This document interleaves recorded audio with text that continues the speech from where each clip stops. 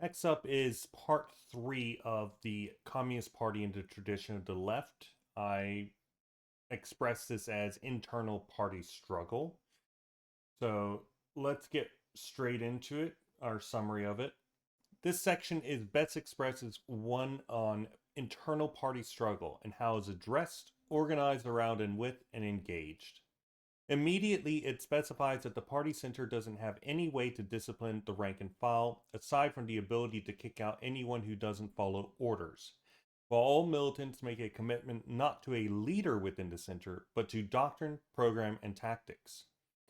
Because all party militants share the same common goal and methods through that commitment, they remain disciplined and in line with the center, which in turn continually works to elaborate and clarify the doctrine, program, and tactics, especially in terms of theoretical, programmatic, and tactical cornerstones which the party depends on for existence.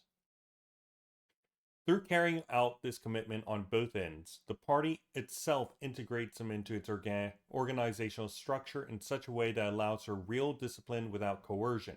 And the organizational structure and organs develop in Congress with this, and the developments of the doctrine, programs, and tactics in such a way that is able to support the dynamically shifting daily life of the party. The party structure itself arises at the same instant that tactics, etc., arises. They are inseparable. As in order to carry out tactics, the structure must support those tactics, and the tactics must in turn shape the organizational structure to better support action, as the structure is the fundamental material characteristic necessary to carry out tactics. As a side note, this may be why the ICP is so virulently against actually speaking about the actual structure, as the organizational structure is something much closer to material and character as opposed to general tactics, which are significantly more abstract until they are actually put into action.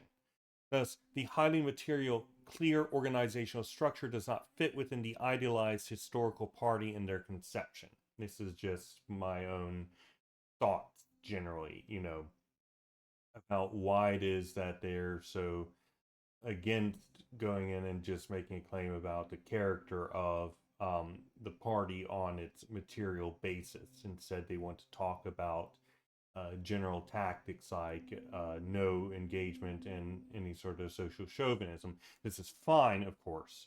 There's nothing wrong with that. It's entirely correct to be clear about tactics, but if you can make clear claims about tactics and stuff like that, then you can make clear claims about what kind of organization is necessary to carry out those tactics. We know that a party is needed, not some sort of other organization, and the party acts in a particular way. It has particular formats to impose as opposed to other forms of worker organization. If you can say positive things about one thing, then you can say positive things about other things that are connected, right? Okay, starting from the premise that, quote, revolution is not a question of forms of organization, in ignorance of the lessons of the Paris Commune and the recognition of the need of the class party to smash the state, which automatically made it a question of organization that is capable of doing such. Despite this historical change, they refuse to abandon the initial conception. So while they recognize a definite need for the political class party, and then develop that into the invariant program, principles, tactics, historical party, etc., they refuse to talk about actual organization. This is despite the fact that the tactics that any organization can carry out is fundamentally dependent on the organizational form that you use.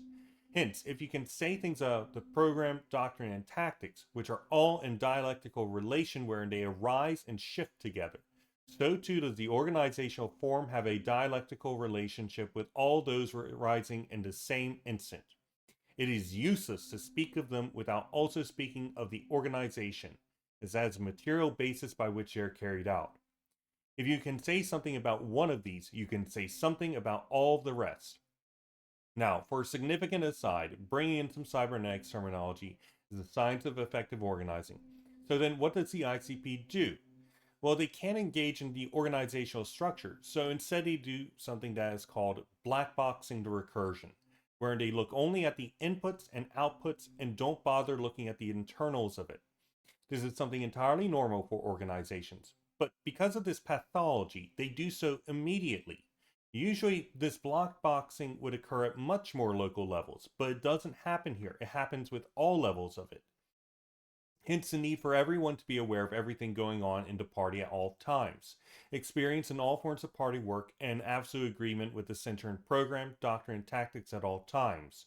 Because the center needs to abdicate power to local managers at all times, everywhere, while relying on, quote, fraternal solidarity and expelling everyone who disagrees at any point from the party, to keep all the disparate groups attached to the center. It's the only way such a structure could function that is incapable of self analysis because the organizational structure has been obscured. Anything outside the center and above that, the environment is instantly black boxed. To support this, the center also hands out an approved technology matrix, that is their short list of tactics which they have determined to be appropriate given environmental conditions to produce the results they expect. This approved technology matrix is a description of work methods that are possible. For example, do you make steel with coal or something else? And usually that is handled locally because they are aware of what is on hand at any given time. But instead, in this case, it's handled by the center. The center probably doesn't have a strong conception of the real coefficients, the results and inputs going on here, and how they do or don't align with expectations according to the program, doctrine, etc. The results are probably that tons of completely impossible tactics are put in front of the people who end up having to do the best they can and then can't actually carry it out. And worse, then they go in and say no consultation with the rank and file, right? This is part of their rejection of democracy because they consider democracy being any sort of consultation of the rank and file. Instead, the center essentially has to go in and guess what it is that the rank and file will carry out based on their understanding of the tactics, doctrine, and program. And then in the hopes that the periphery are in agreement with their understanding of it. So rather than going out and just asking people what activities can you carry out and what is your understanding of the tactics and doctrine, instead everybody's trying to just figure it out indirectly without ever talking to one another. This is the death knell of any real organization that's doing real active work right here. They have fascinatingly decided on some of the most difficult ways to attenuate variety, possible states of being, while getting the least possible out of it. They've done what Stafford Beer in Designing Freedom gave an example of, wherein every individual customer is given an individual shop guide. This gets people exactly what they could need all the time, but is extraordinarily inefficient and thus demands the organization structure itself in such a way that can support it. So making it so it's a high profile, expensive shop which does not get many customers. This is exactly what we see happen. What is worse is that they clearly understand the problems and seek to deal with it, trying to create a robust organizational form capable of dealing with the problems they create for themselves, having maximal dynamism through rejection of formalism, heedless of the fact that this will just create informal formalisms, claiming essentially that people will magically enter the party when conditions are right and that the party doesn't in fact need to educate them when that occurs, and positioning the center as having various powers to deal with issues. Putting aside about cybernetics and proper scientific organization, the aim that the ICP puts forward is to produce an organizational activity wherein research and rational definition of these bases on which a party is organized on, including theoretical, programmatic, and tactical cornerstones, are maintained, and anything that does not maximize them are rejected on all levels, including any kind of internal structure. The organization is constructed and adapted to the activity it carries out in a given environment, within the limitations of shared principles. 1. Homogeneous tactical and programmatic foundation. 2. Obligation to work in trade unions, economic organizations of direct proletariat action. 3. Tactical plan defined from the start based on historical lessons, the approved technology matrix. 4. Rejection of political united fronts. And 5. Uncompromising tactics in areas of double revolution. This is a situation wherein one nation has a revolution and as a result another nation is put into conditions where it's likely to engage in a revolution as well. Okay. The party itself seeks to be known externally through D to be a unitary, singular, international organization that is distinct from all other organizations, with activity requiring organs, instruments of centralization. These are necessarily disciplinary and auditing structures to make sure that the various organs are in line with the center, however they might call these instruments. They reject any sort of discipline or audit or anything along those lines vocally, but if you have an instrument of centralization, then you have instruments of discipline and audit. Coordination and policy. These policies, of course, are necessarily formalism, bureaucracy, or any other insult they want to throw at themselves, but it is the case. The party's action drives the development of the structure, and the aim is to produce a robust organization by carrying out correct party work. Do the correct work, the party develops in order to do that correct work. If you're doing the wrong thing, then the party will develop in such a way that it will continue doing the wrong thing. So they want to get it right the first time and then keep doing it right. And if it goes wrong, then they want to be able to fix whatever it is wrong in the organization that is producing the wrong activity, the wrong thought process, the wrong production scheme, whatever it is. Incorrect party work will harm organizational structure. We cannot take party centralization, discipline, and organizational structure as a priori, as the daily activity of the party does not necessarily increase organizational robustness if the activity is not correct. These are all in a dialectical relation with one another. Right. The organizational structure being the basis for all tactics to be carried out should emerge from prefigured tactics that are accepted by everyone. If the tactics are incorrect, then discipline, centralization, and organization will be malformed. And the a priori tactics, the prefigured tactics, are determined through historical experience that we have. Like, we know that we need to engage in revolutionary defeatism. We know we need the party. We know blah, blah, blah. We know all these different things that the party needs to be able to do in order to construct the dictatorship of the proletariat. So as a result, we know what the party needs to be capable of doing, and therefore the organizational structure that the party needs to adopt. Continuing, while this is generally correct, one cannot truly prefigure tactics, as the tactics you carry out are dependent on external factors, internal factors, specific circumstances, etc., regardless of any claims otherwise. They go for these very general tactics, but once you get down to it, you got to talk about the actual on-the-ground tactics, to say nothing of military tactics when it comes time for the military organization.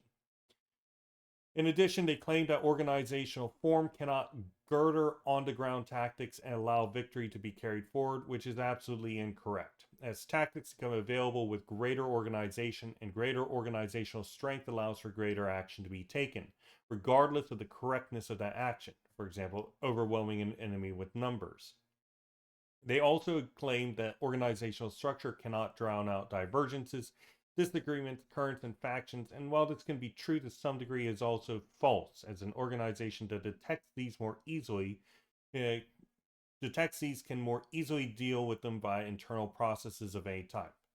You need to be able to audit your own organization and listen to the people that are within it to see what they're thinking and talking about, and then you can direct organizational efforts at dealing whatever problems there are. They also make note that attempting to resolve factionalism or differences of opinion by coercive force will not work. Next, it makes note that resolving factionalism or differences of opinion by coercive force will not work. I just said that. Oh well. It instead calls for the party to have central organs with absolute power, which does not punish the disobedient, but instead removes the existence of disobedience via the integration of doctrine, program, and tactics in the organizational structure in such a way that the organization produces obedient and homogeneous militants rather than any sort of organizational sanction. This is what we would call a society of control, by the way. Not necessarily a bad thing, but a highly robust scientific and engineer way of looking at social organization. Uh, Bordiga's engineering self is very much on being seen here. Continuing. If there are issues of discipline, it either means that the center's organs are not in line with the traditional foundation, or that the organization hasn't got those traditional foundations fully in place. Taking it for granted that the idea that there's ever a period wherein the organization can have orders that are in line with this foundation, or actually fully establish them at all, which is something that must be evident in order to support this conception. I am skeptical. I'll just put it like that. They do recognize that enforcement, administrative measures, and punishment can resolve the immediate issue, though, but that does not fix the internal problem. So they'll pursue that if it's absolutely necessary. But they aim to make it so afterwards or in the midst of doing these disciplinary measures that they don't need to do it in the future anymore by structuring the organization such that the problem just doesn't arise again. So again, the organization they seek to build is on the cornerstones of theory, program, tactics, which will be produced through daily activity and development of centralization and discipline. However, quote, after those cornerstones are solidified, the organizational construction becomes a purely technical matter. Emphasis mine. So yeah, again, this is a silly conception that the organization must first establish itself through daily activity before starting to apply technical and purposeful predictive organizational management and development. But I think it is of key importance to recognize this shift as they recognize halfway through that the organization can be developed in a technical process. This development, according to the text, is because a party requires structures to coordinate, harmonize, and direct party activity. In service of this, the party will need an operational central organ which plans and issues instructions, a hierarchy of people with responsibility to areas of party activity, a centralized and efficient communications network, and a multitude of operational instruments. However, it is important to note that having all of these while not having a solid base, which naturally produces them, will not guarantee centralization, activity, or discipline, which is what they're mainly after. They want to establish a solid base which will produce these things naturally and organically, which I happen to agree with. Yeah, that this is a completely correct way of conceptualizing. My main issue is that they say they go from the start. It's not a question of forms. We cannot have any sort of prefigured organizational structure, but we can have all the things that produce this organizational structure prefigured. Well, okay, if you're doing that, then why don't you just have the prefigured organizational structure and talk about it step by step as it's supposed to develop, right? What's the problems here? What's the limitations? Some guy said long ago that's not a question of forms. Great. Wow. Amazing. That's so helpful to everybody trying to figure out how to actually put this into material, concrete action. No, it's not helpful. Okay, continuing. Tactics should be related to the program, with general tactical norms being specified in such a way that is unrigid and open for on-the-ground interpretation. As the struggle develops, the tactics and action become more clear as we lock in on the revolution, and by having more and more clear tactics, the mass movement the party attracts will accept orders more willingly.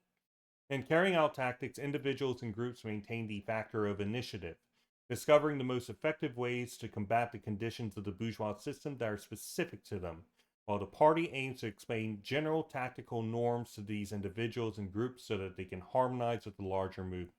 The party should only carry out action which is capable of carrying out and should not overextend, and the tactical plans of the party should never rest in the sway of hierarchies external to the party, who come up with new ideas when it suits their fancy. Rather, tactical plans should be rigidly coordinated, theoretically coherent, in line with the political consciousness of the militants as they train their political consciousness, rests within party traditions such that everyone is familiar with them, and are prepared in advance and known to all within the organization so that the center knows how the periphery feels about the tactic. If they are not as such, then the bond between the captain and the crew is broken and the ship will run aground. In turn, the party itself makes the guarantee that the doctrine is established at the beginning of the movement and unchangeable by the center or anyone. So this would be the organizational ethos, by the way. Now, the organization is internationally unique and only brings in individuals rather than engaging in any fusions, while rejecting anyone who is part of another organization, and that the tactics of the party are publicly known and unchanging upon conception in the international congresses, while the rank and file have the power to only initiate actions with acceptance of the center, which doesn't recognize changing conditions or special circumstances as a pretext to breaking with tactical decisions made, with the tactics being based in tradition, doctrine, program, etc. as the approved technology matrix. This, of course, is a terrible idea and results in the necessity of either supremely vague tactics, which they do, which are not helpful for a militant on the ground, or a process of self-destruction as tactics cannot be relied on by militants on the ground who recognize that the tactics diverge from their material conditions. Examples of this unchanging tactical norm include, for example, absenteeism and support for national liberation movements, including democratic ones. They are not a rigid scheme applied universally everywhere in all times, but instead based solely on the strength of the enemy forces changing in response to them. It is here that we see and must reiterate that the party's actions and tactics, external relations, are dialectically related to the internal organizational structure. Thus, tactics and aim, program, rules of operation, organizational structure and strategy, principles and action, doctrine, internal conditions, external environment, theory and practice, etc., are all dialectically related and arise at the same time dependent on one another. These, and particularly the program, must contain a clear outline of future society structure as the negation of the present society, prefiguring communist society, describing the process by which this new condition is reached. If you can say something about one of these things, these,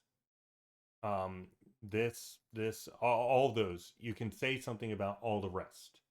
And you can develop a concrete, here are the characteristics of each part of these in relation to each other. And if one thing is not acting in this necessary way, then that's a problem because you're not going to get these other things acting in these ways. And if you change one thing in here, then you can affect change in these other things, which can improve the situation. This is how a proper organizational management is done, where you take a look at the ethos or the doctrine, you take a look at the program, or the system 4, and you look at the tactics or the system 2 and 3, right? And then you're like, okay, how can we balance these? How can we determine how all these functions within the larger organization and the recursions and everything like that? This is how you properly do an audit and analysis of an organization, the scientific management of an organization. It does no one any favors to go in here and try to just plug their ears and say, we're not talking about this because it will limit us. No, it's the exact opposite. Not talking about it and not doing a strict analysis of the organizational structure is exactly what limits you. It's exactly what removes your ability to adequately analyze your own situation and figure out what actions you need to take next in order to reorient yourself according to where you need to be going based on where you're at. Okay. The party itself must avoid bureaucracy, and no structure should be assumed to be immune to corruption. Criticism and the ability to carry it out along with alarmism are necessary, as the price of failure to criticize is so high, as the price of failure to criticize is so high. But criticism should never become any sort of sport.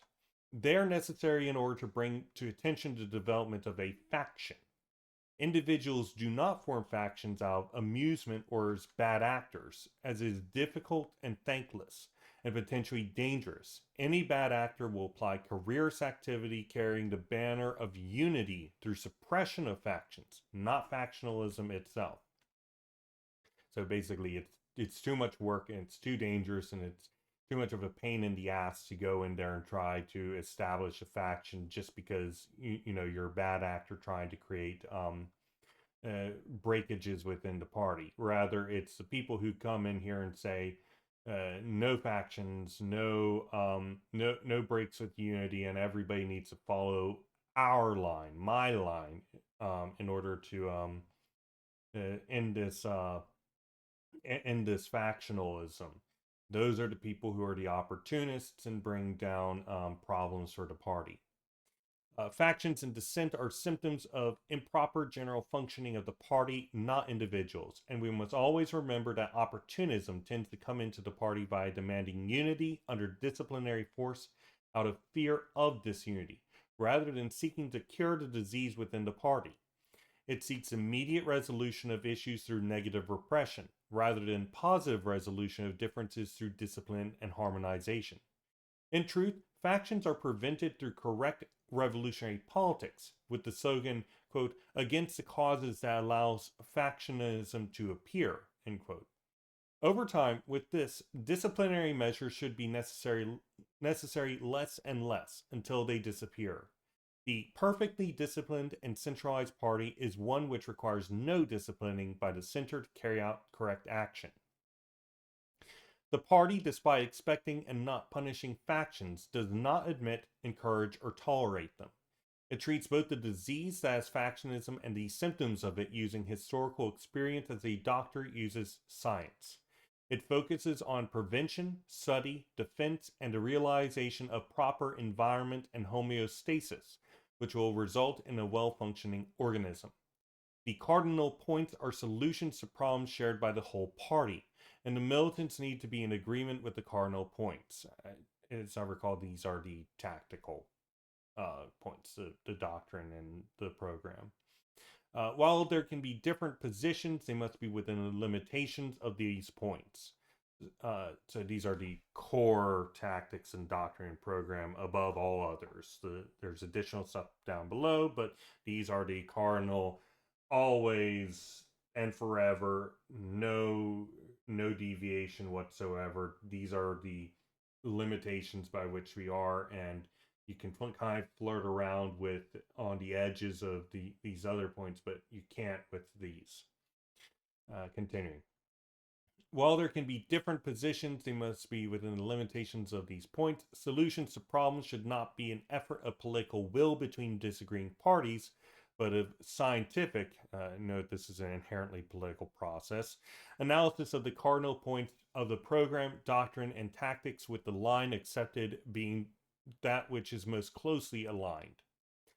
This science is a collective work carried out on a united foundation that everyone accepts. Hence, the whole party becomes a body of scientific research, and according to this text, even if there is only a single person who had a line that most closely adhered to cardinal points, then that is what the party should orient towards, not to some majority on a democratic principle. Rather, polemics need to be checking and verifying statements made as conditions change, and measuring the adherence to a cardinal line along with the actual work in the party, which is not focused on maintaining popularity or immediate successes, but instead on maintaining conditions internally which will allow it to, when conditions are externally right, influence history.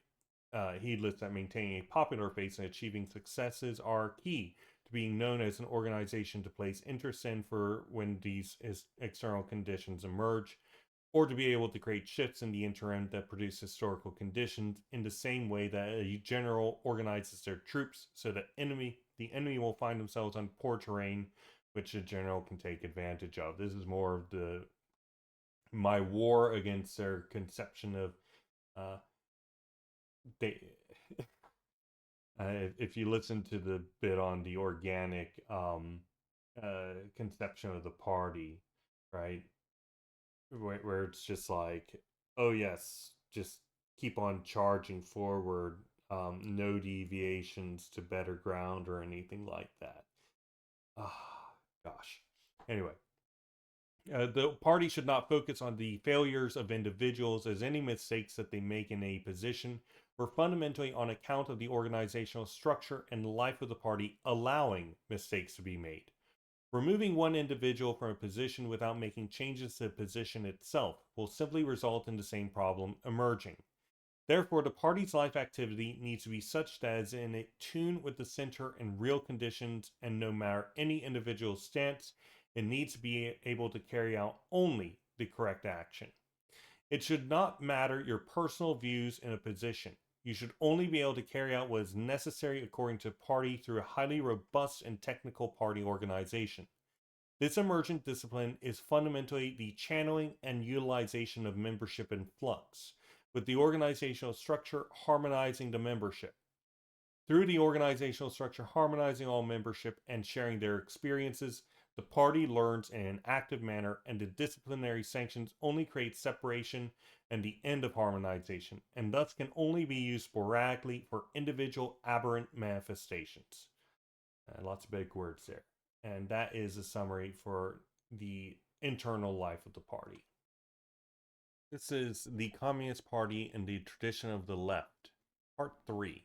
This is going to involve, by the International Communist Party, this is going to involve the model organization, guarantees, currents and fractions, the right place for ideological terror and organizational pressure, and political struggle within the party. Let's get started immediately, as soon as I get back to where we were. This is the third or fourth section in the series. So, introduction. That the Communist Party is not an army nor state machine is a point emphasized continually in our writings. It appears both in the theses we drew up to combat the organizational voluntarism, which took hold of, and then wrecked, the Third International from 1923 onwards, and in the theses drawing on that tragic experience which underpinned the life of the party following its reconstitution after the Second World War. On the contrary, the party is a, quote, voluntary organization, not in the sense that members make a free, rational choice to join, a notion which we reject, but rather in the sense that any militant is materially free to leave whenever they want, and even after the revolution we do not envisage enforcing compulsory membership. Members of the organization are required to observe iron discipline in the execution from orders from above, but transgressions of this rule can only be eliminated by the center expelling the transgressors. The center has no other material sanction by which it can enforce obedience. Basically, they don't want to do criticism or self-criticism or anything along those lines. They just say, if you don't do what we say, you're out of the party, which is a rather fascinating way of organizing. I'm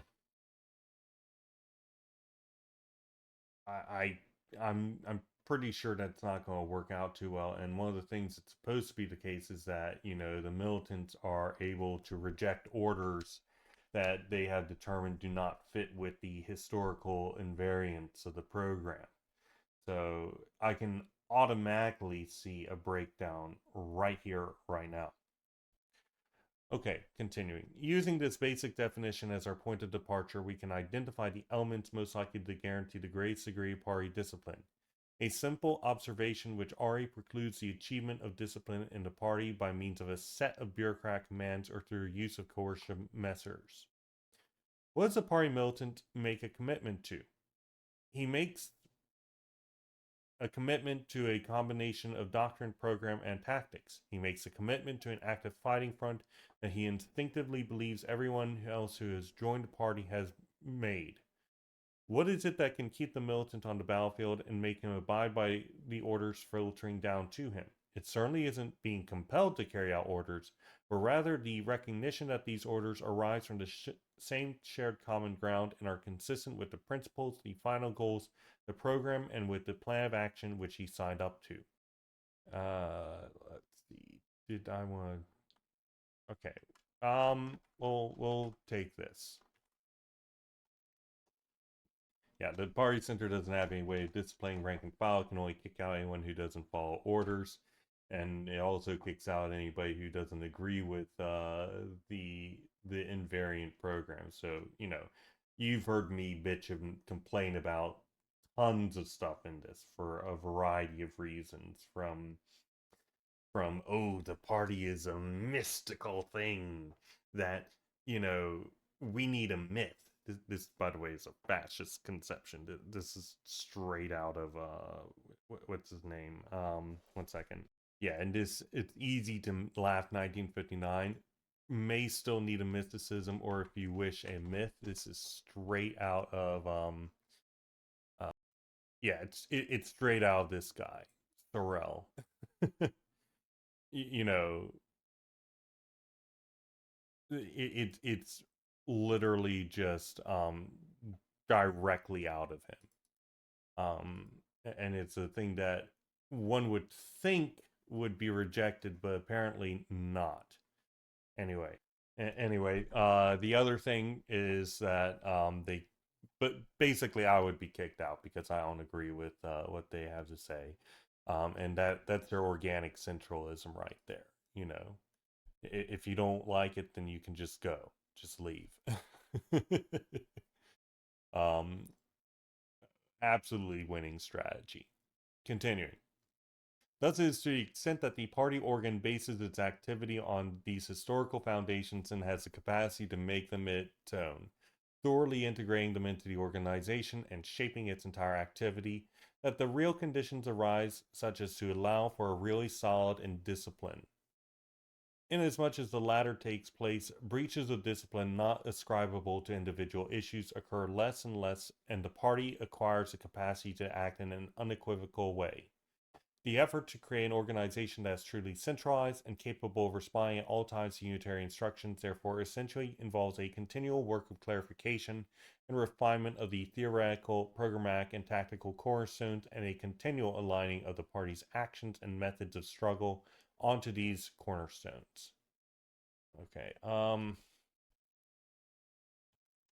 let's take this, but real quick. So what's prioritized in the party are the clarifications and definitions of the basic tenets on which the organization's very existence depends.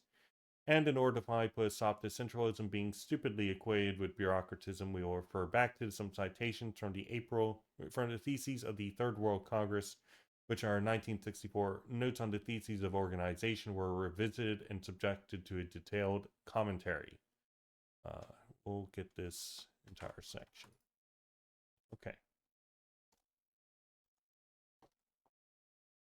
All right, so all party militants make a commitment not to a leader, but to doctrine, program, and tactics. Because all party militants share the same common goal and methods through the above, they remain disciplined and aligned with the center which elaborates and clarifies these. Party integrates doctrine, program, and tactics into its organizational structure. This shapes its activities to allow for the real discipline without coercion. And it doesn't say organizational structure, but that's what it says.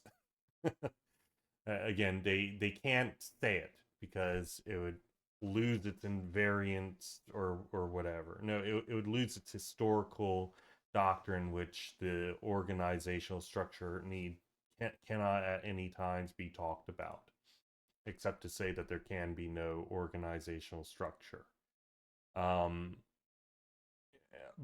But yeah, they're saying that the organizational structure is influenced by the doctrine, program, tactics, and in turn, these things determine what action the party can take through that organizational structure, and then the action that the party takes in turn influences the doctrine, program, and tactics. They would probably reject the conception that the party activity influences the program. In reality, it's absolutely the case. Breaches of discipline are not blamed on individuals, but instead discipline is increased as the party increases its ability to act in a centralized way. There must be a continual work of clarification and refinement of theoretical, programmatic, and tactical cornerstone which the party depends on for existence in particular. In particular, those which the party depends on for its existence. Yeah, so this is what they would call elaboration, clarification, rather than innovation and inspiration, as people make realizations about the development of the struggle from looking at the external conditions and the internal historical developments and so on and so forth. But again, they can't say that because that would go against what they have previously said. Continuing, the party's organizational structure and activity needs to be able to develop with these. Okay, so then here's some quotations to justify these positions. So, notes on the theses of the organizational question, 1964. Uh, we did not read this. The following passages already show how dangerous a false interpretation of the formulas democratic centralism and proletarian democracy can be. For example, the centralization of the Communist Party, quote, does not mean formal mechanical centralization, but the centralization of communist activity. That is, the creation of a leadership that is strong and effective and at the same time flexible. Formal or mechanical centralization would mean the centralization of power in the hands of the party bureaucracy, allowing it to dominate the other members of the party or the revolutionary proletarian masses which don't belong to the party. See right there, they immediately say that any sort of formal or mechanical centralization is um, is essentially synonymous with bureaucracy. The thesis proves that our way of centralism has been portrayed by our adversaries is entirely false. The division between the quote bureaucracy and the quote people, that is, between the active functionaries and the passive masses, a dualism that also exists in the organization of the bourgeois state, is then deplored as a defect of the old workers' movement. Unfortunately, these tendencies to formalism and dualism, which the Communist Party must totally eradicate, were somehow passed on to the workers' movement from the bourgeois environment. The ensuing passage, which highlights the two conflicting dangers, the two conflicting extremes of anarchism and bureaucratism. These are not conflicting extremes. No matter what. Have you ever seen an anarchist rally? An anarchist organization? uh, these things are profoundly bureaucratic. It's just, it's not like formalized bureaucracy. It's not structured bureaucracy. It is bureaucracy. But, they just pretend it isn't because they have given different names to it. Continuing. Clarified to what extent communists were prepared to seek salvation in the democratic mechanism. Quote, purely formal democracy within the party cannot get rid of either bureaucratic or anarchist tendencies, because it is precisely on the basis of such democracy that anarchy and bureaucratism have been able to develop within the workers' movement. For this reason, all attempts to achieve the centralization of the organization and a strong leadership will be unsuccessful so long as we practice formal democracy. This is a quotation within this quotation. What's this quotation from?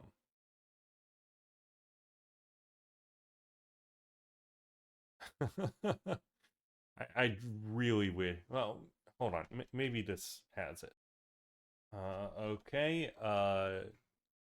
This that quote certainly doesn't seem it. Let's try this. This should be number 7. Aha, here we go. Oh. No, it does not say where the. What's the quote from?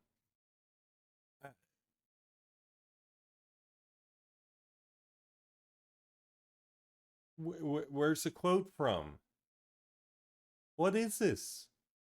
Why are you bothering to quote something if you're not even going to say where it's from?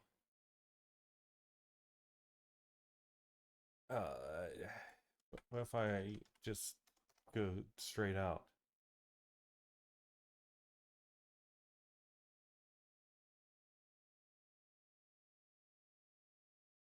I don't understand.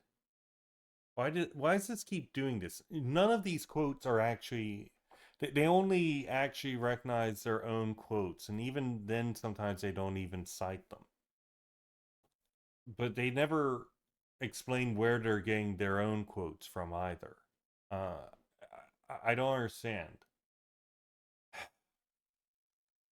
This is how not to write this, but apparently this is written out like in an afternoon or whatever, is what the introduction said.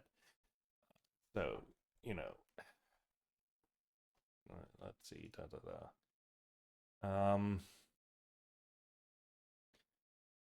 Anyway, for this reason, all attempts to achieve the centralization of the organization as strong leadership will be unsuccessful so long as we practice formal democracy.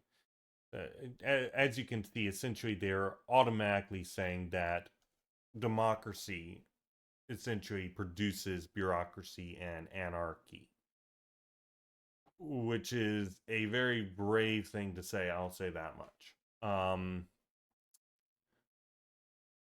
Now, it's true that bureaucracy, essentially special organs within a larger organization to go in and discipline different sections of it,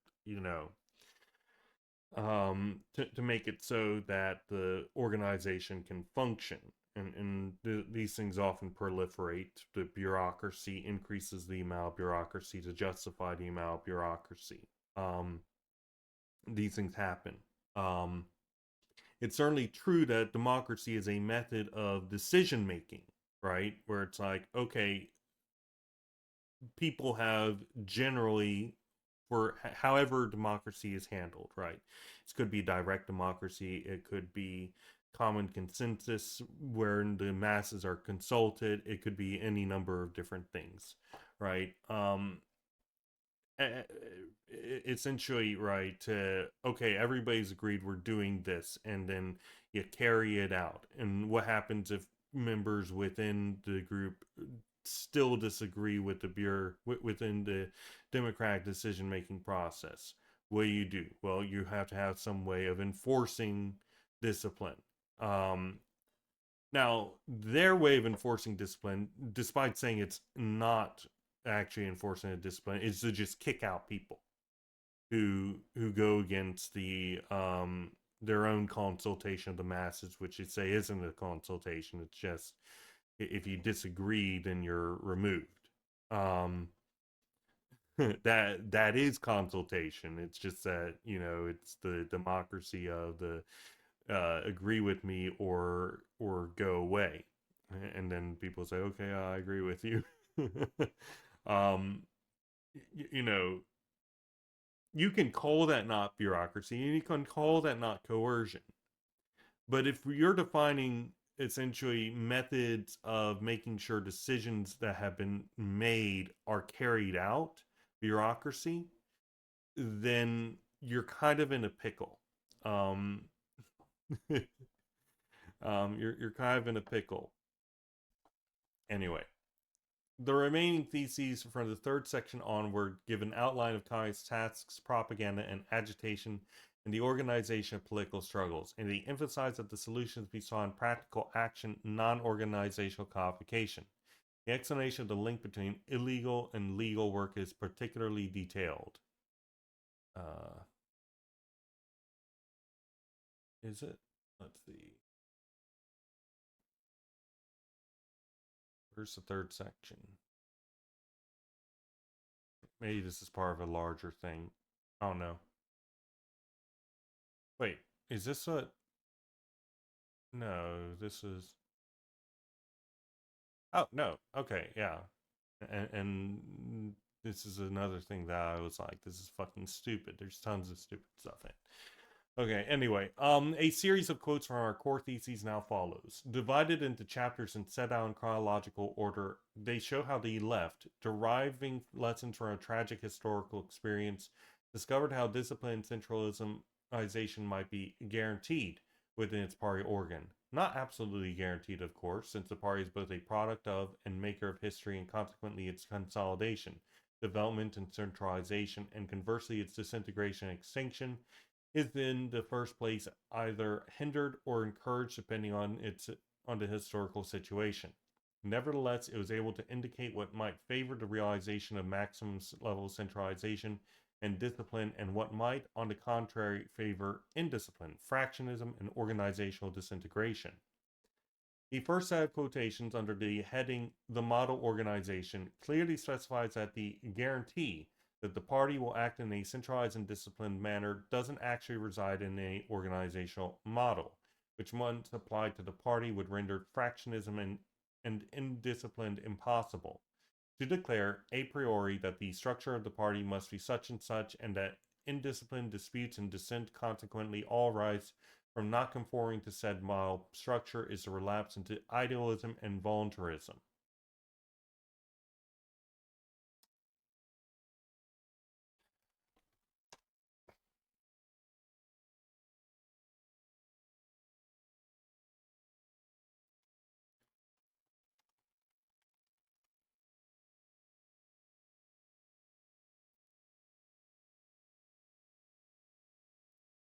Basically, getting out there and saying, I want to take action on a rational basis and volunteering for action. I don't know how this, relates to voluntarism. I can see how it might relate to idealism, but not voluntarism. Okay, anyway, a thesis of ours, oft repeated in many contexts, is that the organized and centralized party structure comes about and develops on the basis of the entire complex activity of the party as its consequence and its instrument. In 1967, the question was set out in the following way. Quote, a real force operating within history and characterized by... I just want to say, the activity of the party is fundamentally determined by the party structure. You cannot take action that your party is not structured in order to support. These things develop in a dynamic, dialectical way. You cannot cast aside organizational structure at all. To do so, you're left with nothing but immediatist nonsense. I would argue, because, this thing is saying voluntarism is essentially, philosophical commitment, right? It's taking action based on philosophical commitment. If you don't have a party structure that's able to support whatever action that you're taking, then essentially any action that you're taking is necessarily going to be, oh, I'm doing it for philosophical reasons, rather than I'm doing it because the party organization is structured in such a way to support me doing this, right? If anything's voluntaristic, it would be that. If anything is voluntaristic, it's tossing aside organizational structure and the way that it arises at the exact same instant that the tactics, that the program, that the doctrine, that all that arises. These things are mutually interdependent and they cannot be separated from one another. They're all dialectically connected. And for whatever reason, these guys are so desperate constantly to deny this characteristic, deny the reality that the organizational structure is just as much of tactics as, as anything else is, right? Okay, let's see. I'll write this down, but I want to read this quotation to see if we want to add this. Quote, a real force operating within history and characterized by its rigorous continuity, the party's life and activity rests on the possession of a statutory patrimony of rules, precepts, and constitutional forms, as hypocritically aspired to by bourgeois legalism or ingeniously dreamt up by the pre-Marxist utopianism, architects of highly planned structures which were to be inserted made into a reality of the historical dynamic. But it's on its nature as an organized body, a body formed in the course of a long succession of theoretical and practical battles, along the guiding thread of a continuous forward march, as we wrote in our platform in 1945. We read this quote: "The party's organizational rules are in keeping with the dialectical conception of its function. They don't rely on legal recipes or control by regulations. They transcend the fetish of the consultation of the majority." All right. Not going to bother with that quotation. All right. So the structure of the party needs to support the daily life of the party, which is dynamic.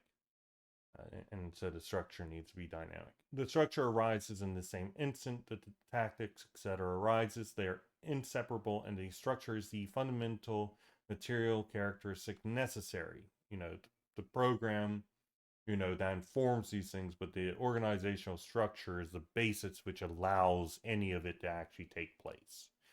And I just make a note here, perhaps this is why they're so virulently against talking about this, is the organizational structure is something much closer to material and character, as opposed to, for example, general tactics or the program.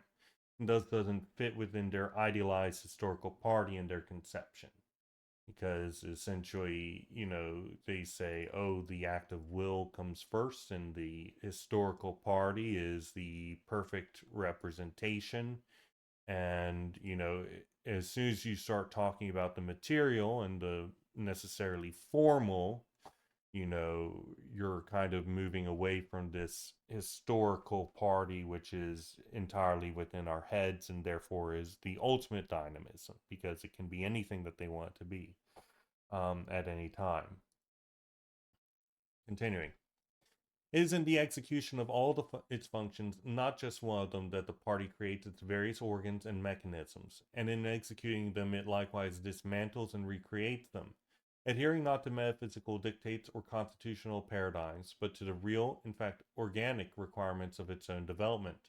None of these internal workings, these organizational, quote, cogs within the party machine is, quote, theorizable either before or after their appearance.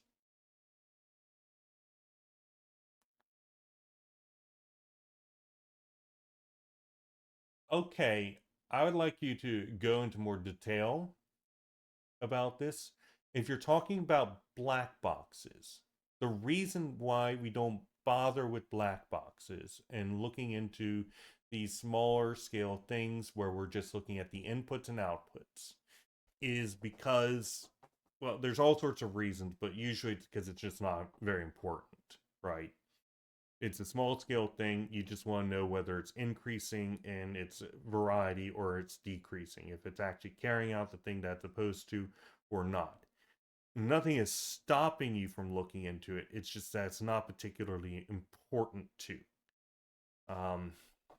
Anyway, nothing entitles us to say, to give a very down-to-earth example, that the best guarantee that any one of these mechanisms will correspond to the purpose for which it came into being resides in the ways deployed by one or several militants.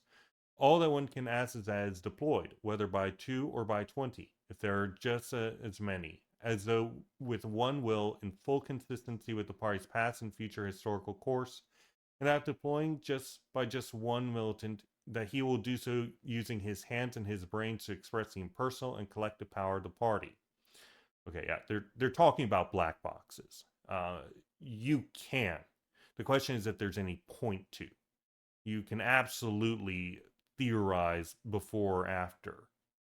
It's just usually there's no point. The revolution is not a question of form, but of force. The same goes.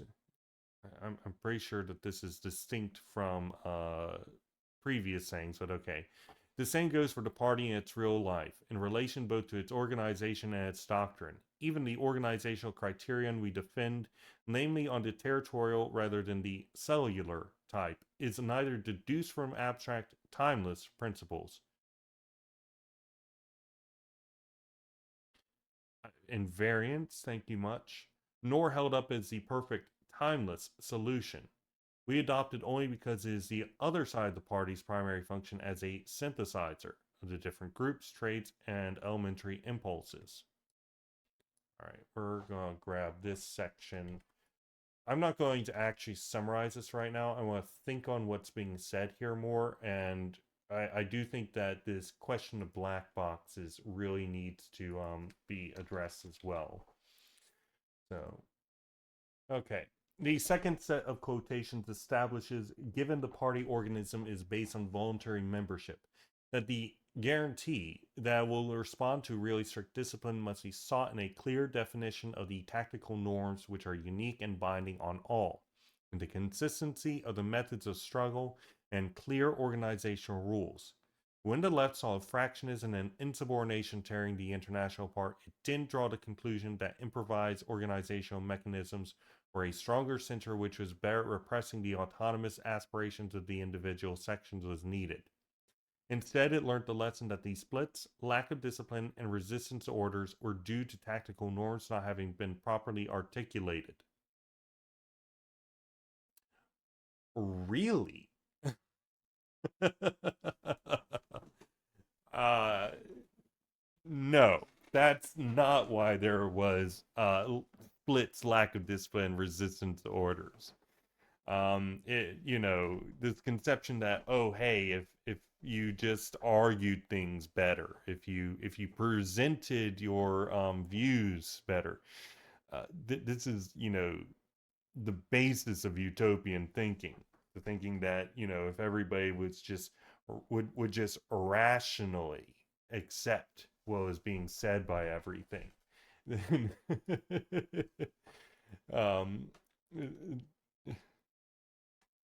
oh wait, and then they do recognize, because then they say so after making this utopian claim that the reason that the Third International failed was because there's the splits, lack of discipline, resistance to orders where occurred because people didn't argue their tactics well enough, articulate due to lack of consistency in the party's methods of actions, and due to the increasingly shapeless form the organization was assuming by way of fusions, filterings, and infiltration by other parties, etc., etc. So then they do recognize, it is in fact the organizational structure and the actions being taken by the organizations and the internal function things of it. The left's thesis was that unless the essential preconditions for any kind of organization were reestablished on a firm basis, then no amount of ingenuity would establish a strong and disciplined organizational structure or a strong world center of proletarian action. And from this would derive such frequently reiterated statements of the left as, quote, discipline isn't a point of departure but a point of arrival. And, quote, discipline is the reflection and product of the activity of the party based on its doctrine, its program, and on its unitary and homogeneous tactical norms, end quote. The third set of quotations use historical experience to prove that rising dissent and fractionism in the party doesn't mean, quote, the bourgeoisie is infiltrating, but rather that, quote, some aspect of party work or party life is out of kilter. Fractions are a symptom of sickness in the party, not the sickness itself. The actual sickness consists in the disintegration, for any number of reasons, of the homogeneous foundations of principles, program, and tactics on which unity and organizational discipline are based. A, quote, senseless exasperation of hierarchical authoritarianism, end quote, won't, therefore, prevent disagreement and fractions from multiplying, and neither will exerting disciplinary and organizational pressure, shifting people and groups of people around, resorting to trials and convictions, nor much less will relying on, quote, discipline for discipline's sake. Injunctions, restrictions, expulsions, which is one of the things that you want to do, the liquidations of local groups and ideological terror all tend to disappear if the party's organism is healthy. Conversely, these features tend to become more common, and the general rule of party functioning if the process of degeneration and self-destruction is already well underway. This is what is emphasized in the fourth set of quotations, whereas the next set culminates in a definition of the internal life of the party, asserting that it consists not so much in a struggle between men and groups, and between currents and fractions battling it out in a bid for party leadership, but rather in an effort of continuous research and rational definition of the theoretical, programmatic, and tactical cornerstones on which the organizational activity of the party must rely. Inside the party, homogeneity and discipline are achieved not by, quote, internal political struggle, but by working collectively and rationally to integrate and describe ever more effectively the cornerstones which form the basis of party action, in which everyone shares and accepts. No internal political struggle. Okay, we're back. And I'm actually re-recording because the previous one completely corrupted, probably because I didn't properly update OBS. I don't want to dwell on that. So I really wanted to get started on looking through this stuff that we went over last time, namely this conception of black boxing. So what I really want to talk about here is painting yourself into a corner, right? They kind of started with the premise that revolution is not a question of forms of organization. But really, that's not the case, because the instant that the Paris Commune occurred, Marx and Engels recognized the need for the class party to smash the state, as referenced in this very text, right? It went over it. The change that Engels made in the preface to the Communist Manifesto, right? It immediately became a question of forms. The forms capable of smashing the bourgeois state. And that could only, of course, be a political organ, the political class party. However, they can't abandon this initial conception. So while they recognize the definite need for the political class party, and then develop that into the invariant program, principles, tactics, historical party, etc., they, for whatever reason, have come to a conclusion that they can't talk about organization, at least in terms of prefigurative. Despite the fact that tactics that you carry out is dependent on the organizational form that you use, just as the program and principles and program and tactics are in a dialectical relation and arise together, so too does the organizational form have a dialectical relationship with all of these, arising in the same instant. So what do they do? Well, since they have a pathological rejection of engaging with organizational structure in the abstract, they instead do something that is called black boxing the recursion. This is something from cybernetics. We'll eventually get to this, wherein they look at only the inputs and outputs, but don't bother looking at the internals of it. This is something entirely normal for organizations. Every single organization does this, right? But unlike most organizations, due to their pathology, they do this immediately. Usually this black boxing would occur at much more local levels, but doesn't here. It happens at all levels of it. So usually what happens is, essentially, if you look at this closely, right, what you'll find is, it's this thing, and then turn it on its side, it's this thing. It's a recursion. It's the ethos, awareness, systems 5, 4, 3, 2, and 1, and they are all replicated internally, and then even further in again. And then if we could keep on going, it would keep on going. These are recursions, different levels of systems within systems. Now, everything above a certain point for an organizational level, recursion, is considered what amounts to the environment, right? A local organization is in the environment of its larger organization. They can't really do anything about them. They have direct influence over, and they have direct influence within, and so on and so forth. But it's not a strong relationship, right? You got your local management, and maybe they have a word with their larger structure, but it's an output related thing. And then, at a certain level down here, it's not important for your larger management to know what's going on inside these super small sections. It's just not important. So what do? They just black box it. So everything above a certain level, environment, everything below it, we just want to know the inputs and the outputs. Usually this happens at really varying levels, and each level will black box and abstract as environment certain degrees upwards and downwards relative to themselves. But what's happening here is they're saying all of this is immediately black boxed. They say all of it is outside of our understanding and we're not going to try. This is a very, very silly way of going about this. So, hence the need for everyone to be aware of everything going on in the party at all times, experience in all forms of party work, and absolute agreement with the center and the program, doctrine, and tactics at all times. Because the center needs to abdicate power to local managers at all times everywhere, while relying on fraternal solidarity, and expelling anyone who disagrees at any point from the party. To keep all the disparate groups attached to the center. It's the only way that such a structure could function, which is incapable of self-analysis, because the organizational structure has been obscured. Anything outside the center and above that, the environment, is instantly black-boxed. To support this, the center also hands out an approved technology matrix, aka their short list, of tactics which they have determined to be appropriate given environmental conditions to produce the results they expect. This approved technology matrix is a description of work methods that are possible. So, for example, do you make steel with coal or something else?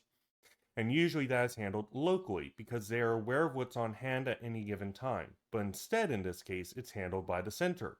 The center probably doesn't have a strong conception of the real coefficients, the results and inputs going on here, and how they do or don't align with expectations according to a program, doctrine, etc.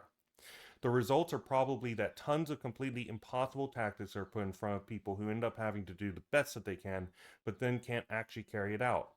They have fascinatingly decide on some of the most difficult ways to attenuate variety, possible states of being, attenuating mean reducing, while getting the least possible out of it. They've done what Safford Beer in Designing Freedom gave an example of, wherein every individual customer is given an individual shop guide.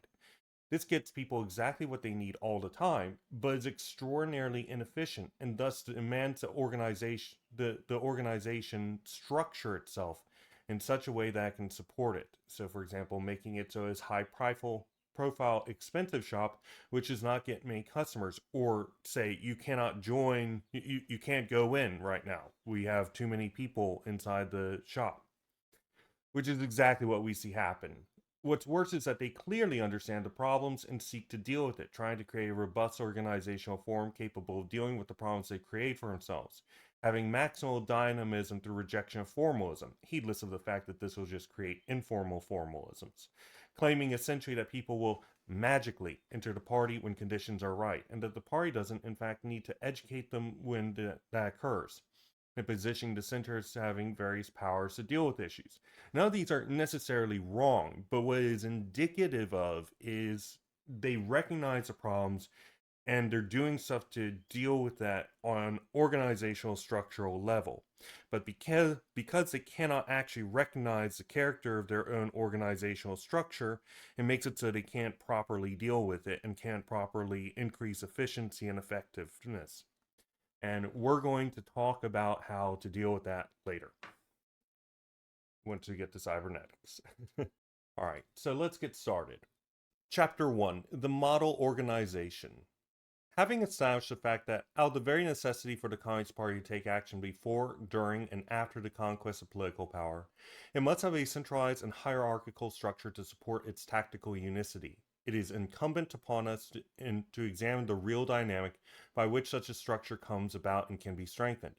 We entirely agree with Lenin's statement in What is to be Done. Quote, without a strong organization skilled in waging political struggle under all circumstances and at all times, there can be no question of that systemic plan of action, illuminated by firm principles and steadfastly carried out, which alone is worthy of the name of tactics.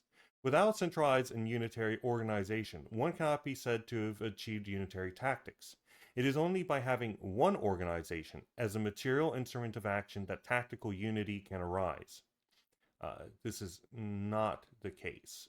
You can have immediate tactical unity on all sorts of things, either by force of will, wherein you say you need to do what we say because it's in your best interest to do so, or any other sort of circumstance. Uh, Perfect tactical unity is a goal to be achieved. It's not likely to really come up all that often. It's a unicorn because the different circumstances require different tactical action at any given time.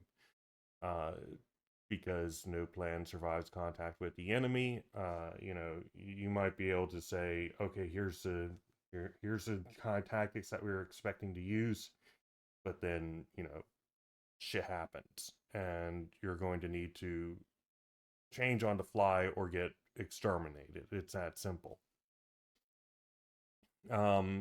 Because your enemy is going to be responding to your tactics, and the environment that you're on is going to be different at different times.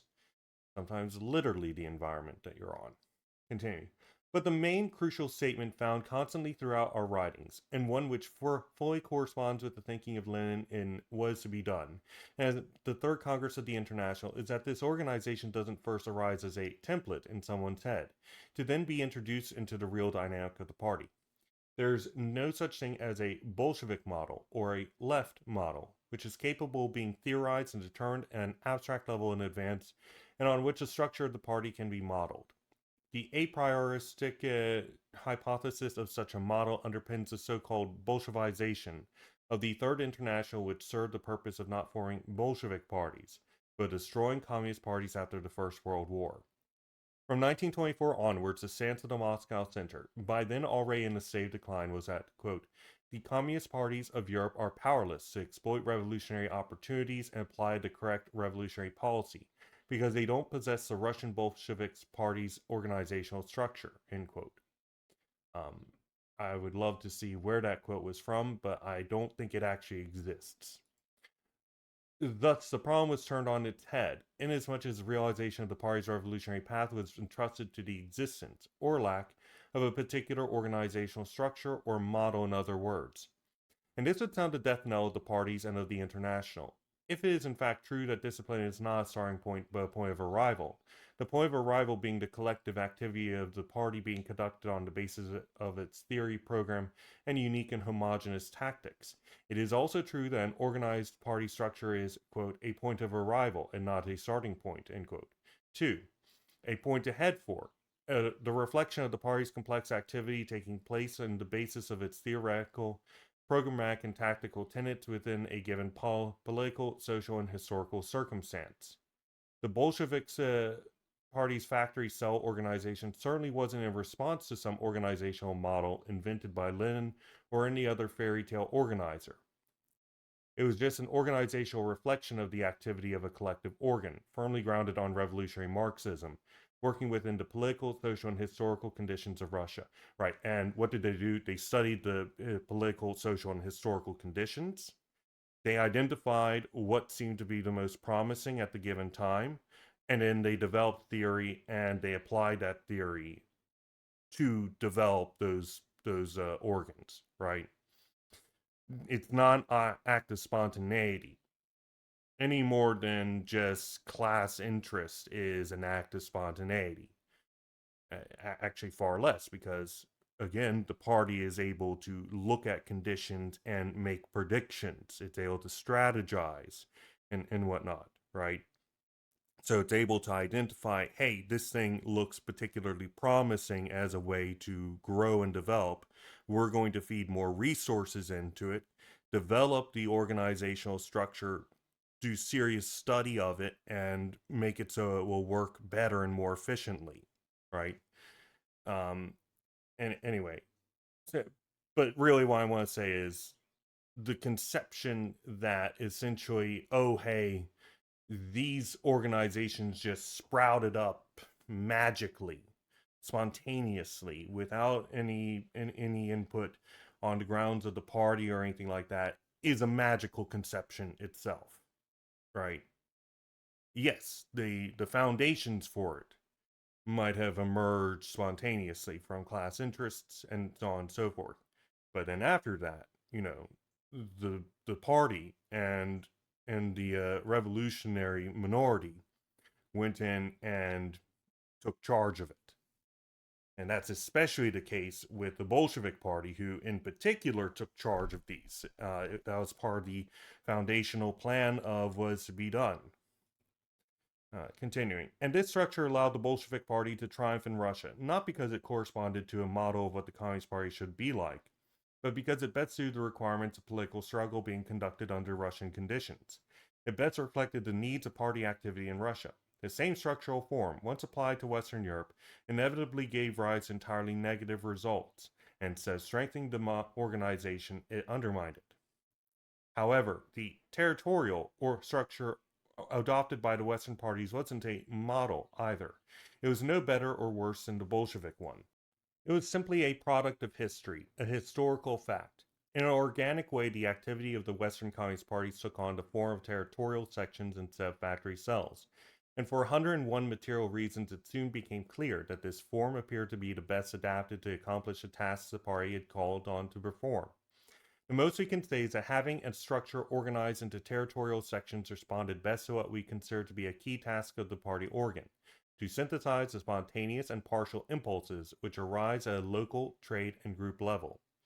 But this is not a principle or an a priori model either. The party organization is in fact a product of its activity in determined conditions. Quote, it arises and develops on the basis of consistent and coherent party activity undertaken in pursuit of its revolutionary tasks, end quote, whose necessary technical instrument, permitted of no substitute it is. That is why it's anti-Marxist and wrong to claim that the party of Lenin is the model party organization, and why it would be wrong to seek a model in the structure of any other party, our own included. In the period after the Second World War, the left professed to be building a centralized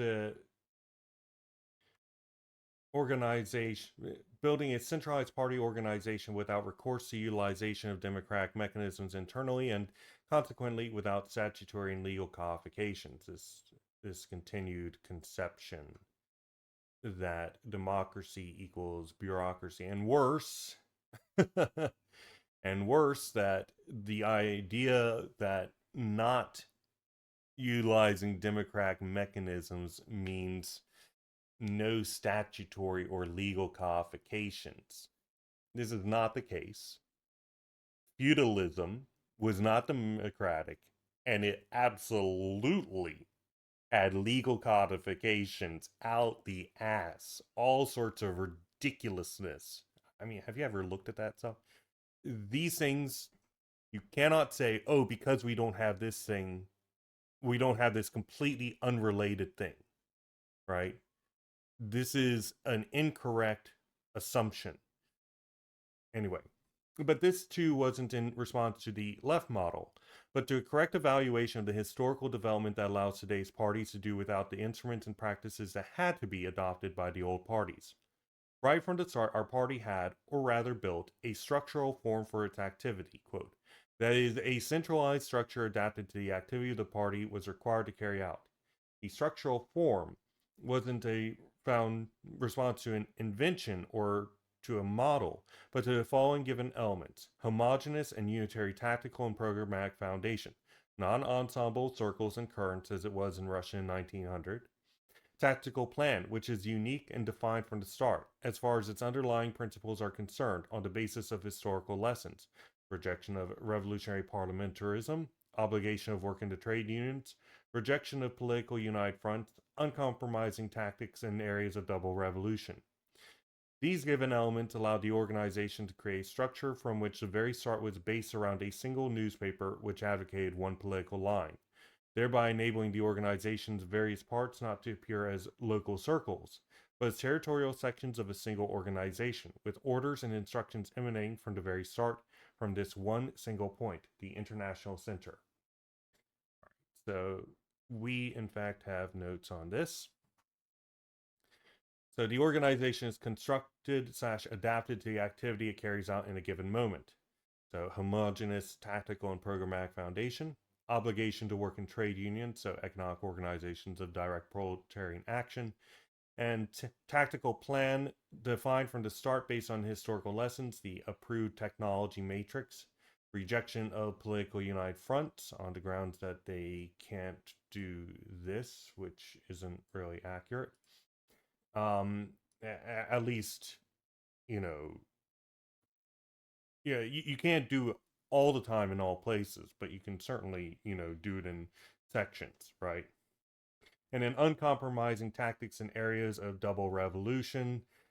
These are these were discussed previously in the text, but essentially it's when you've got one area that is undergoing revolutionary movement in the first world and another that's undergoing revolutionary movement in the third world, right?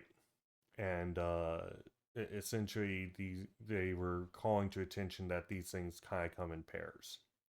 So the party needs to be known externally through D to be a unitary singular organization. Okay. Other elements which characterize the organizational structure were theoretical activity 99%, external activity amongst the proletariat 1%. These people are fucking hilarious. This is not something to brag about at any point. Nor is it something to. If your structure is resulting in such an imbalance, then that means that your structure is incoherent and self defeating. And worse, it's probably going in and self replicating in this maligned way. Okay, well, we'll keep reading, but real quick. Number of party members limited to a couple of dozen or a couple of hundred. So again, they're limiting themselves. This is a black box. Again, what you do when you're not able to have everybody. This is everybody gets their own individual shop, keep going and directing them around the shop. And as a result, what you have to do, you need to close your doors and say nobody else can come in while this is happening, right? It is extremely self-harming, and it makes it so you're necessarily I mean some organizations, this is a good thing, right? If you're doing a high profile, we are fucking rich and the people who shop here are fucking rich, so we only want the best of the best to be coming in here, you know that sort of stuff works in this case. But this is a communist party. This is the Communist Party. If you are starting from this assumption, then you're already having problems. Now, I understand the drive to get only the best people, right? We want only the best people, and that means the only people who are let in are the best. But that's no. That goes against everything else being said about this. Continuing. Clearly factors these which were outside anyone's control. No, these were not outside of your control. These were not outside of your control. It is only outside your control if you believe that your internal organization is unchanging and subject to the whims of everything, because you can't self-analyze it. And if you believe that your tactics and stuff are unchanging no matter what, even when you're fucking losing. That's the only situation. This is the general bemoaning fate because he has done the same thing over and over again and gotten routed at every single opportunity. It's like no soldier is going to stick around with the general that's doing that. It's not going to happen. They're going to say, you're going to get us killed. We're leaving. Bye. And they are right to do it. The party organization, its working structure, what was what it needed to be and what it could only be as a consequence of those given elements, and nothing to do with Tom, Dick, or Harry might have liked it to be. Bullshit. People construct their organizations all the time. And some organizations are superior to different conditions than others. It was an organic structuring of party activity undertaken in real given conditions with a given number of participants. This structuring will change without prejudice to historically acquired factual results. Theoretical, programmatic, and tactical homogeneity. Elimination once and for all democratic and thus bureaucratic internal party mechanisms. Again, bullshit. That's not what democracy is. The consulting of people in the party and understanding of the interests and needs of the people within it is at no terms bureaucratic. In fact, it is quite the opposite. It's when you cease gaining information that it becomes bureaucratic, as the party breaches and floats away from the working class, from the people within the rank and file.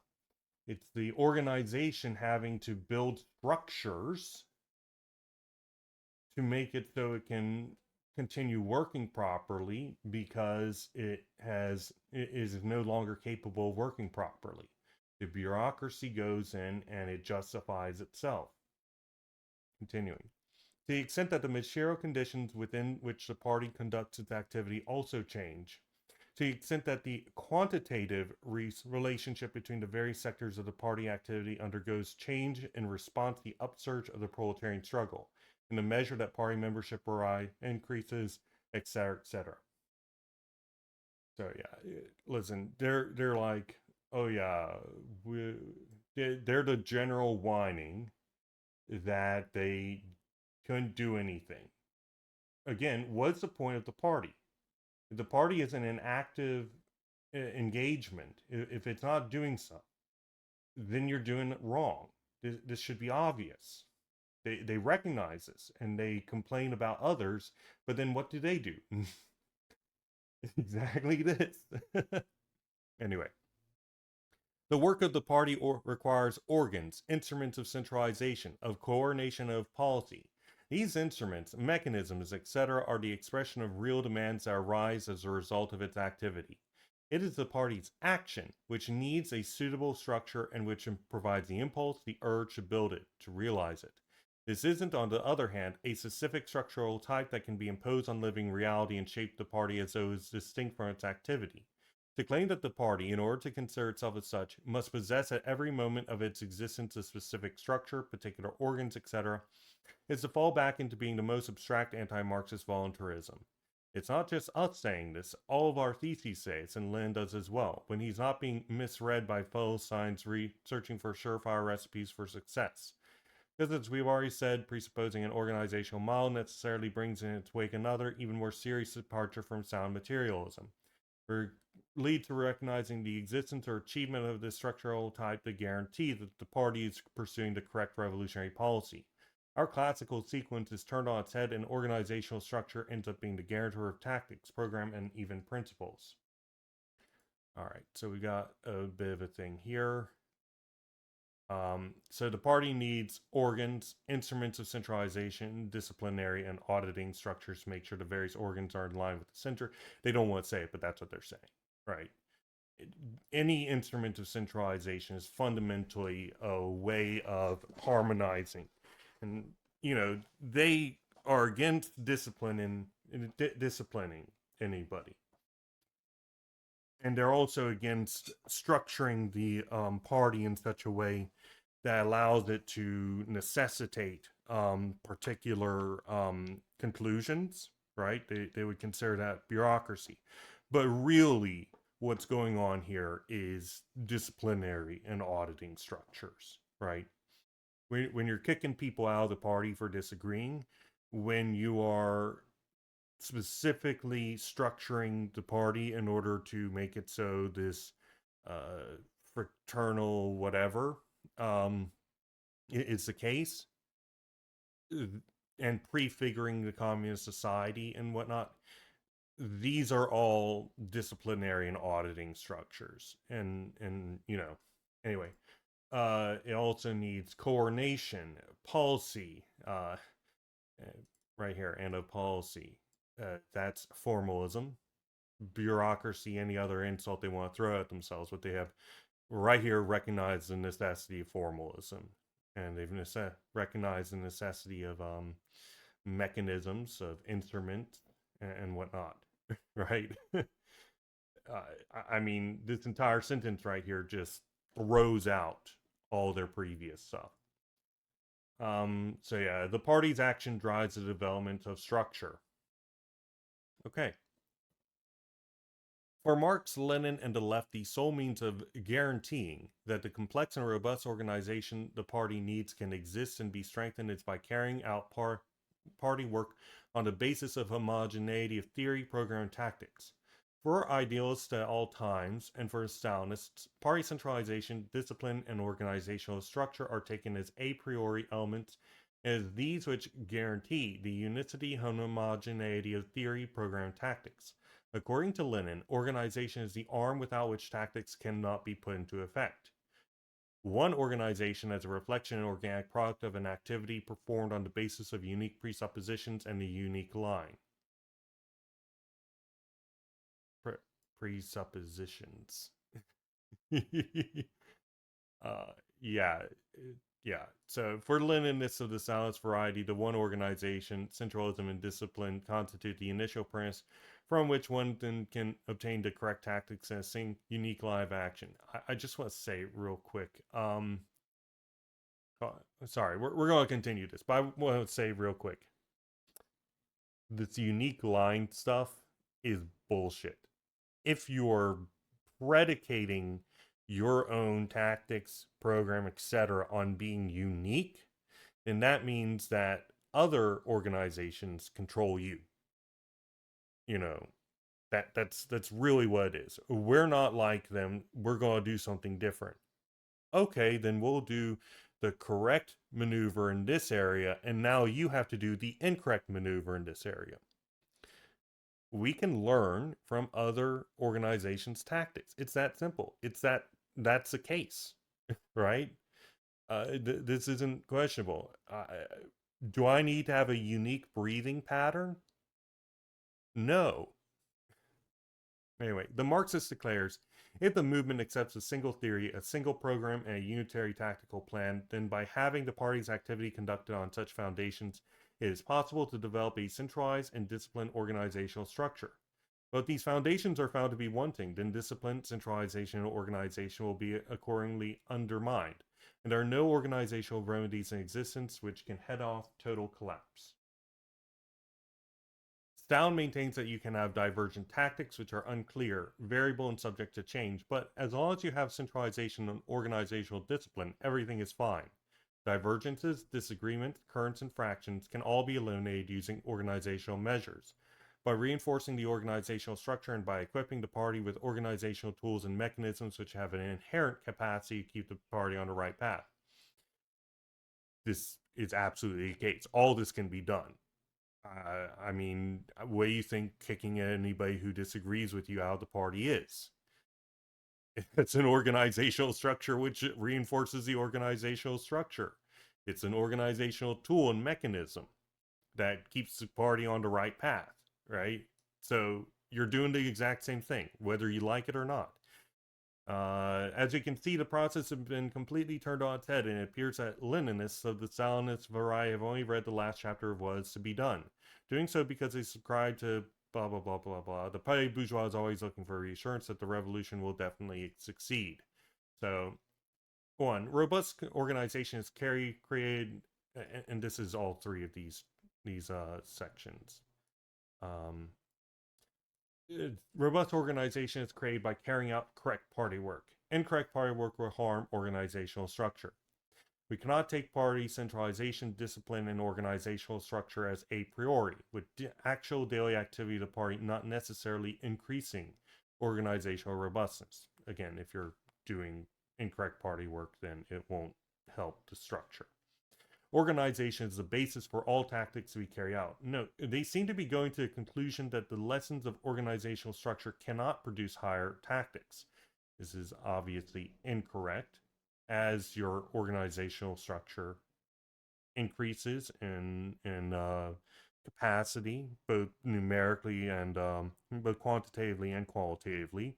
That opens up new tactics for you to carry out, more complex ones, more difficult ones, more widespread ones, etc. It also allows you to have more territory, more in both the real sense and uh, in the theoretical sense to maneuver in, et cetera, et cetera. Continuing, the organizational structure should emerge from prefigured tactics that are accepted by everyone. If the tactics are incorrect, then discipline, centralization, and organization will be malformed. They claim that organizational form cannot girder on the ground tactics and allow victory to be carried forward. Note, this is incorrect. Tactics become available with greater organization. In addition, greater organizational strength allows for greater action to be taken, regardless of the correctness of that action. For example, overwhelming an enemy with numbers. It's not ideal, but you can do it. And then finally, they claim that organizational structure cannot drown out divergences, disagreements, currents, and factions. Note, this is shown to be incorrect and correct at the same time. Bourgeois states are extraordinarily effective at this, right? We live it. The fucking liberals with Democrats versus Republicans. This is the most important election of your life, and then they blackmail you into doing it, and it's like, and apparently it works because people get Stockholm syndrome. All right, so now we've got the quotations which justify their position. Okay, so the democratic principle, 1922. None of these considerations are hard and fast rules, and this brings us to our thesis that no constitutional schema amounts to principle, and a majority democracy understood in the formal and arithmetic sense is but one possible method for coordinating the relations that arise within collective organizations. A method to which it is absolutely impossible to attribute an intrinsic character of necessity or justice, since such terms have actually no meaning for Marxists. And besides, necessity has no meaning for Marxists? Huh? And besides which, our aim is not to replace the democratic apparatus criticized by ourselves with yet another mindless project for a party apparatus inherently free of all defects and errors. Our italics. Okay, back to the basics. The nature of the Communist Party in 1925. The upshot of this is that we need to recover the fundamental Marxist thesis which holds that the party's revolutionary character is determined by relations of social forces and political processes, and not by empty frameworks, by the type of organization. An anti-Marxist and anti-Leninist utopianism is at the back of all these demonstrations insofar as rather than tackling problems by setting out for an analysis of actual social forces, it draws up elaborate constitutions, organizational projects, and sets of rules. I actually have to ask a question real quick here, and I hope that somebody can answer at some point. What's the difference between a constitution and an invariant program? Organizational projects and, you know, unchanging tactics and sets of rules versus, doctrine? What's the difference here? Uh, Anyway, the fallacious ideological approach to the question of fractions, whereby everything is reduced to codifying on paper how fractions are to be prohibited and crushed, draws on similar misconception. So, if anybody can answer that question, I will be very happy, because I'm just not too clear. 64, the left theses at the Third Congress of the PCDI, line Theses 1926.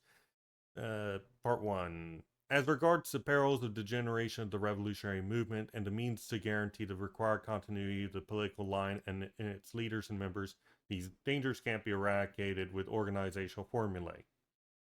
65. Force, violence, and dictatorship in the class struggle. 1948. The position of the Italian communist left on what we would call the question of revolutionary guarantees is, first of all, no constitutional or contractual provision can protect the party against degeneration. 66. General Guiding Principles, 1949. The correct functioning relationship between the central and peripheral organs of the movement isn't based on constitutional schemas, but on the entire dialectical unfolding of the historical struggle of the working class against capitalism. So, I want to remind you that they're talking to communists in this. They're just saying class struggle here. They didn't need to say any of that. They just need to say the correct functioning relationship between the central and peripheral organs of the movement is based on class struggle. But when you break it down like that, it doesn't actually tell you anything. It doesn't actually tell you anything. But really, what they're trying to say here is essentially that you cannot put in your constitution that we are communists and then based on that constitution just say, hey, we're communists and therefore anything that we do is class struggle. No, your stuff has to actually be part of class struggle. Sure, fine. But really they're not saying anything. 67 notes for the theses on the question of organization, 1964. A preliminary paragraph deals with the generalities and establishes that the issue of organization cannot be regulated by immutable principles, but has to accommodate the purpose behind party activity and the circumstances within which this takes place, both during the phase of revolutionary class struggle and during the following period of transition towards socialism, the first stage of communist society. The different conditions pertaining in different countries have to be taken into account, but within certain prescribed limits. Quote, this limit, today ignored by all, is present by the similarity of conditions under which the proletarian struggle takes place in the different countries and in the different phases of the proletarian revolution, which is, beyond all individual circumstances, the matter of essential importance for the communist movement. It is its similarity which provides a common basis for the organization of the communist parties in all countries. On this basis, we must develop the organization of the communist parties not by striving to create a new model party to replace what already exists. We don't have that. Or by seeking a formula for the absolutely perfect organization with perfect statutes. 68. Theses on the historical duty, action, and structure of the World Communist Party. Theses of Naples, 1965. I'm probably just going to I should have written this down while I was doing this after I was done, but the amount of hypocrisy in this section right here is astounding. Here we go. 11.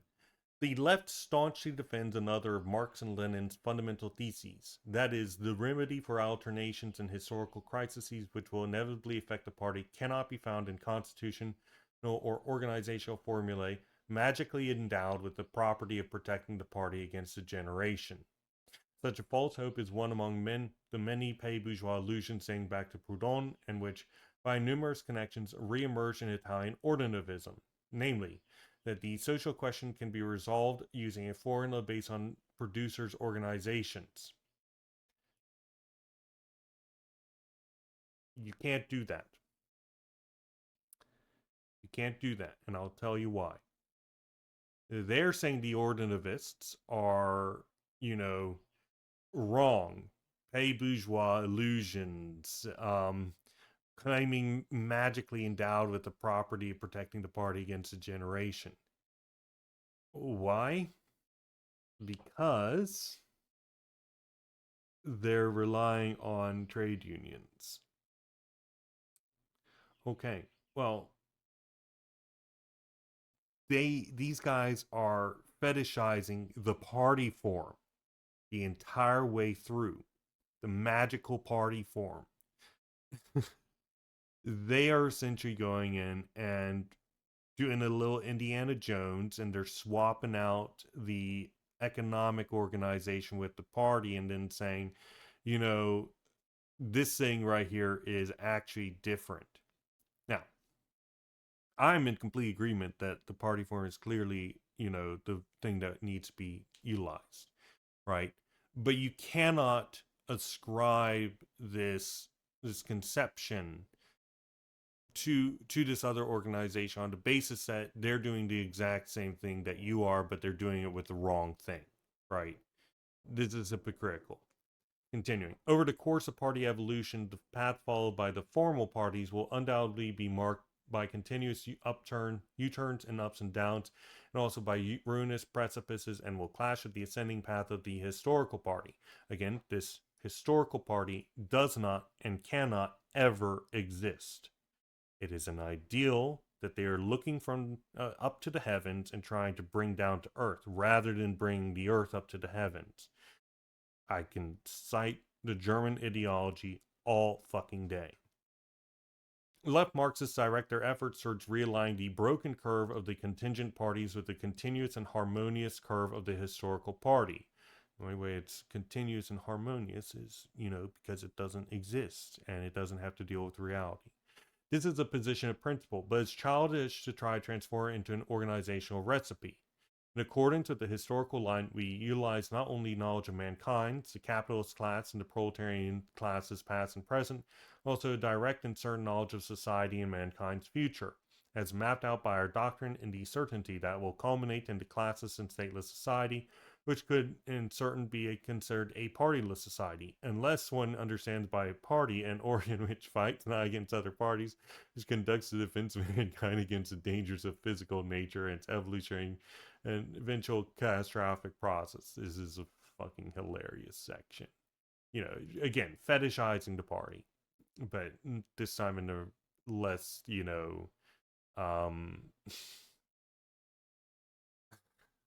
anyway. The communist left is always considered that its long battle against sad contingencies of the proletariat succession of formal parties has been conducted by affirming positions that in a continuous and harmonious way are connected on the luminous trail of the historical party, which continues unbroken along the years and centuries. It gets pretty broken regularly. You're just going in and fixing it afterwards, is what you're claiming. Leading from the first declarations of the nascent proletarian doctrine to the society of the future, which we know very well, insofar as we have thoroughly identified the tissue and ganglia of the present avaricious society which the revolution must sweep away. But equally futile, maybe more so, is the idea of constructing the model of a perfect party, an idea redolent of the decadent weaknessness of the bourgeoisie, which, unable to defend its power, to maintain its crumbling economic system, or even to exert control over its doctrinal thinking, takes refuge in distorted robotic technologisms in order, through these stupid, formal, automatic models, to ensure its own survival and to escape scientific certainty, which, as far as its epoch of history and civilization is concerned, can be summed up in one word: death. These guys are a fucking joke.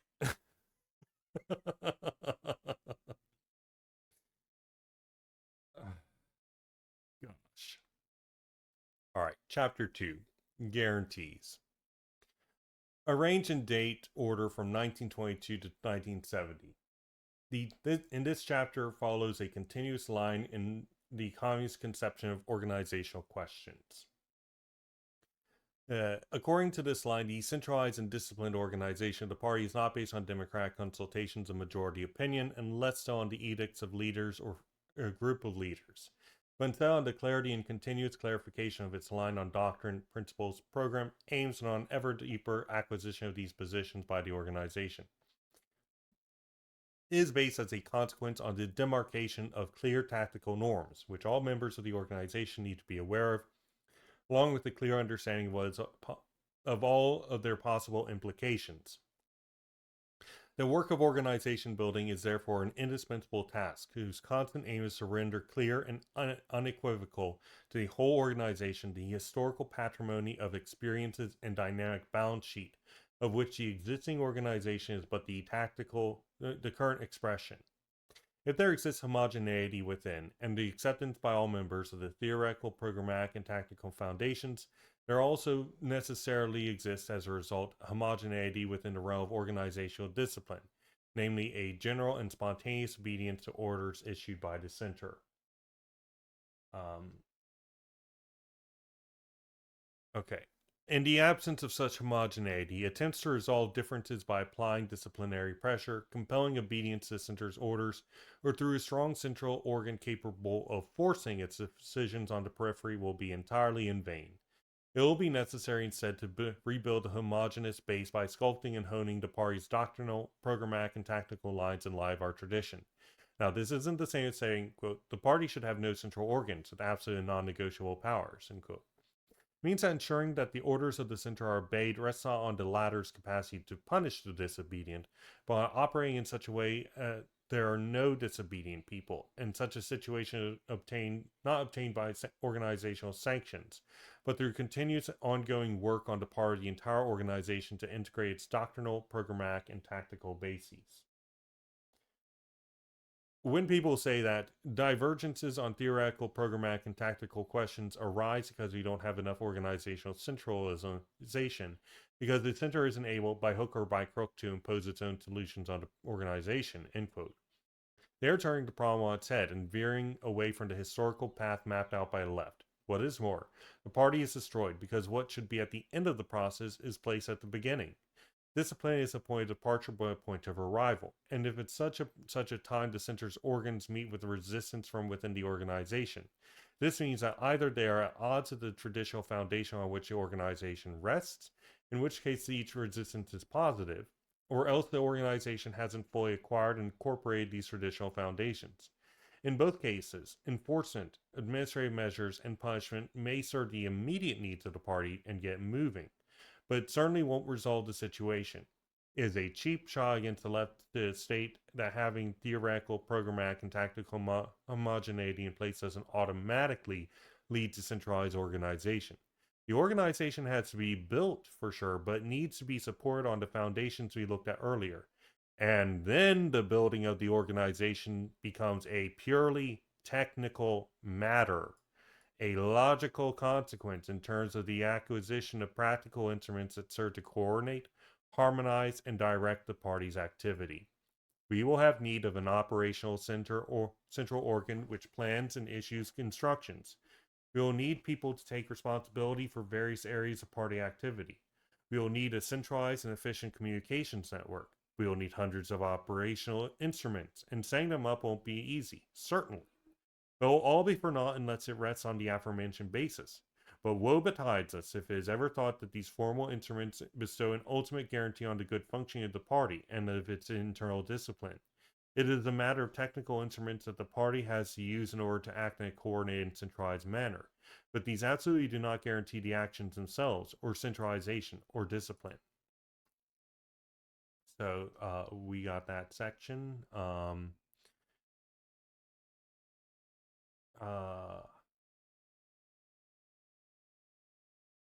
Did we skip this section?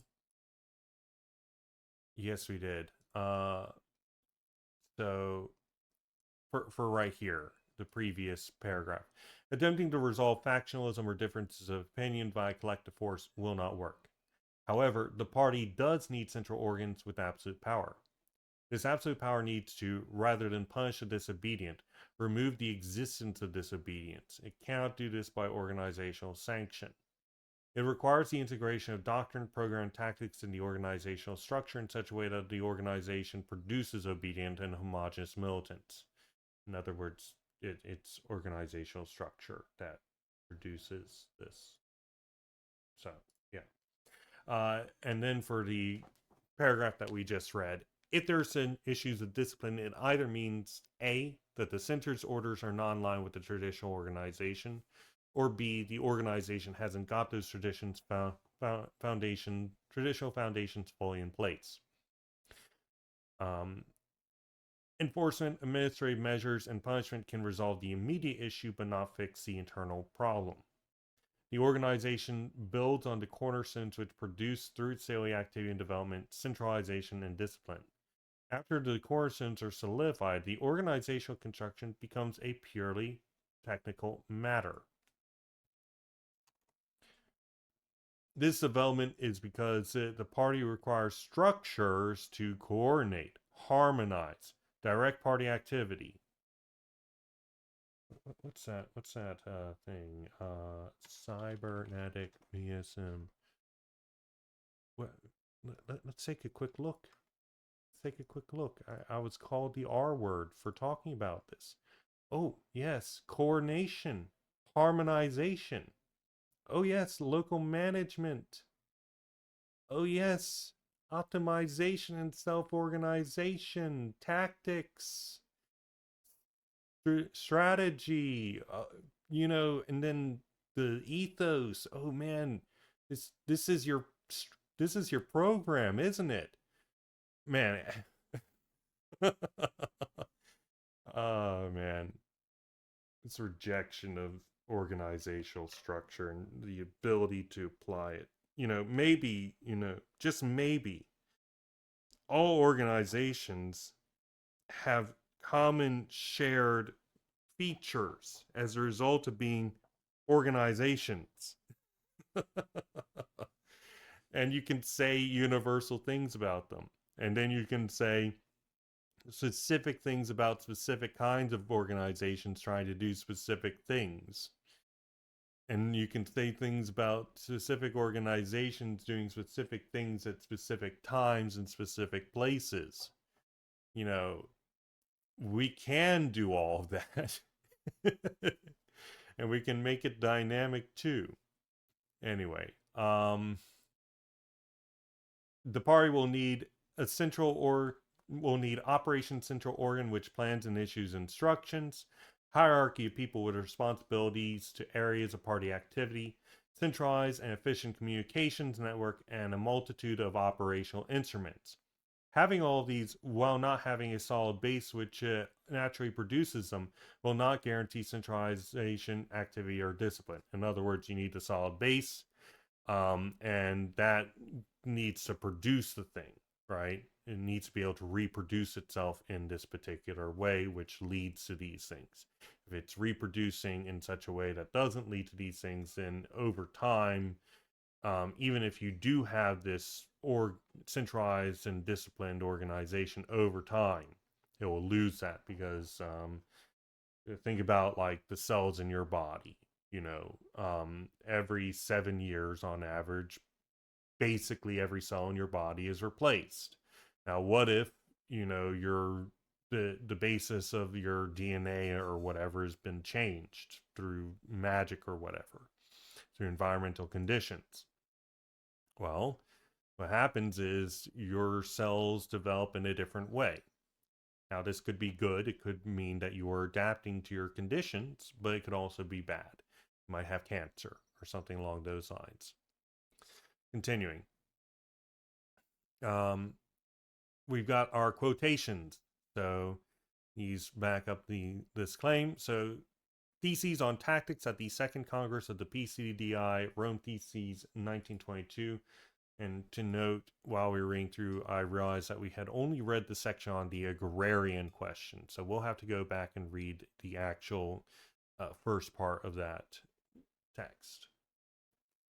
29. Since the party's program cannot be characterized as a straightforward aim to be achieved by whatever means, rather it's a historical perspective of mutually related pathways and points of arrival, the tactics adopted in successive situations must be related to the program, and thus the general tactical norms adopted in successive situations needs to be clearly specified within not too rigid limits, becoming clearer and fluctuating less and less as the movement gains in strength and approaches the final victory.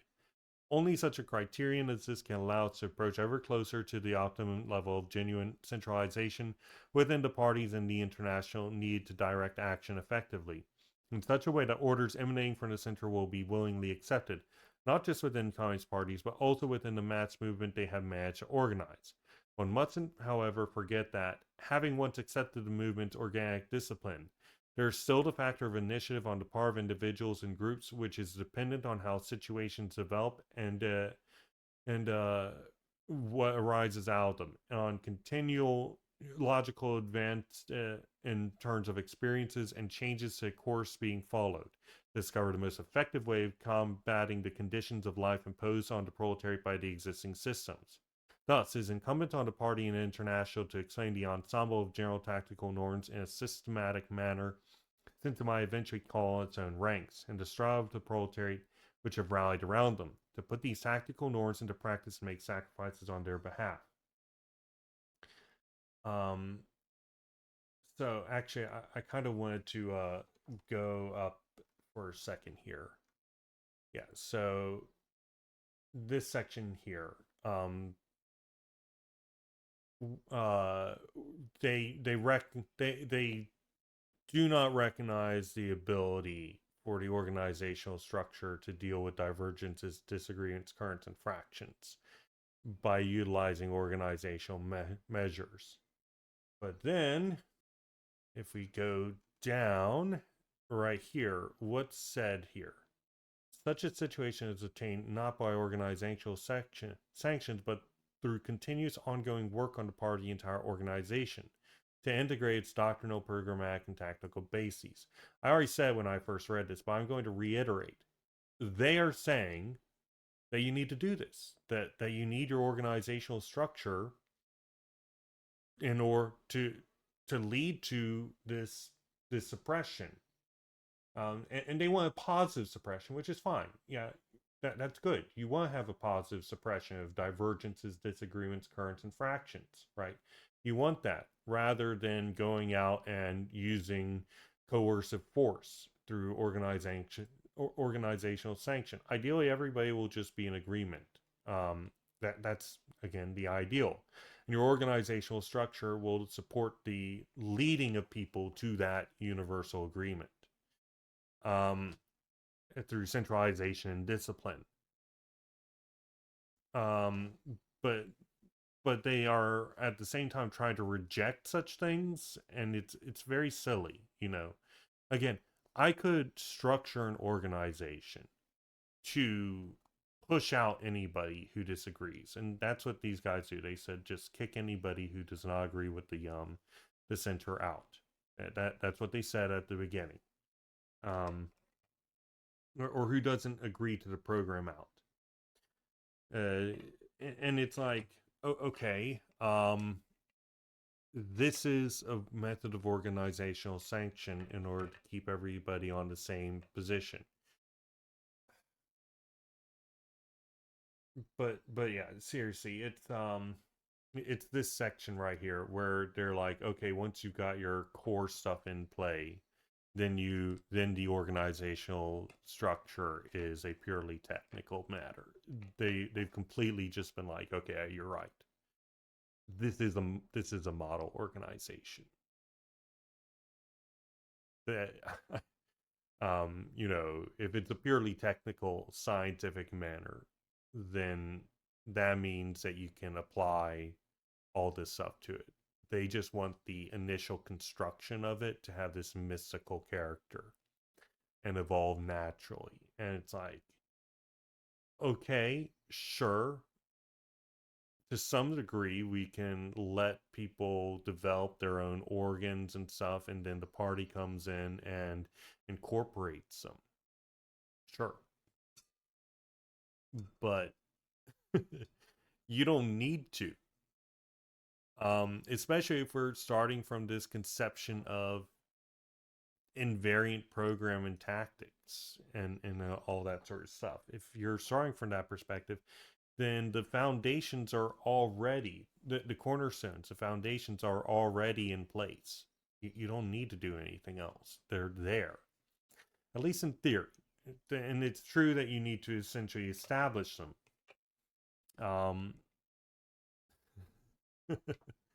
But of course, establishing them requires an organizational structure that will do that, that will reproduce it. It's not just, hey, you know, they talked about, I went and talked about how the necessity for the daily activity of the party to reproduce the sort of organizational structure which will produce centralism and discipline. I said that before. But what I didn't mention, and I should have, is the requirement for the organizational form to support the daily activity, and the reality that these are in a dialectical relationship and arise in concert at the same instant as one another. The daily activity, the tactics, and whatnot, those things arise at the exact same moment that the organizational structure does, and vice versa. Therefore, you cannot, separate this out. You just can't. There's no basis to ever do such. Lenin said it, and they recognize it. Organization is the arm where's that? Organization is the arm without which tactics cannot be put into effect. This sentence right here is really key. You know, if tactics can't be put into effect, then your daily activity can't be put into effect. If your daily activity can't be put into effect, then your organizational structure cannot develop, according to this. They don't have a theory of organizational development unless they go and accept that the organizational development happens at the same moment, but they don't accept that. They don't recognize it. So again, you need to remember that the organizational structure arises at the same moment, and that you can't separate them out, and that the organizational structure will lead to the development of the organizational structure and the tactics will lead to the development of tactics, the organizational structure, and all that stuff, right? They're all together, every single one of them. Okay. Continuing. I don't think I finished this section. Theses on Tactics at the Second Congress of the PCDI, Rome Theses, 1922. 29. Since the party's program cannot be characterized as a straightforward aim to be achieved by whatever means, but rather as a historical perspective of mutually related pathways and points of arrival. The tactics adopted in successive situations must be related to the program, and thus the general tactical norms adopted in successive situations need to be clearly specified within not too rigid limits, becoming clearer and clearer and fluctuating less and less as the movement gains in strength and approaches a final victory. Only such a criterion as this can allow us to approach ever closer to the optimal level of genuine centralization within the parties and the international need to develop direct action effectively, in such a way that orders emanating from the center will be willingly accepted, not just within the communist parties, but also within the mass movement they have managed to organize. One mustn't, however, forget that, having once accepted the movement's organic discipline, there is still the factor of initiative on the part of individuals and groups, which is dependent on how situations develop and what arises out of them, on a continual logical advance in terms of experiences and changes to the course being followed, to discover the most effective way of combating the conditions of life imposed on the proletariat by the existing systems. Thus, it is incumbent upon the party and international to explain the ensemble of general tactical norms in a systematic manner, since it might eventually call its own ranks, the straw of the proletariat which have rallied around them, to put these tactical norms into practice and make sacrifices on their behalf. So, the tactics should be related to a program. General tactical norms should be specified, but the specification needs to be unrigid and open. As the situation develops, the tactics in action become more clear as we lock in on the revolution. So basically, you start with a very wide open tactics. Okay, we're going to go to X place, right? And then once you get there, your tactics become more focused. Honestly, I would just call it strategy or larger strategy, and then the tactic. Okay, we need to go do this thing here. And then once you look at your terrain and your foes and whatnot, then you're like, okay, let's hone these tactics more to be specific to the condition. And then on the point of the battlefield, then your tactics become fully solidified. You're going to carry out this, and this. And then your enemies, of course, are going to respond doing the exact same thing as you are. So then, you know, your tactics are going to be constantly shifting, and that's the reality of the matter. But anyway, by having these clear tactics, the mass movement, the party attracts to accept orders more willingly.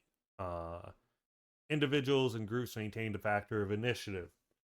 These local individuals and groups discover the ways most effective to combat the conditions of the bourgeois system that are specific to them. The party needs to explain general tactical norms to these individuals and groups so that they can harmonize with the larger movement. Okay. Then theses on the PCDI on the tactics of the Communist International at the Fourth Congress. In order to avoid crises of discipline and eliminate the danger of opportunism, the Communist International needs to bolster its organizational centralization with clear, precise tactical resolutions which exactly specify what methods are to be applied. A political organization, that is, one based on the voluntary adherence of each of its members, can only respond to the requirements of centralized action when all of its members are aware of and accept the array of methods which the center may order them to apply in various different situations. The authority and prestige of the center, which relies on psychological factors rather than material sanctions, depends entirely on the clarity, firmness, and continuity of the programmatic proclamations and methods of struggle. The assurance that the Proletarian International is able to form a center of effective unitary action rests solely on this. A robust organization can arise only on the sound basis of its organizational norms provide. By assuring each individual that these norms will be applied impartially, rebellions and desertions are reduced to a minimum. As long as these norms are, successful. If they're unsuccessful, then people will desert because they're like, no, this is fucking stupid. And I'm not going to be harmed because my orders are dog shit. Continuing, the organizational statutes, no less than the ideology and tactical norms, need to impart a sense of unity and continuity. Okay. 71. Speech by the left's representative at the Fourth Congress of the Communist International, 1922. We support total centralization and investiture of power within the supreme central organs, but what is needed to ensure compliance with the leading center's initiatives isn't just the solemn sermons about discipline on the one hand and heartfelt pledges to respect on the other. The assurance that there will be discipline must be sought elsewhere if we bear in mind, in the light of the Marxist dialect, the nature of our organization, which is not a machine, which is not an army, but a real unitary whole, whose development is first of all a product and secondly a factor of the developing historical situation. Discipline can only be ensured by specifying the limits within our methods of action and applicable and by clearly defining our programs and fundamental tactical resolutions and our organizational measures. Communist Organization Discipline, 1924. To consider total perfect discipline, such as would ensue from a universal consensus, also in critical consideration of all the movement's problems. To consider such a discipline not as an end result, but an infallible means which should be employed with blind conviction, would effectively be saying, in short, quote, the International is a World Communist Party, and every pronouncement of its central organs must be faithfully followed, end quote. This would surely be to turn the problem a bit sophistically on its head. We must remember at the start of our analysis is the question that the Communist parties are organizations whose membership is voluntary. This fact is rooted in the historical nature of parties. The fact of the matter is, we cannot force anyone to be a card-carrying member. We cannot conscript communists. We cannot impose sanctions on those who do not comply with internal discipline. Every member is free to leave whenever he or she wishes. As a consequence, we cannot adopt the formula, although it's not without its advantage, of total obedience and execution of orders from above. The orders which emanate from central hierarchies are not the starting point, but the result of the functioning of the movement understood as a collectivity. There is no mechanical discipline that can reliably ensure that orders and regulations from above, whatever they are, quote, will be I don't know what the quote is for. It can be put into effect. There is, however, a set of orders and regulations which respond to the real origins of the movement that can guarantee maximum discipline, that is, of unitary action by the entire organization. And conversely, there are directives which, emanating from the center, could compromise discipline and organizational solidity. In the belief that we remain faithful to Marxist dialectics, we summarize our theses as follows. The party's action and the tactics it adopts, i.e., the way the party acts on the outside world, has in its turn consequences on the on its internal structure. Organizational structure. Anyone who claims the party should be ready in the name of some kind of limitless discipline to take part in any kind of action, tactic, or strategic maneuver outside the well-defined limits known to all party militants would fatally compromise the party. We will only arrive at the maximum desirable level of unity and disciplinary solidity in an efficacious way by confronting the issue on the basis of this platform. not by claiming that it is already prejudicially resolved by a banal rule of mechanical obedience. So I just took this one paragraph out. I just took this one paragraph out. Party's actions and tactics, external relations, is dialectically related to the internal organizational structure. Tactics, aims, program, operations, organizational structure, principles are all dialectically related and arise at the same time, dependent on one another. The party can only carry out action which is capable of carrying out and should not overextend. It's that simple. 73. Speech by the left's representative at the 5th Congress of the Communist International, 1924. We want real centralization and real discipline. And for this to happen, our tactical directives need to be clear. And the stance of our organization towards other parties needs to be consistent. 74. The left's theses at the 3rd Congress of the PCDI line theses, 1926. Part 1, Paragraph 3, rejecting the possibility and necessity of predicting tactics in their broad outlines, not predicting situations, which is much less possible with any degree of certainty, but predicting what we should do in various hypothetical scenarios based on the progression of objective situations, means rejecting the party's role and rejecting the only guarantee that we can give the party militants and the masses, in all circumstances, will agree to take orders from the leading center. In this sense, the party is not an army, nor is it a mechanism of the state, that is, an organ in which hierarchical authority prevails and voluntary adhesion counts for nothing. We state the obvious in noting that a way is always left open to the party member, incurring no material sanctions, not to obey orders, leaving the party itself. Good tactics are such that, should the situation change and the leading center doesn't have enough time to consult the party and still less the masses, they don't lead, within the party and proletariat, to unexpected repercussions which could undermine the success of the revolutionary campaign.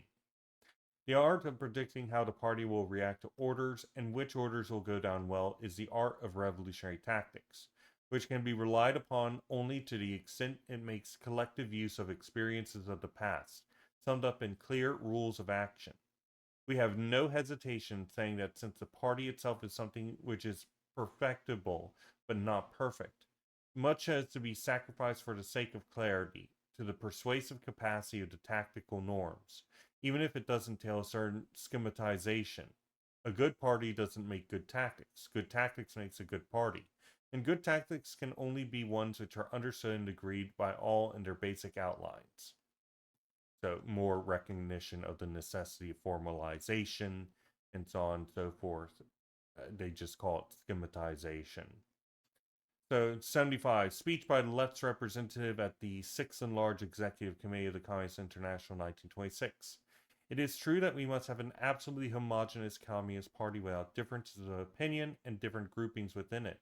But this statement is not a dogma. It isn't an a priori principle. It is an end for which we can and must fight in the course of development which will lead to the formation of the true Communist Party, on condition, that is, that all ideological, tactical, and organizational questions have been correctly posed and resolved. 76. Nature, function, and tactics of the Revolutionary Party of the Working Class, 1947. The cause of these failures must lie in the fact that successive tactical slogans rain down on the parties and through their cadres with the character of unexpected surprises, without any preparation of communist organization to the various outcomes. I don't think that that's always going to be the source of failure in this sort of stuff.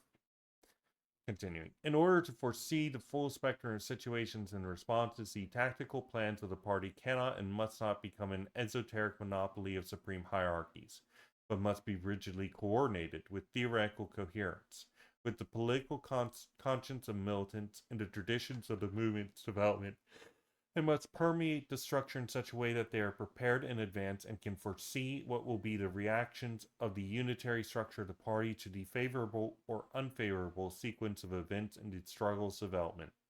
To expect something more and different from the party, and to believe that the party will not be smashed by unexpected turns of the helm, is not the same thing as having a more comprehensive and revolutionary concept, but clearly, as demonstrated by concrete historical comparisons, is the classical process that ends up in opportunism, whereby the Revolutionary Party either dissolves and is shipwrecked against the defeatist influence of bourgeois politics, or is more easily exposed and disarmed in the face of repressing initiatives. Did we get this? Let's see. Because we read that piece. I just want to confirm. It looks like no. But this is from 1947. I didn't remember that being from 1947. Yeah. We had 1945. Anyway, we'll put this in. I just realized. Okay. We're going to put this in here. I'm not going to summarize it just yet. Is this a different text? 1940. No, 1945. Interesting. Oh, I see. This section was in 1947. I get you. Okay. Continuing. 77. Force, Violence, and Dictatorship in the Class Struggle, 1948. Part 5. The relationship between the militant and the party is based on a commitment, and our conception of this commitment, which avoids the undesirable objective, contractual. We may define simply as dialectical. It is a dual relationship which flows both ways, from the center to the base and from the base to the center. If the action of the center goes in accordance with good functioning of the dialectical relationship, it is met by healthy responses from the base. The celebrated problem of discipline thus consists in saying a system of limitations on rank and file militants, which is a proper reflection of the limitations on the action of leadership. Okay, they think of that limitation as the tactical actions, and they think that the basically by having the universal tactical limitations that applies to both the rank and file and to the center, then it will create discipline. I don't know how that will work. I mean, maybe I'm just thinking about it uh, in a pause way, but you know, I just don't see how they're coming to that conclusion. I'll post this and ask about it, but yeah. All right, moving forward. 78. Marxism and Authority, 1956. 29. The objective democratic acknowledges that Congress's decisions are made after the rank and file organizations by counting votes.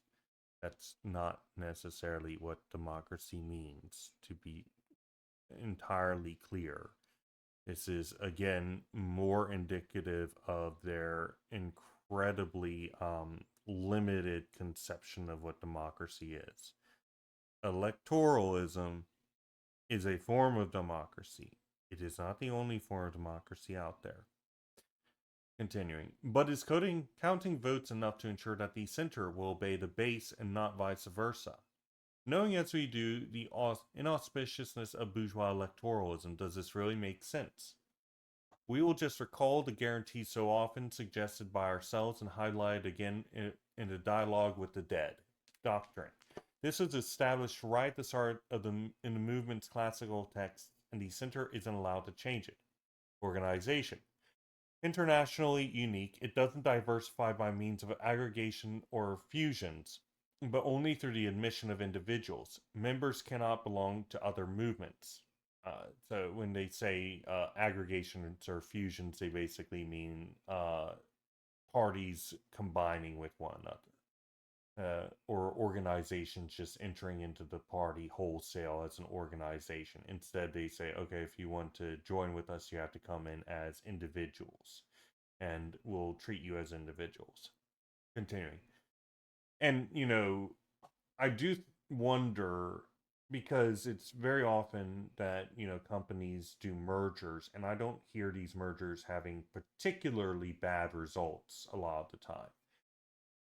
I think that would be worthwhile to study how mergers between corporations work and the results of that to see if we can understand how to avoid having the ethos of the organization falter in the face of these mass mergers. It's true that, going in and demanding that every individual come in as an individual makes sense, but the question is if, an alternative method is viable. Continuing. Tactics. Potential maneuvers and actions must be anticipated in decisions made at international congresses using a closed system. The rank and file must not initiate actions without the go-ahead from the center. The center must not give new factors as a pretext for inventing new tactical maneuvers. The link between the rank and file of the party and the center takes on a dialectical form. The party is exercising the class dictatorship inside the state, and against these classes against which the state is taking action. There isn't a dictatorship of the center of the party over the rank and file. Such a dictatorship isn't negated by means of a mechanical and formal internal democracy, but by respecting those dialectical links. All right, we're going to take this and we're going to do a close study of this section later. Okay. What? There we go. Continuing. 79, Dialogue with the Dead, 1956. 77, our guarantees are simple and well known. 1. Theory. As we said, it doesn't appear in every phase of history, nor does its appearance depend on great men, on geniuses. It appears only at certain key junctures. Regarding its general particulars, we know its date of birth, but not its paternity. Our theory necessarily appeared after 1830 on the basis of the English economy. Provide a guarantee, even admit that perfect truth and science are unattainable goals, and struggling against the scale of the error is all one can realistically expect, insofar as it constitutes the backbone of an entire system. There are only two historical paths open to it. It is either realized or it disappears. The party's theory consists in a set of laws that govern history and its past and future course. And the guarantee we therefore propose is no revisions or improvements, quote unquote, on the theory allowed, no creativity. So basically, they're saying that theory, as we know it, arises, out of material conditions, and it only really develops when material conditions significantly change. And when the party has developed to the point where it's able to take action within stuff. To consider scientists, who is sitting there and they're working on a thing, and while they're looking at this thing but not able to touch it, they can't do much thinking. But then suddenly the thing that they're studying does something weird. They can record that and analyze it. And when they are able to actually interact with the thing, then they can do serious study of it. Now, this, of course, is a pretty interesting way of thinking about things, because even when it is small, the party and individuals can at all times interact with the mode of production. This is not like an atom that you need special equipment for and whatnot. And in addition, we also have theory to make hypotheses based on. We can make hypotheses. That's something that we can do, even if we can't put them into real analysis. However, there is some truth to it that you're not really going to see the bombastic shifts and changes until conditions change significantly. But that doesn't mean that, for example, let's talk about eco-socialism for a second here. You can absolutely go in and say, hey, look, we need to focus very particularly on this particular aspect of Marxism and develop it far beyond where he ever would have gone. because we need to deal with climate change. You can call that clarification or whatever the hell you want, but I can tell you right now that somebody like John Bellamy Foster has taken the concept of the metabolic rift and has gone wild with it. This is something that is important to note, right? And it's also important to realize that, responding in a prefigurative or whatever you want to call it way to the conditions that are going on right now in your life, rather than focusing on the history and whatnot, is key. Because guess what's going to be getting people actually thinking about conditions? What's going on in their lives right now.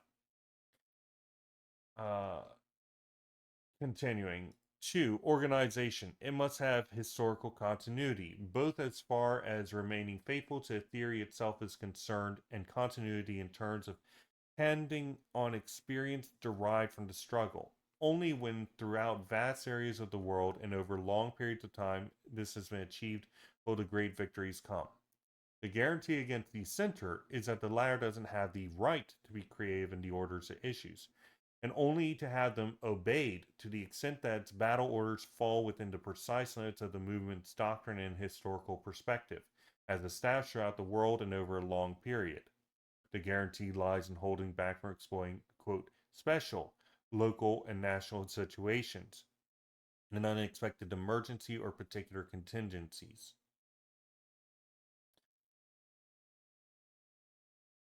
What?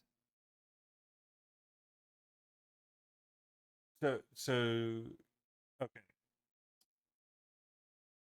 The October Revolution was a pretty special circumstance, right? It's the weakest link in the chain. That's pretty fucking special. It was at the end of World War One, where all the different capitalist powers started fighting amongst one another. That was pretty fucking special. What do you mean it doesn't exploit special or local or national situations? Okay, whatever. Either history allows certain general connections to be established between distant points in space and time, or is pointless to talk of a revolutionary party. No, it's not. Which is fighting to create a future society. How have they come to this conclusion? This makes no sense whatsoever. A revolution does not drop from the sky. You have to pick it off the tree. The conditions will produce revolutionary circumstances if it is a system that produces such, and capitalism is such a situation because it's a class society. But you need the organization that is capable of actually taking advantage of those situations.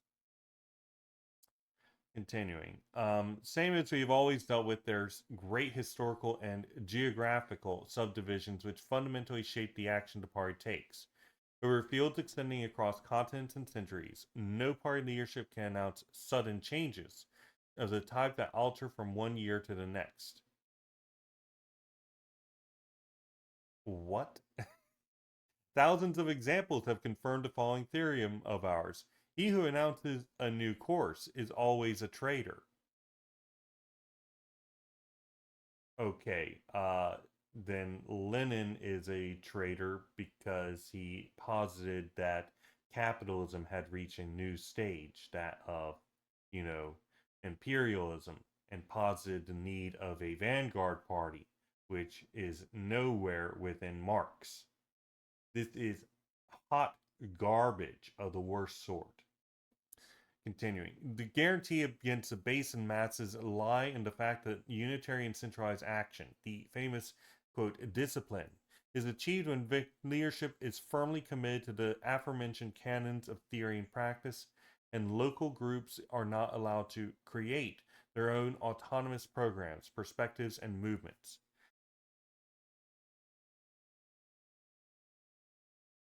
Well, okay, autonomous, sure, whatever. where was I?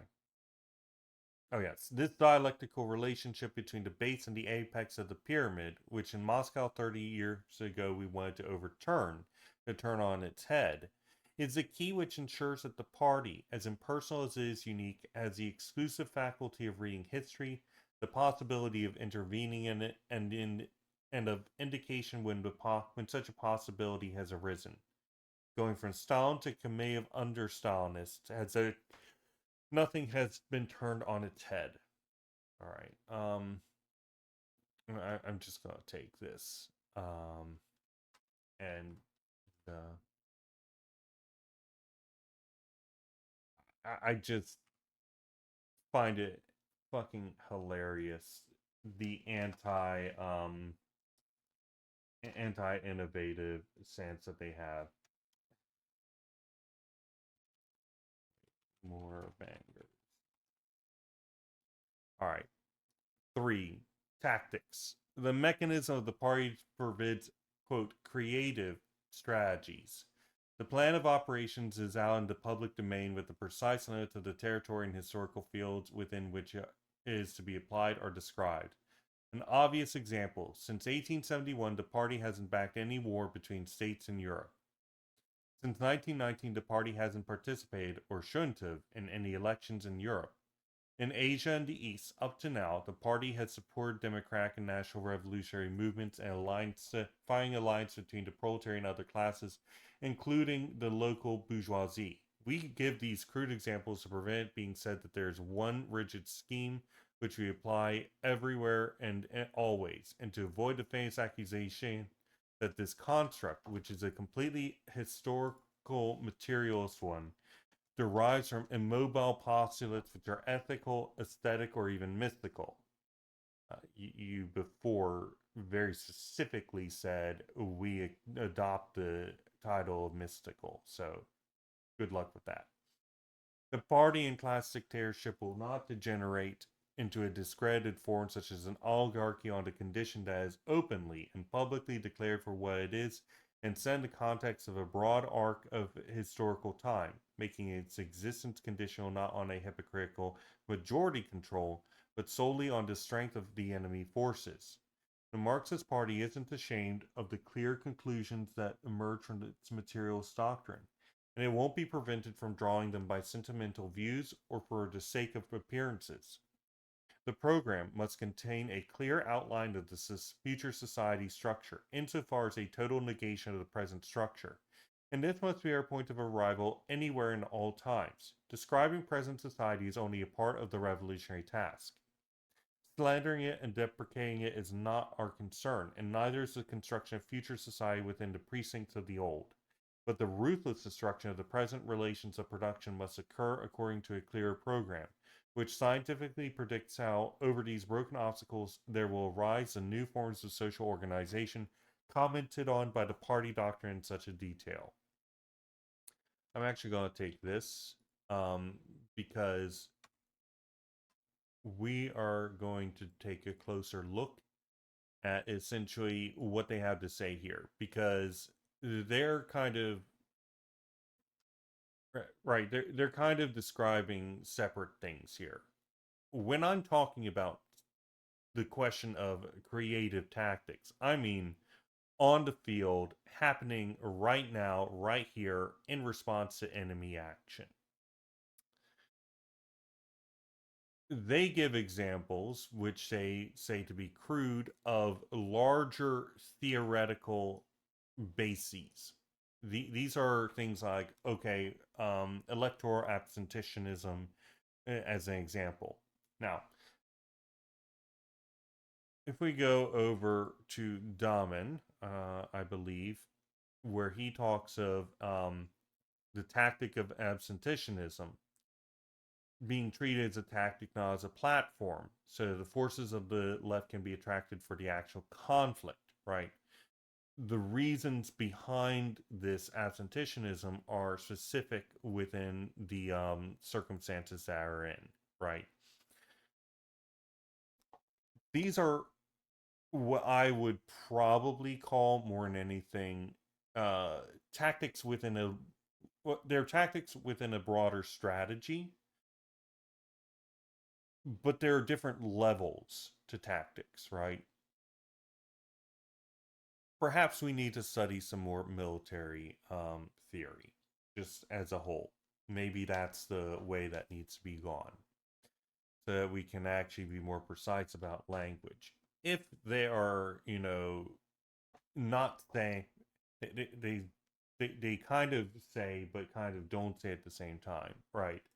They're they're saying, oh, we don't have this rigid scheme which we apply anywhere and always, but then they don't actually make any active positive statements, saying, hey, we are in support of people on the ground making tactical decisions, as to say, creative actions in response to, you know, what's happening in their particular circumstances.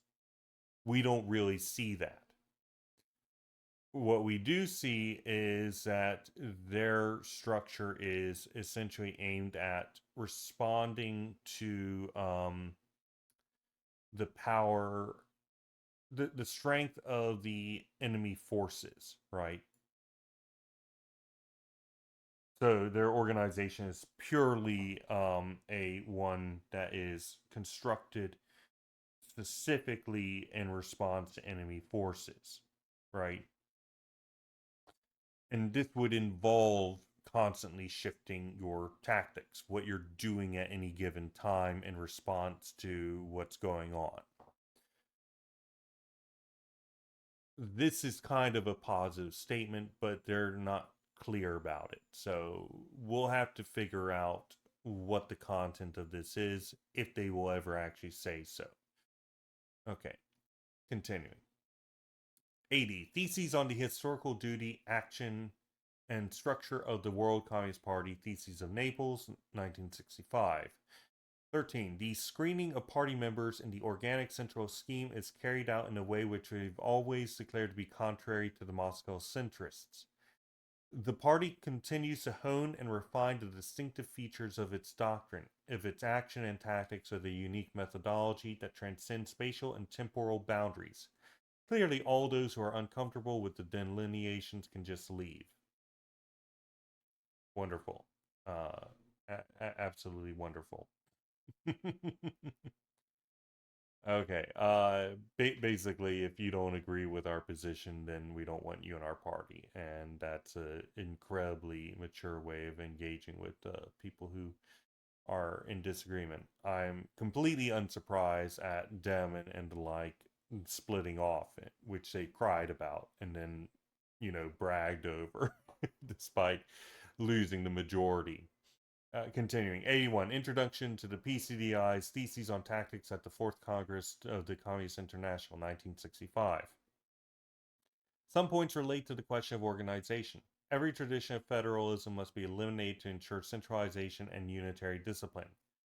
But this historic problem won't be resolved with mechanical expedients. The new international, too, if it is to avoid opportunist dangers and internal disciplinary crises, must base its centralization not just on a clear program, but also on clear tactics and working practices. As early as the Fourth Congress, we already insisted that this is the sole guarantee on which a center can safely base its authority. 82. Supplementary Theses, the Milan Theses, 1966. 7. Within the Revolutionary Party, as it moves inexorably towards victory, obeying orders is spontaneous and total, but not blind or compulsory. In fact, centralized discipline, as illustrated in the theses and associated supporting documentation, is equivalent to a perfect harmony between the duties and actions of the base and those of the center, and the bureaucratic practices of an anti-Marxist voluntarism are no substitute to this. Okay. Uh, 83. Introduction to the PCDI's Theses on Tactics at the Fourth Congress of the Communist International, 1970. As a consequence, the foundations of a genuine international discipline, which is not mechanical, not based on the exegesis. It's the opposite of genesis. of civil or penal law, but organic, collapse when they are replaced by a formal discipline imposed by an organ which is both deliberative and executive, whose capacity to maintain the line of theoretical, practical, and organizational continuity within the complex and unpredictable game of maneuvers is supposedly conferred on it a priori by belief that it has been somehow permanently immunized. Discipline is a product of homogeneous program and consistent practice. Once you start introducing the independent variable of improvisation, you end up having to throw out with a whole host of restrictive clauses. At the end of the process, there's just the nut, or if you prefer, stone. I don't know what the nut is, but maybe they mean the remaining surviving thing or something along those lines. Basically, what they're saying is that essentially, if you go in and you create a formal discipline imposed by an organ, a state organ, this is what we would usually call bureaucracy, right? Wherein, the system goes in and it's like, okay, the system cannot function. So build something that makes it so it can function. So let's say, for example, somebody is constantly interrupting a meeting. And the meeting can't do the thing that's supposed to do. So what do? You get some guy and you put him in a position to stop people from interrupting the meeting. Right? This is a disciplinary action. Well, what happens when this guy goes out and he's like, and he goes beyond what he's supposed to do, rather than simply stopping people from interrupting the proceedings of the meeting. Now he stops people from, talking at all in the meeting. So then what you have to do, you need to make some rules to make it so this guy no longer makes it so you can't actually do the thing that you're supposed to do. Because this new person here that is there to interfere with it is making it so, the system no longer works. So you add on rules to this guy. But what happens from here? Well, this guy can just ignore the rules, can't he? Unless you build something in addition to that to make sure this guy follows the rules. And then you're kind of in this Oberos situation. This is what's described as bureaucracy. This is essentially the bureaucracy becomes the cult in of itself, and the bureaucrats produce bureaucracy, and whatnot. However, the general answer to this, we'll eventually get to this once we get to cybernetics. Trust me on that. But so this isn't completely incorrect, but I will say that you do want to avoid a circumstance wherein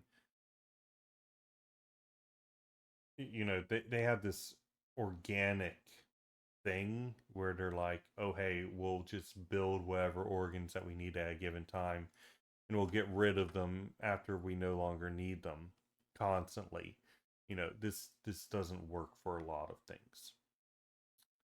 We've talked about this. Continuing. 84. Introduction to the Left's Theses at the Third Congress of the PCDI. Line Theses 1970. It is therefore necessary to lay the basis of discipline by supporting it on the firm pedestal of clarity, firmness, and invariance of principles and tactical directives. Back in those years whose very brilliance makes them seem a long time ago, discipline was created in an organic way and rooted in the granite-like doctrinal force and practice of the Bolshevik Party. Today, either it will be rebuilt on the collective foundation of the worldwide movement in a spirit of seriousness and fraternal sense of the importance of the hour, or all will be lost. Discipline towards the program in its original, clear, and precise form was not observed. It was said that the confusion arising from this lack of discipline could be prevented by recreating genuine Bolshevik parties in vitro. And we all know how these caricatures of Lenin's party turned out under Stalin's heel. At the Fourth Congress, they warned, quote, "Discipline can be guaranteed only by defining the boundaries within which our methods are applicable, by clearly defining our programs and fundamental tactical resolutions, and through our organizational measures," end quote. At the Fifth Congress, we repeated that it was pointless pursuing dreams of trouble-free discipline if clarity and accuracy was lacking in the fields on which all discipline and organizational homogeneity depended.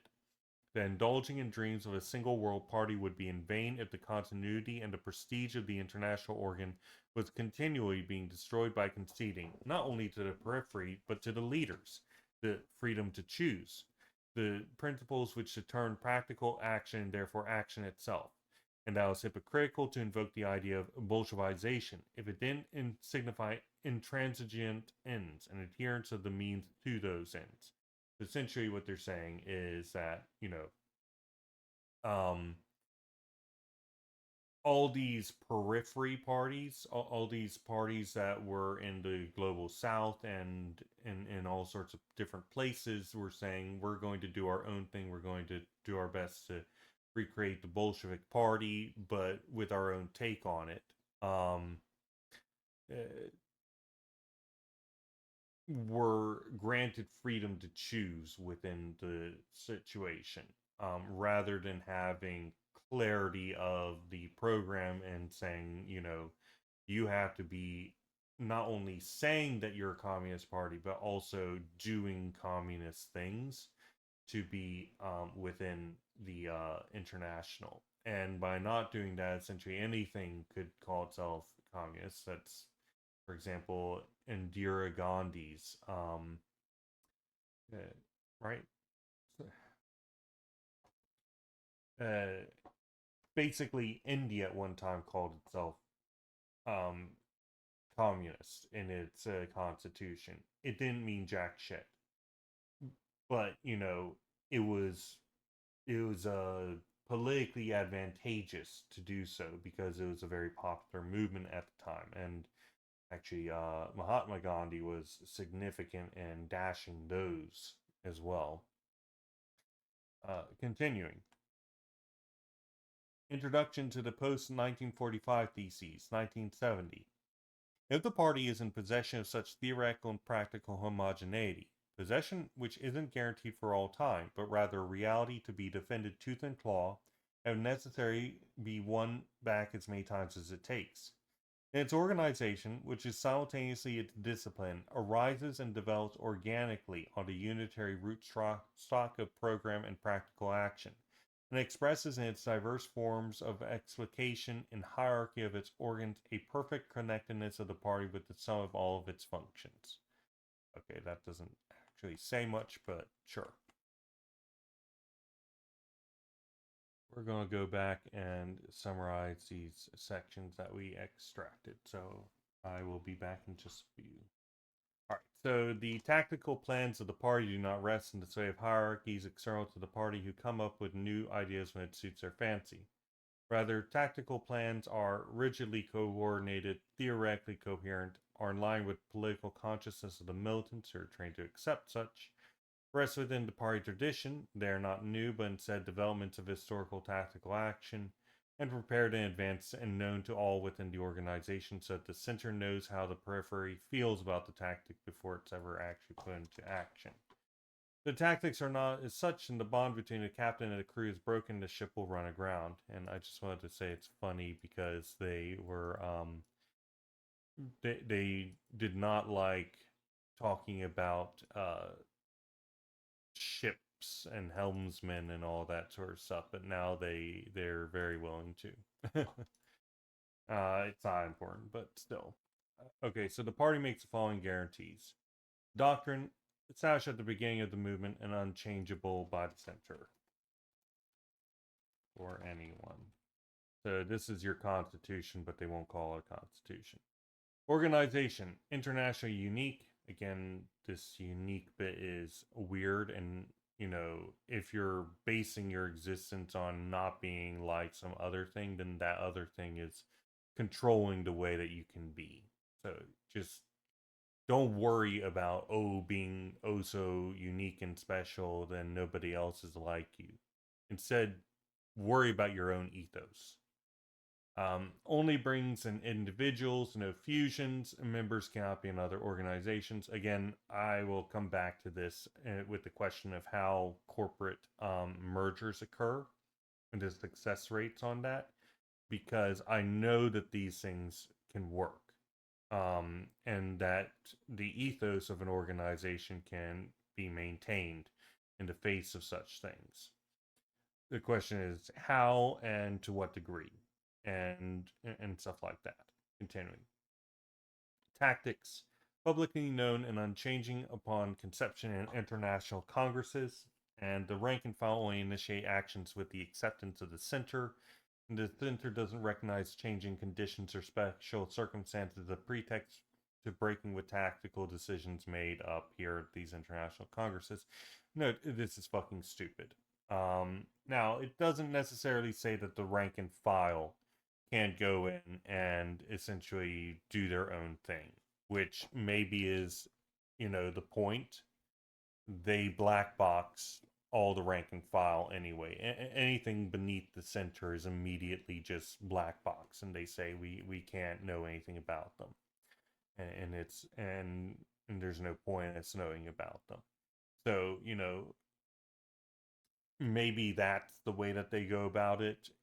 We just give the general tactic, and then you carry it out everything on your own end within the limitations of the tactics that we put out here. Um, because they've kind of presented these tactics as a broad, unrigid thing. They have said that's the case. I don't know what kind of, and sometimes the tactic is like absenteeism. Okay, sure. You know, uh, that's broad enough. It's also quite specific. It's saying we're not going to do any electoralism within any bourgeois government, right? It doesn't happen. This is a tactic according to them. Um, I guess that's the case, but it's also, it's they're like, oh, it doesn't change. Sure, okay, but if we're talking about actual daily life of the party, because that's not a daily thing. Refusal to engage in electoral politics isn't a daily thing. I guess it kind of is in a certain sense, but not really, Question is, how do these organizations, these local organizations on the ground, behave in their daily activity? And how do they take action? Maybe they are just supposed to make decisions on their own, but without autonomy somehow.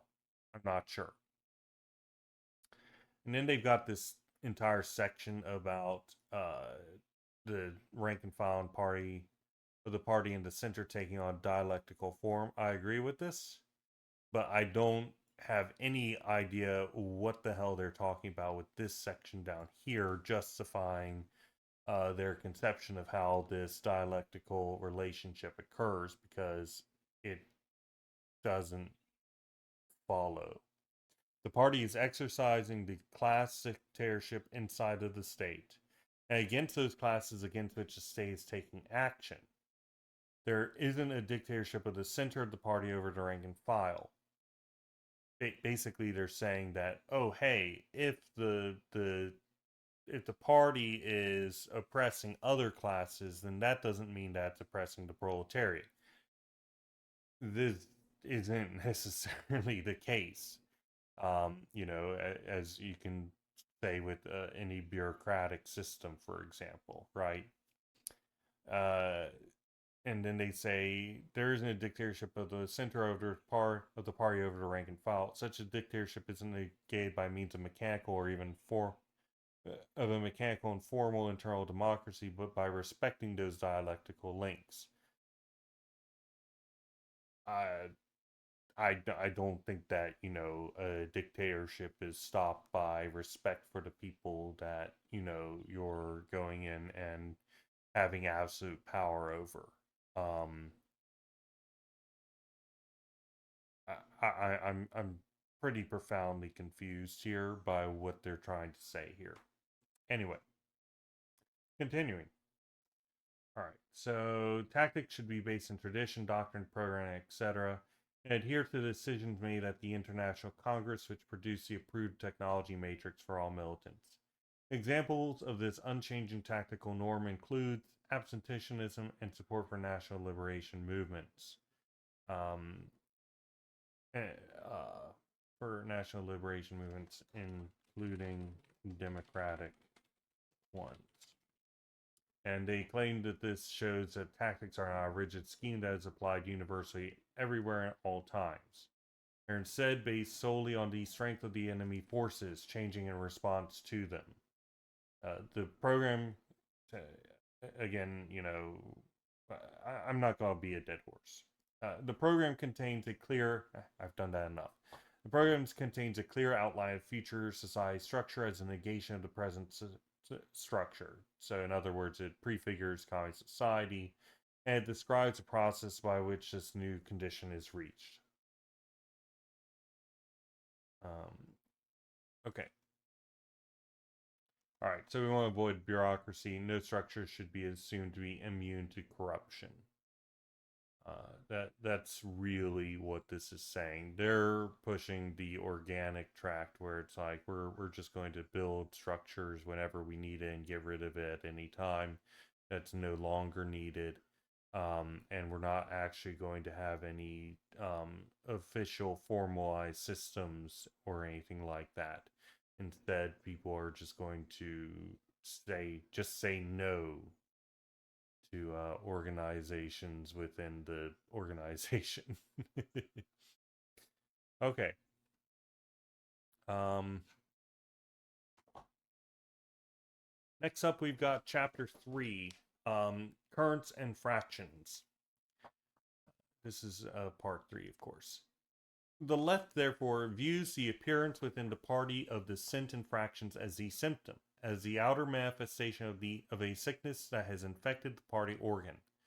Consequently, it is a matter not so much of finding the symptoms, but of finding the causes of the illness, which are always to be found in some wrongly conducted aspect of the party's collective work and its central functions. The party's activity is veering away from the historical line on which it is based. The organization's assimilation of the theoretical, programmatic, and tactical foundations is inadequate.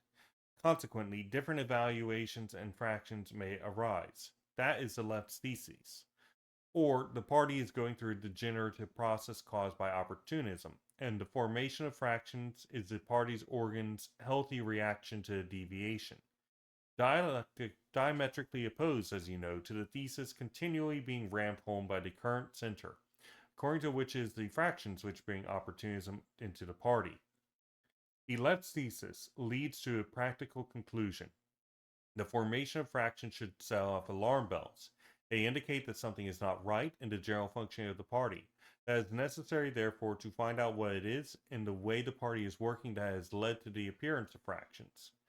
Once the party's activity is set back on its classical foundations, fractions disappear and there's no further need for them. Here as well, the accent is placed on the correct method of acting in the theoretical, programmatic, and tactical spheres. On achieving clarification within the party by working on the substantive resolution, that is, within the theoretical, programmatic, and tactical spheres of the disagreements that crop up within the party. The present center's thesis lead to the opposite conclusion. It is the fractions which are the disease, and they are due to the opportunist and paid bourgeois virus trying to penetrate the party.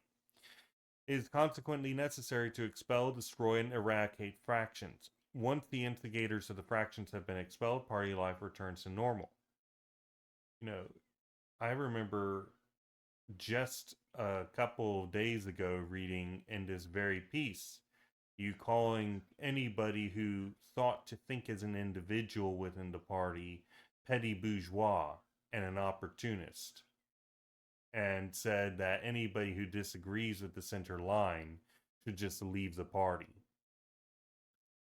And that's what the center method of disciplining it's just kicking you out of the party. So, what is it? Which way, left communist? Which way? Continuing. It is consequently necessary to expel, destroy, and eradicate fractions. Once the instigators of the fractions have been expelled, party life returns to normal. The left, on the other hand, believes that opportunism penetrates the banner. Penetrates the banner. Penetrates the party under the banner of unity, of prostration before leaders, of discipline for discipline's sake. The center believes that opportunism penetrates the party under the banner of fractionism, or lack of discipline, etc. The left believes that it isn't the duty of the party to repress fractionism, but to prevent it through, quote, correct revolutionary politics, end quote. The center believes the main duty of the party should be repressing fractionism, discipline for discipline's sake, and absolute obedience to central hierarchies. The left believes the Communist Party could be underwritten with the slogan, against the causes that allow fractionism to appear. The center believes it should read, against fractionism. The left doesn't believe it is the infected leg infecting the entire organism, but the sickened organism infecting the leg. The center believes amputating the leg would restore the organism to health. The consequences of those opposed views are necessarily as follows. The left believes that disciplinary measures, organizational pressure, ideological terror, and repressive energy are not only not a remedy for fractionism, but are actually a symptom of latent opportunism. The center believes, on the contrary, that hunting down fractionism, forceful repressions, disciplinary measures, and mutual mistrust between comrades are indications of the party organs' vitality and power. The left believes that disciplinary measures should be resorted to less and less, finally arriving at a point where they have disappeared altogether. The center believes that such ignoble baggage should become part of the party's standard mode of functioning. The left believes the party is functioning when there is no need to adopt repressive measures.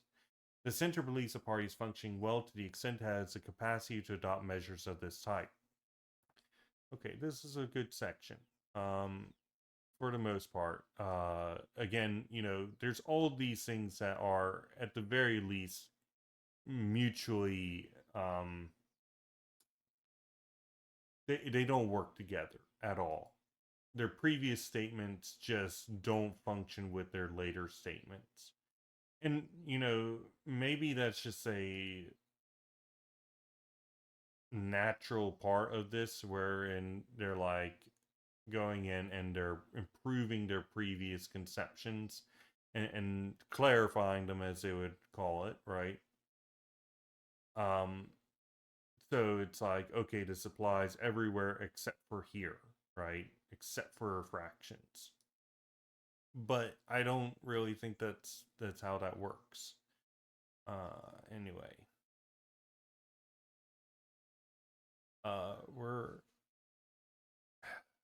I'll just get this entire section. The party's current center is therefore going down a path that diverges from that of the revolutionary Marxism of the left. Its behavior based on perpetual eradication of fractions is in fact, according to the left, a symptom of latent opportunism. That's unnecessary for our stuff, so instead we're just going to grab this. Okay. Alright, so factions and dissent are symptoms of improper general functioning of the party, not individuals. Opportunism tends to come into the party by demanding unity under disciplinary force out of fear of disunity, rather than seeking to cure the disease within the party. It seeks immediate resolution of issues through repression, rather than positive resolution of negative repression, rather than positive resolution of differences through discipline and harmonization. Discipline in the positive sense, fine. Such factions are prevented through correct revolutionary politics, with the slogan, against the causes that allowed factionism to appear. Over time, with this, disciplinary measures should be necessary less and less until they disappear. The perfectly disciplined and centralized party is one which requires no disciplining by the center to carry out correct action. So now the quotations that evidence that they have always had this position. A6, theses on the PCDI on the tactics of the Communist International at the Fourth Congress in 1922. To the extent that the International applied such expedient, that is, adopts abnormal organizational norms that allow the Communist parties to fuse with different groups and thus formally admit fractions from the outset, manifestations of federalism and breakdowns in discipline were bound to occur.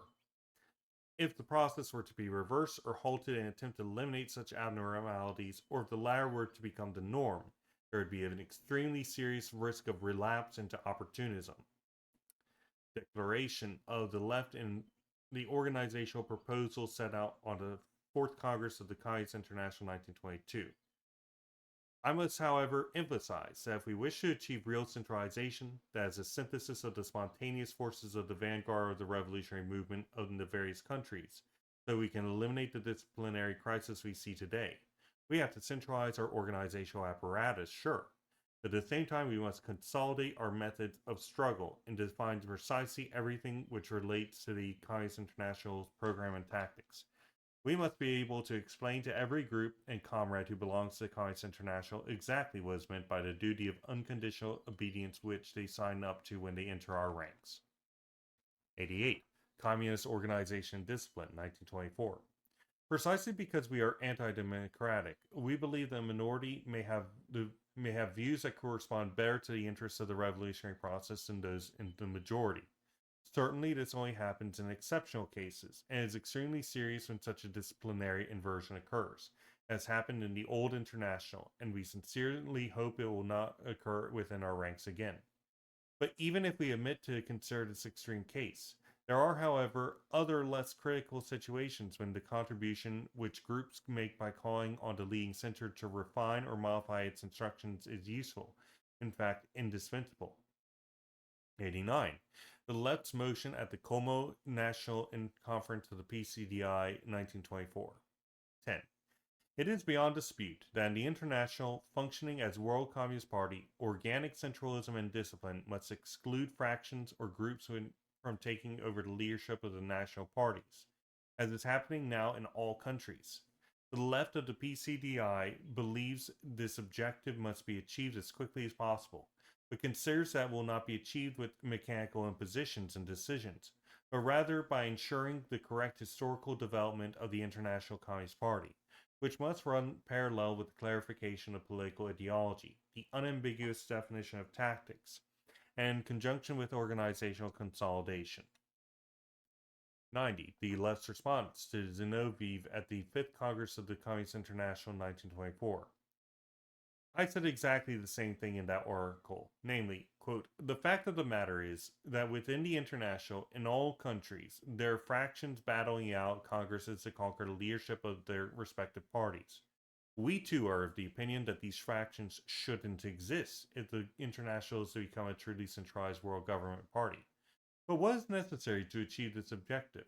Blaming particular individuals or enforcing discipline to a greater or lesser degree is not enough to get us there. What is needed, instead, is to carry out the task in the way we have suggested. That is, by impressing on the Communist International a unitary and consistent organizational line. If that happens, fractions will disappear. That does not follow, unless you are coming from the perspective that your line is the one correct line and any other line is necessarily incorrect, and therefore what you do with the fractions that emerge out of that, you kick them out. Which is what they've said in the past. So really all you're doing is replicating the exact same circumstances, unless you're going to take organizational actions to essentially support the development of this. Continuing, if this path isn't followed, but the opposite one is, then the disappearance of the internal fractions will not be achieved, and the formation of internal fraction will have to be taken into account. Okay, 91. The International and Danger of Opportunism, 1925. But we can't see any major drawbacks deriving from an excessive preoccupation with the danger of opportunism. Certainly, criticism and alarmism indulged as a sport is deplorable, but they could also be not actually an accurate reflection of, quote, something not working well, or an intuition of impending serious deviations, simply the product of the lucubrations of militants. What's lucubration? The archaic study, meditation. Are using archaic words. The study of militants. And certainly these can't do much serious harm to movement and easily be overcome. Meanwhile, it is extremely dangerous if, on the contrary, as has unfortunately happened in some occasions, the opportunist disease gets worse before anyone dares to energetically sound the alarm. Criticism, when errors aren't being made, is 1,000 times less harmful than no criticism when errors are being made. Okay, so they're not against criticism and self-criticism, at least in 1925.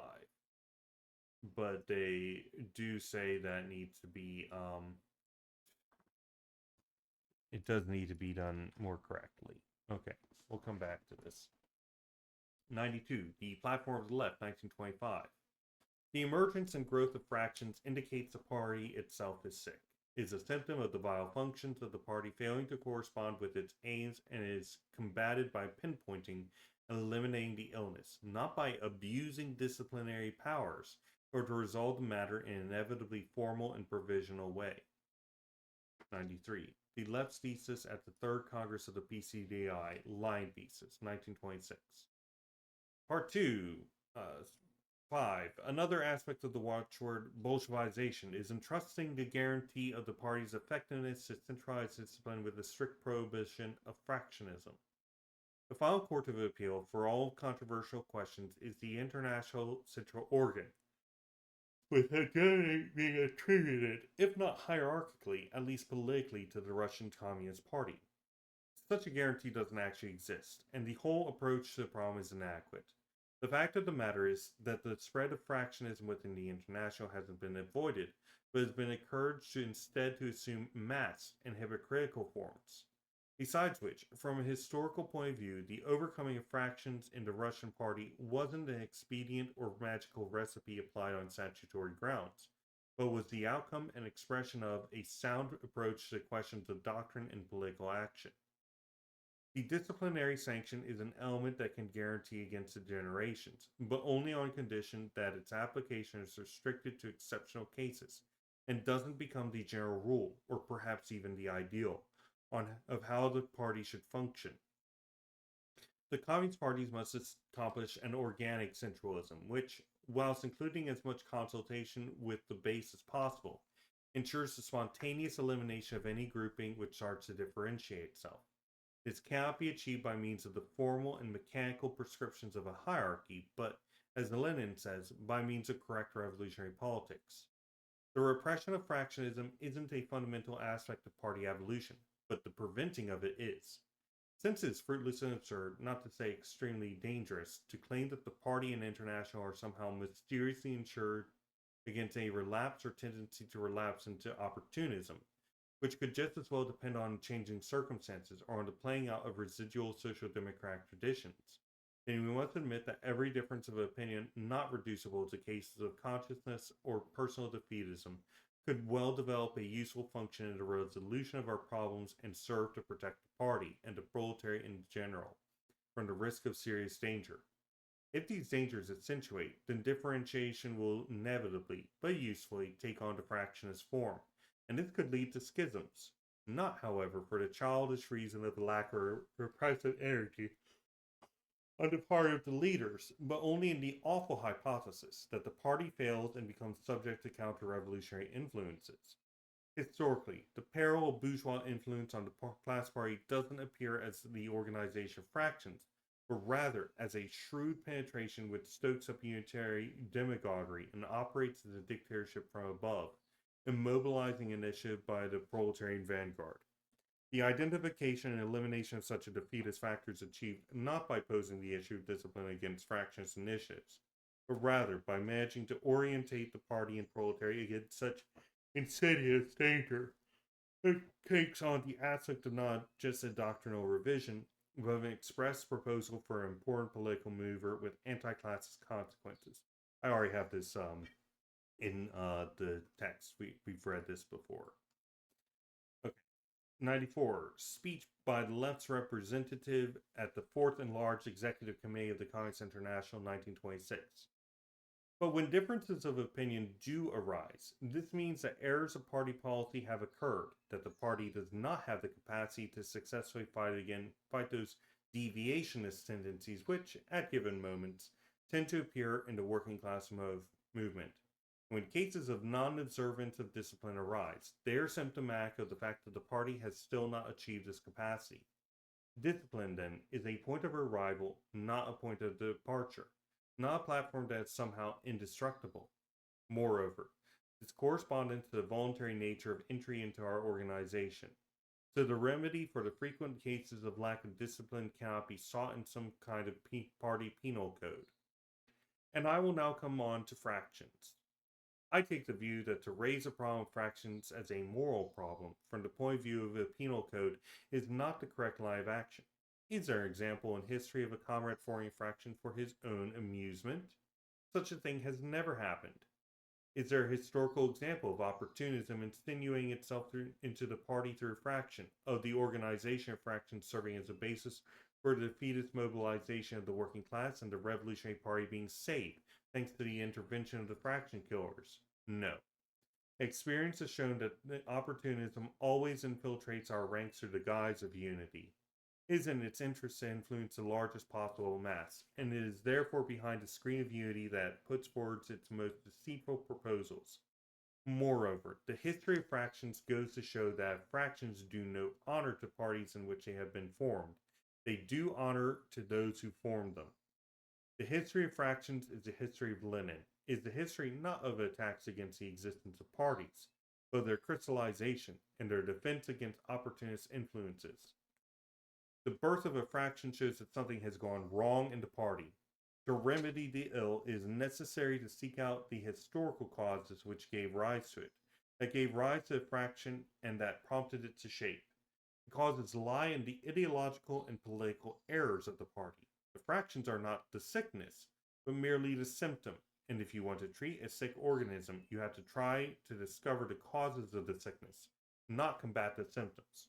To note, you do want to combat the symptoms at the same time that you combat the sickness.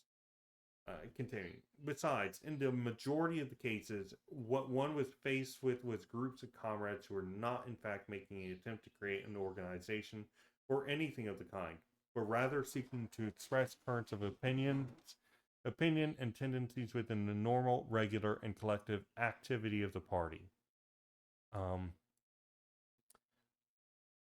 I feel like I remember we have this in here, but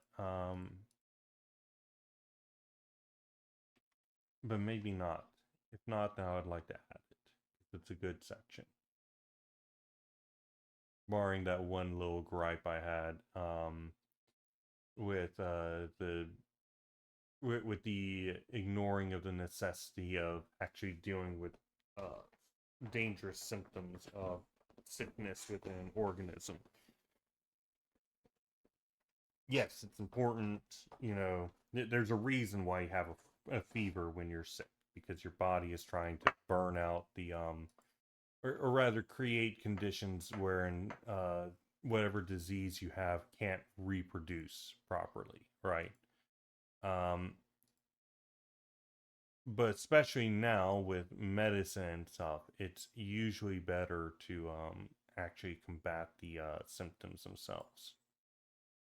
So we've already got this second part and this first part.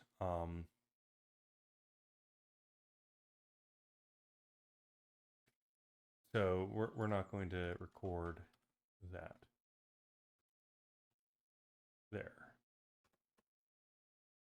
Okay, continuing. Force, Violence, Dictatorship, and the Class Struggle, 1948, Part 5.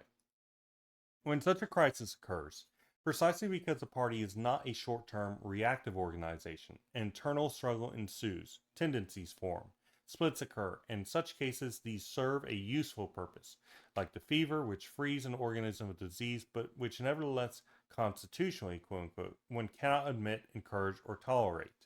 So to prevent the party from succumbing to a crisis of opportunism or having to necessarily react against it by forming factions, there's no simple rules or recipes.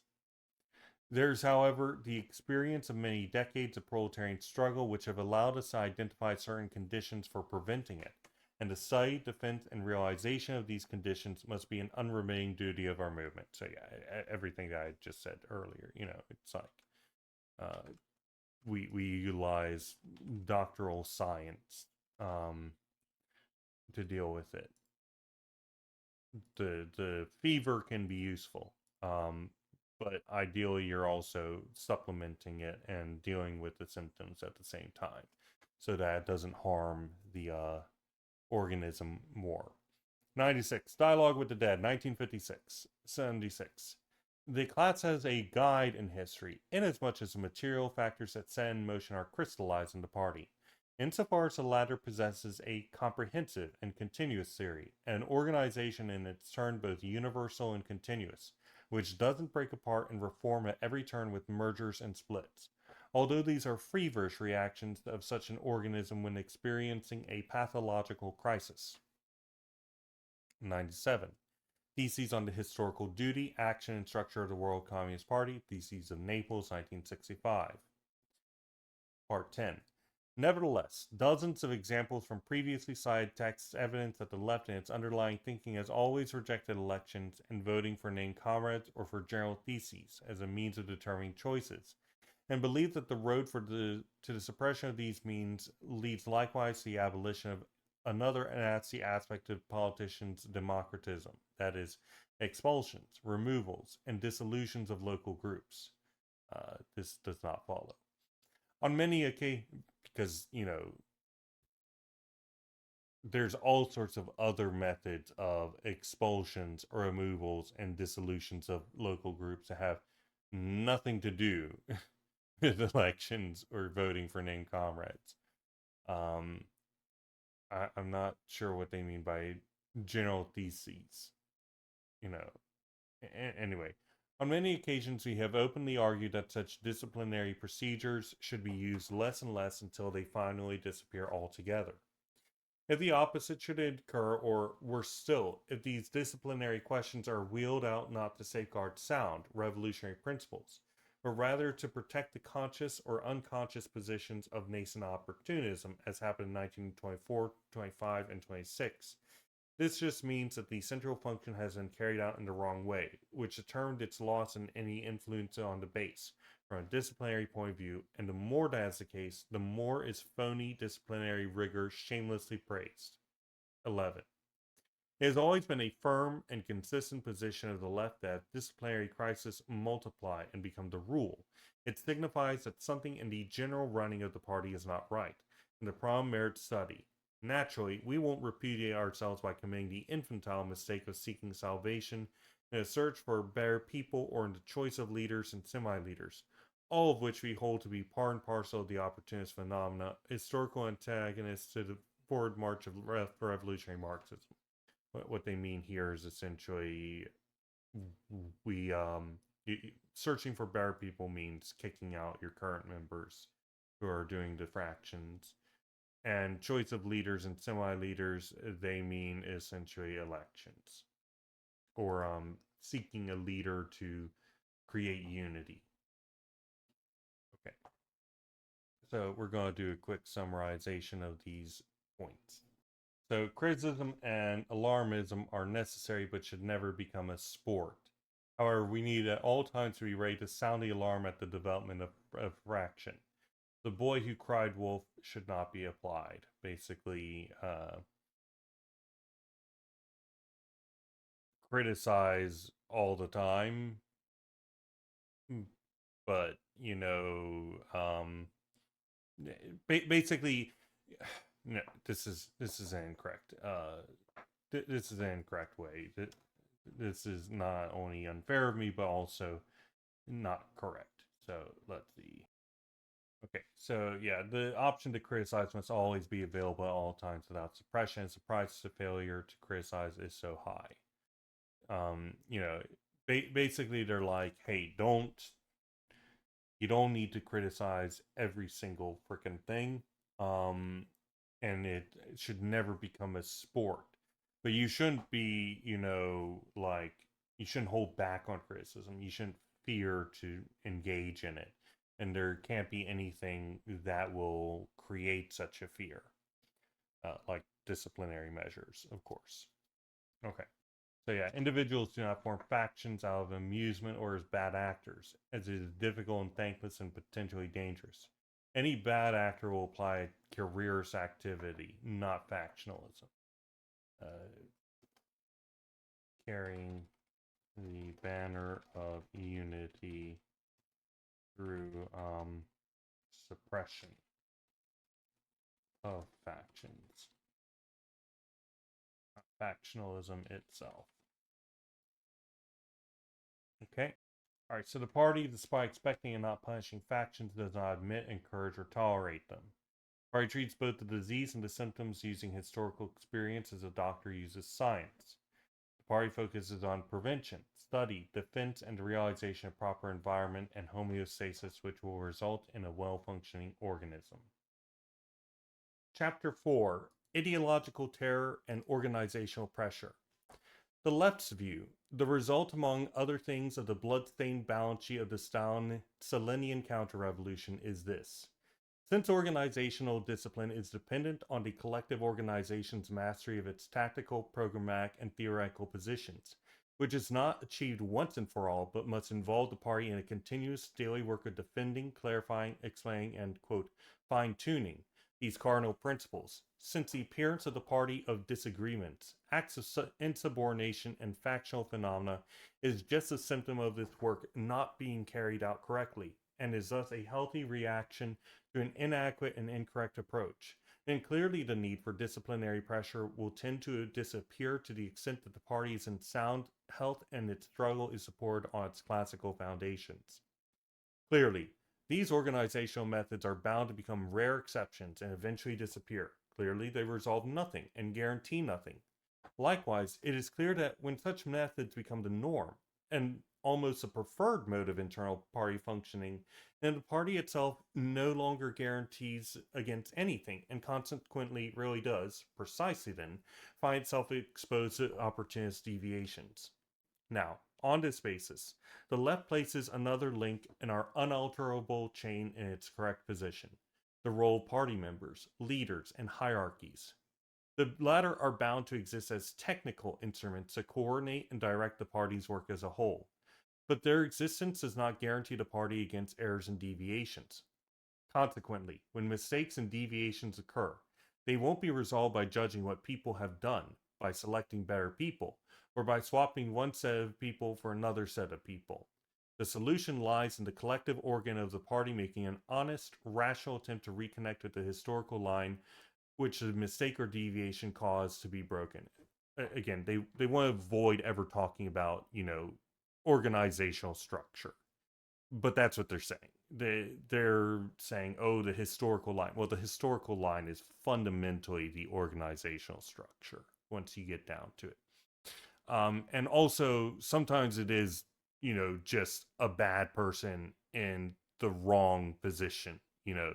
That happens all the time.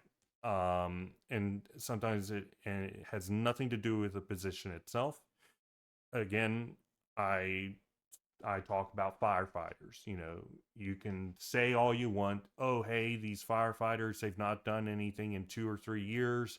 We should just get rid of them, or something along those lines. Uh, and then you get rid of them, but then the fire starts, and you're like, "Where are our firefighters?" I guess we have to make them on the ground, and then that doesn't work because you don't have a bunch of people who are trained firefighters who are operating a well organized structure who know how to respond when the fire breaks out and do so in the most speedy and effective manner possible. Um, and you can have a very poorly organized firefighter thing where you can have the best men possible and they will be unable to do what they need to do because maybe it's too bureaucratic, maybe it's too maybe their actual structure is crap so they don't do enough training, or maybe they could have terrible men but the perfect structure, and they just don't follow the structure. That's entirely possible too.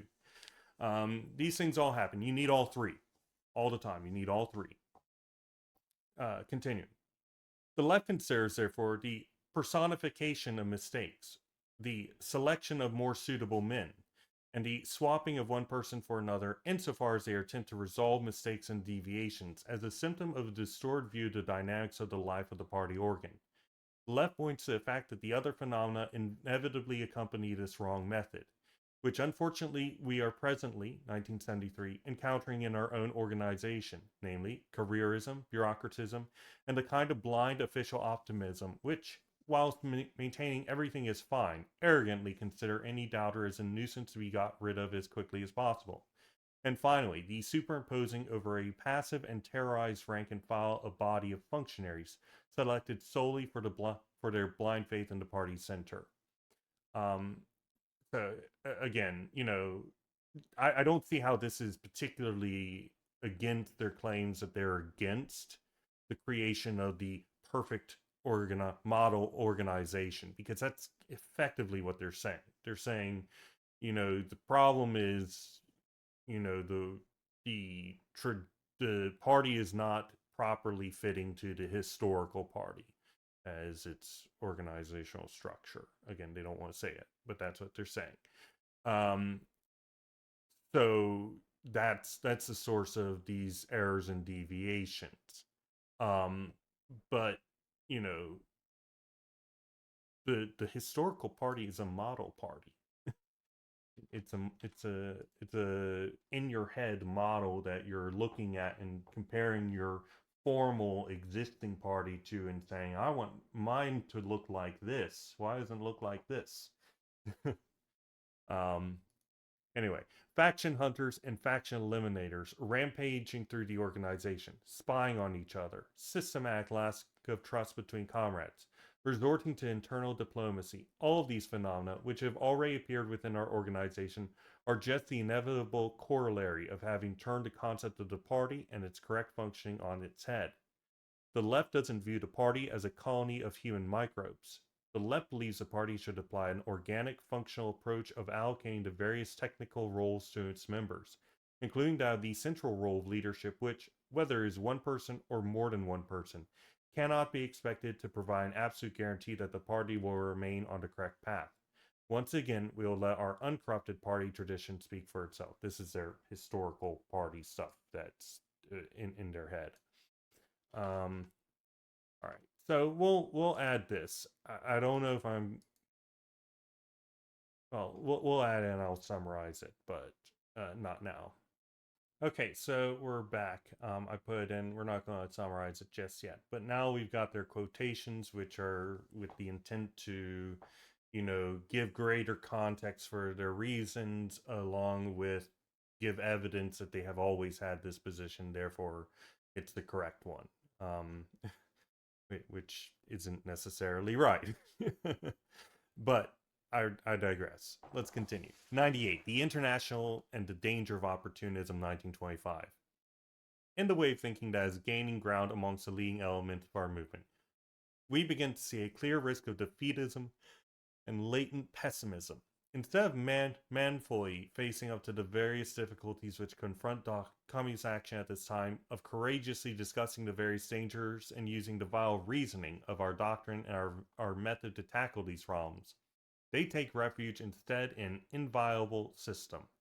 Their greatest pleasure is to discover, with ample use of he bad-mouthed Garibaldi type accusations, with investigations into alleged ideas, and not yet to express personal intentions that Tom, Dick, and Harry have not followed the recipes in the official rulebook, so they can then scream, "They are against the International. They are against Leninism." Such would be the real worst liquidationism of the party and of the International, accompanied by the characteristic, well-known phenomena of bureaucratic philistinism. The symptom of it is blind official optimism. Everything is fine, and anyone who allows themselves to doubt it is just a nuisance, who should just be gotten rid of as soon as possible. We oppose this bad practice precisely because, having remained faithful to the communist cause and to the International, we don't believe that the latter should lower itself to squandering its patrimony of power and political influence in such a vulgar fashion. But let's go into this matter of Bolshevization a bit more, and be more specific about what we openly held suspicious, what our openly held suspicions are. It is because in practice it takes the form of a cellular form of organization, over which towers an omnipotent network of officials, selected according to the criterion of blind deference to an official quote-unquote Leninist rulebook, who use a tactical and political method of working which is mistakenly believed will achieve the best response to the highly erratic orders issued by the executive, who've adopted a historical approach to world communist action which the last word always has to be sought in precedent set by the Russia Party, interpreted by a privileged group of comrades. All right. 99, the platform of the left, 1925.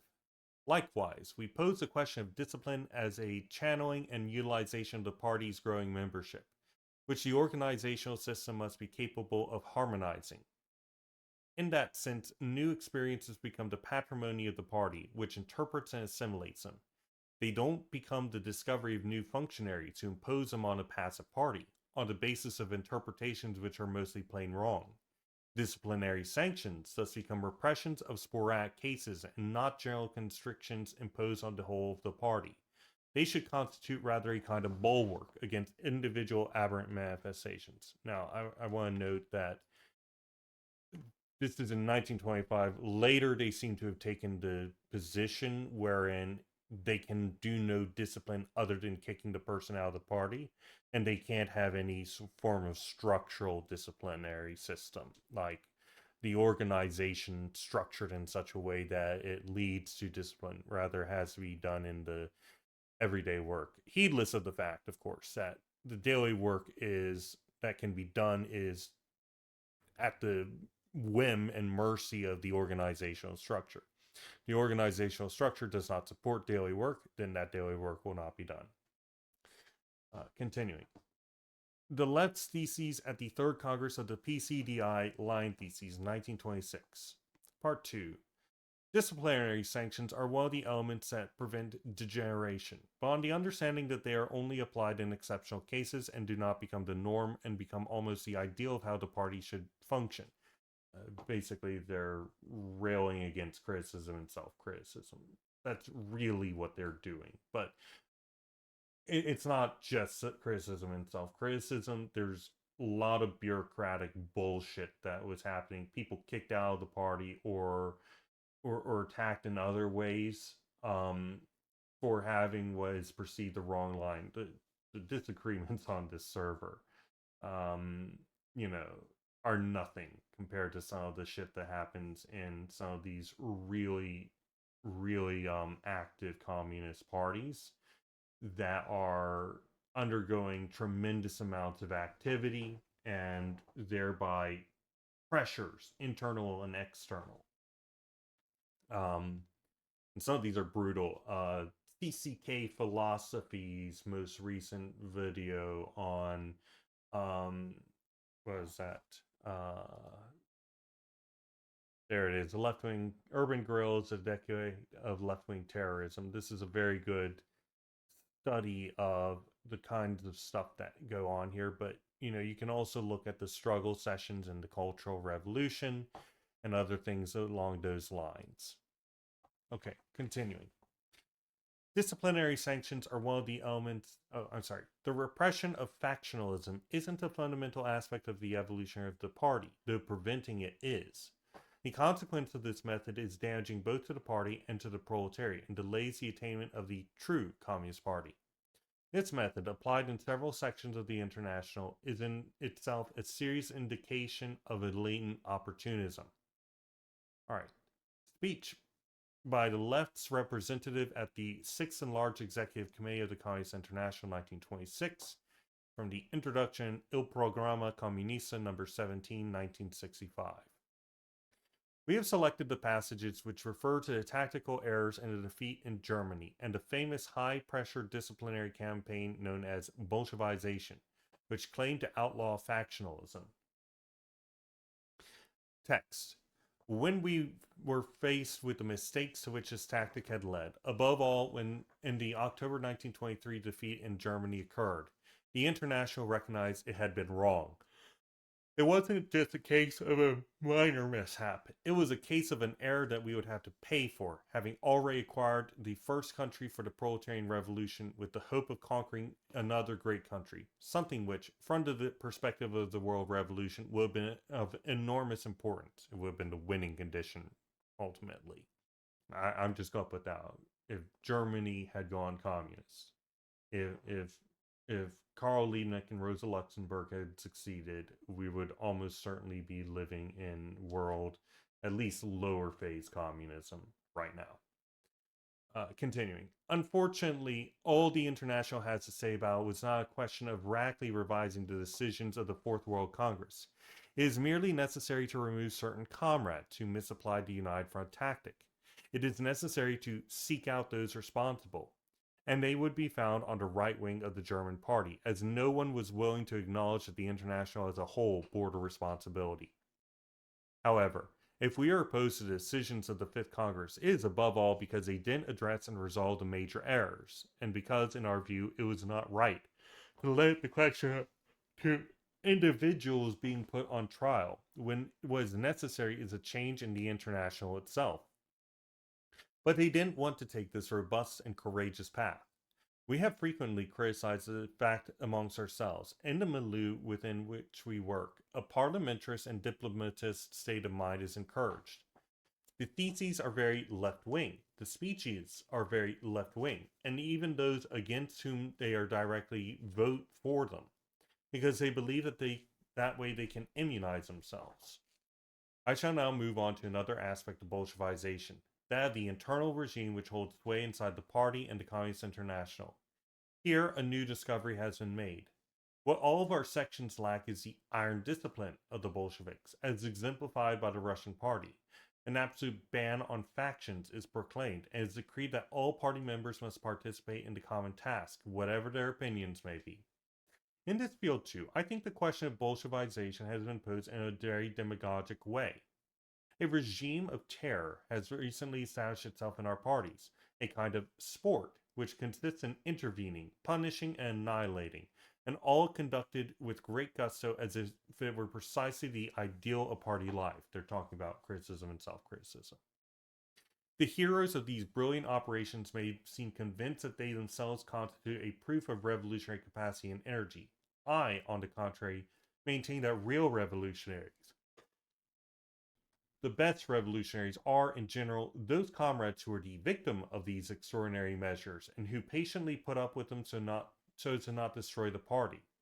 I consider that this squandering of energy, this sport, this struggle within the party has nothing to do with the revolutionary work we should be carrying out. The day will come when we shall strike down and destroy capitalism. It is in on that terrain that the party will give evidence of its revolutionary power. We do not want anarchy in the party. Excuse me. But neither do we want a regime of continuous reprisals, which is the very negation of party unity and cohesion. At present, the official point of view is as follows. The present leadership is eternal. It can do as it likes because whenever it takes measures against those who speak against it, whenever it annihilates intrigue and opposition, it is always right. But there is no merit in repressing revolts because they shouldn't have happened in the first place. Party unity is evidenced by what it achieves, not by a regime of threats and terror. Clearly, we do need sanctions in our statutes, but they should only be applied in exceptional circumstances and not become the normal and general procedure inside the party. When there are elements who flagrantly abandon the common path, then clearly action must be taken against them.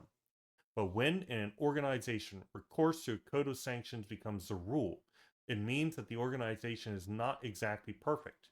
Sanctions should be used in exceptional cases and not become the rule, a kind of sport, the ideal of the party leadership. This is what has to change if we want to form a solid bloc in the true sense of the word. Before talking about fractions that need to be crushed, one should be at least able to prove that they are in contact with the bourgeoisie or linked in to bourgeois circles or milieus, or based on personal relationships with them. If such an analysis is not possible, then we need to find the historical reasons for the birth of the fraction rather than condemning a priori. The resort to faction hunting, muckraking campaigns, police surveillance, and the sowing of mistrust between comrades. I do want to note that Rosa Luxemburg once called the cops on one of her competitors, which was uh, wow. um, uh, Continuing. A method which, in fact, constitutes a worse factionalism developing the higher echelons of the party, has only made our movement situation worse and pushed all considered objective criticism towards the path of factionalism. Such methods cannot ensure party unity. They paralyze and render it impotent instead. A radical transformation of our methods of work is absolutely indispensable. If that does not happen, the consequences will be extremely serious. All right, we're going to take this. It's something that's new for us from this stuff, but I think that this is well said if we don't already have it. Okay. Continuing. 102. Theses on the historical duty, action, and structure of the World Communist Party. The Theses of Naples, 1965. Part 3. At the Fourth Congress of the Third International, the left denounced the United Front between communist and socialist parties and a watchword of the workers' government. The left thirdly denounced, and even more rigorously in the years that followed, the rising opportunist danger.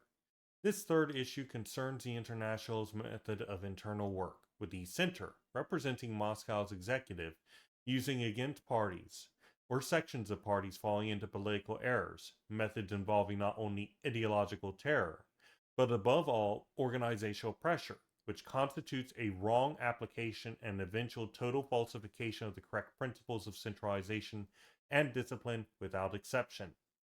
This method of working was everywhere exacerbated, but particularly in Italy in the years after 1923, where the left, with the whole party behind it, displayed exemplary discipline by handing the leadership over to the rightist and centrist comrades appointed by Moscow. When there is much abuse of the specter of fractionism, and a constant threat of expelling from the party a current cunningly accused of preparing a split, with the sole aim of ensuring that dangerous centrist errors could predominate in party policy. This third vital point, was thoroughly discussed in international congresses and Italy, and is no less important than the condemnation of opportunist tactics and of federalist type organizational formulae. And then part 4. Along with the awkward influence of money, which will disappear in communist society, but only after a long chain of events in which the achievement of the communist dictatorship is but the first step, was added the wielding of an instrument of maneuver, which we openly declare to be worthy of parliaments and bourgeois diplomacy, or extremely bourgeois League of Nations, that is, the encouragement or inculcation, according to the circumstances, of careerism and vain ambition among the swarming ranks of paid government officials, so that each of them would be faced with an inexorable choice between immediate and comfortable notoriety, after prostrate acceptance of the theses of the omnipotent central leadership, or else permanent obscurity and possible poverty if he wished to defend the correct revolutionary theses which the central leadership has deviated from. They're talking about professional revolutionaries who are on the party's payroll. And they're talking about the careerism that this has created because essentially, these people who are on the parties for payroll as professional full-time revolutionaries find themselves having to parrot incorrect stances in order to get their pay. Now, really, I want to say here, there are all sorts of positions within both government and within businesses. Risk management, in a heavily uh, market focused company or market stuff within a heavily risk managed company. Uh, and these things come and go over time with the boom and bust cycle. When things get hot, you know, the company tends to tell its risk managers to take a seat because they want to make money. But when things go belly up because, you know, risk is being told to take a seat, then you know, risk management suddenly becomes the big guys again, right? Now, in a properly functioning company, this isn't a problem. Both are given equal due according to the circumstances that are at hand, and things are in flux according to whatever's necessary at any given time. That's what they would probably refer to as organic in this. Um, if your professional revolutionaries are worried about being fired because they have correct revolutionary theses, which the central leadership has deviated from, then that's a major problem. But that's not, you know, that's not a problem in all these sorts of organizations, right? Nor is it necessarily a problem with having people on a paid basis at all. Really, that is an organizational problem and an ethos problem that needs to be addressed. Okay, continuing. Today, given the historical evidence, it is beyond dispute that the international and national central leaderships really were on the path of deviation and betrayal. According to the left's unchanging theory, this is a condition that must deprive them of any right to obtain, in the name of hypocritical discipline, an unquestioning obedience from party members. Okay.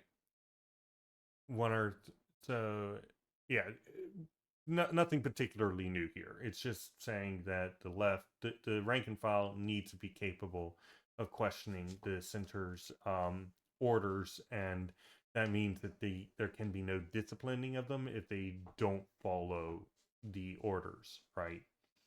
Um, if orders aren't followed, then the center needs to find out what orders will be followed. You know, this is a common question in the military. I don't want to read military theory. I might ask somebody else if I can find anybody else who is well read in actual military theory, principally in strategy and small unit tactics, because I think that's really where this is going towards. Essentially, how this works.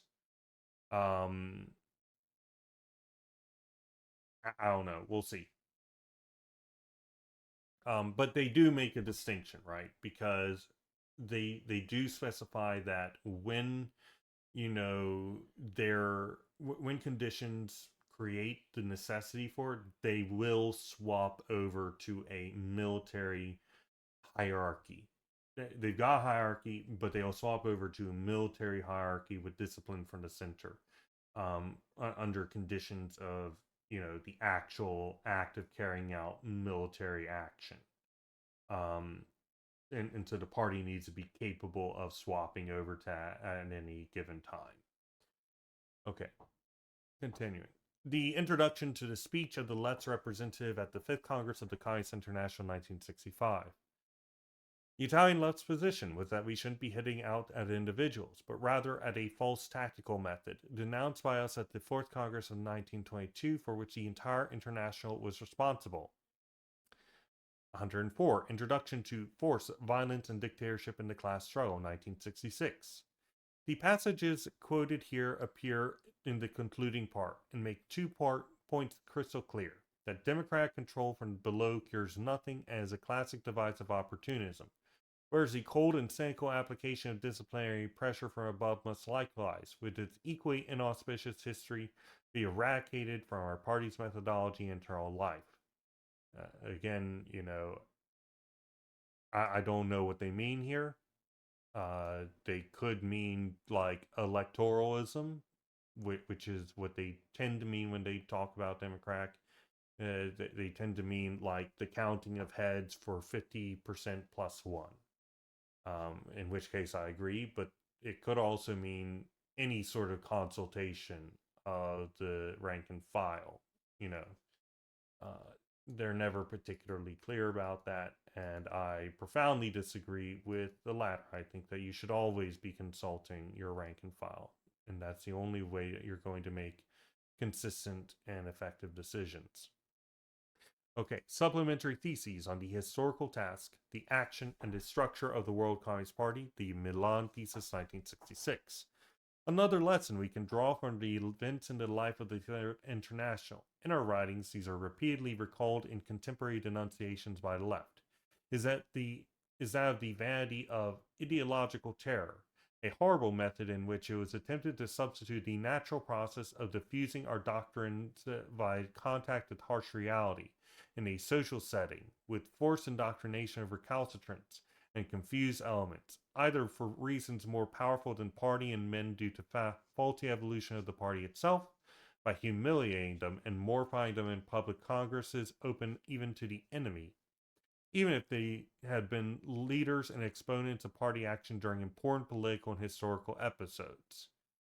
And I again reference Hosha's document that we read before about criticism and self-criticism, when he is specifically saying to criticize at any time, especially your leaders, especially when they are taking leadership action.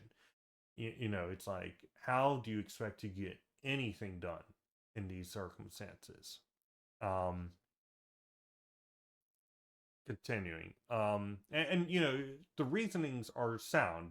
He's like, hey, we want to deal with these servile beliefs, the personality cults, and so on and so forth. But that's not how you want to do it, because ultimately that can only ever lead to bureaucracy, right? Because if what people are meeting for cannot be done because some system is making it so they can't do it, then people will make systems to stop that system from going through so that they can actually do the thing that they're there for. And then you gotta make systems to deal with that system, and then that system needs systems to deal with that system in turn. And it just expands. Okay, continue. It became customary to compel such members, mostly with the threat of demotion to less important positions in the organization's apparatus, to publicly confess their errors, thus imitating the fideistic and pietistic methods of penance and mea culpa. Basically, basically self-flagellation, right? Where you go in, or more specifically, the religious confessions to the Catholic priest in the confessions booth. By such totally Philistine means as these, smacking of bourgeois morality, not a single party member ever improved, nor was a cure found for the party's impending decadence. Within the Revolutionary Party, it moves inexorably towards victory, obeying orders is spontaneous and complete, but not blind or compulsory. In fact, centralized discipline, as illustrated in our thesis and associated supporting documentation, is equivalent to perfect harmony of the duties and actions of the rank and file with those of the center, and the bureaucratic practices of an anti-Marxist voluntarism are no substitute for this. The growing abuse of such methods just marks the disastrous, triumphal path of the latest wave of opportunism. All right, next up. Introduction to the Theses of the PCDI on Tactics of the Fourth Congress of the Communist International, 1970. Secondly, and for the same reasons, the left warned that we needed to get off this torturous path soon, or we'd inevitably be swept down the slippery slope. One expedient would lead to another, maybe contradicting the first, then the responsibility, and finally the blame for the failure of the first expedient would be sought not in its inherent divergence from the final aim, but in its mishandling by individuals or groups, frantically running around trying to remedy the situation with brusque turns and twists and turns and impromptu crucifixions of leaders, deputy leaders, and followers. And thus it would undermine the very basis of that essential, not merely formal, international discipline that we quite rightly wanted to install. The alarm about a possible relapse into opportunism, that which the left would sound with ever greater insistence from 1922 onward, relayed to this. This, for us, particularly young militants, is another lesson of primary importance. A phenomena which was not subjective, but objective, and for which not even the Bolsheviks were to blame, because the rise of opportunism cannot be explained as merely due to Tom, Dick, or Harry's mistakes. What's it with their Tom, Dick, or Harry? But rather through understanding that they act in the way the past would have taken them impels them to act. We didn't want anyone's head, even when they wanted and got ours. We did everything we could to ensure that Brain and Brawn could get back to working on the one track we never expected would or should ever be put into question. We have no wish to lower ourselves, and can credit ourselves with that not having lowered ourselves into the infernal cycle of pitting one person against another, into which Trotsky allowed himself to be swept up after 1927 by his more than legitimate disdain for the Stalinist demon. Let us offend Marxism, which is no one's intellectual property. Let's condemn a deviation and its ineluctable consequences. Not the man in the pillory, put there for the dubious satisfaction of the judge and the morbid pleasure of the crowd.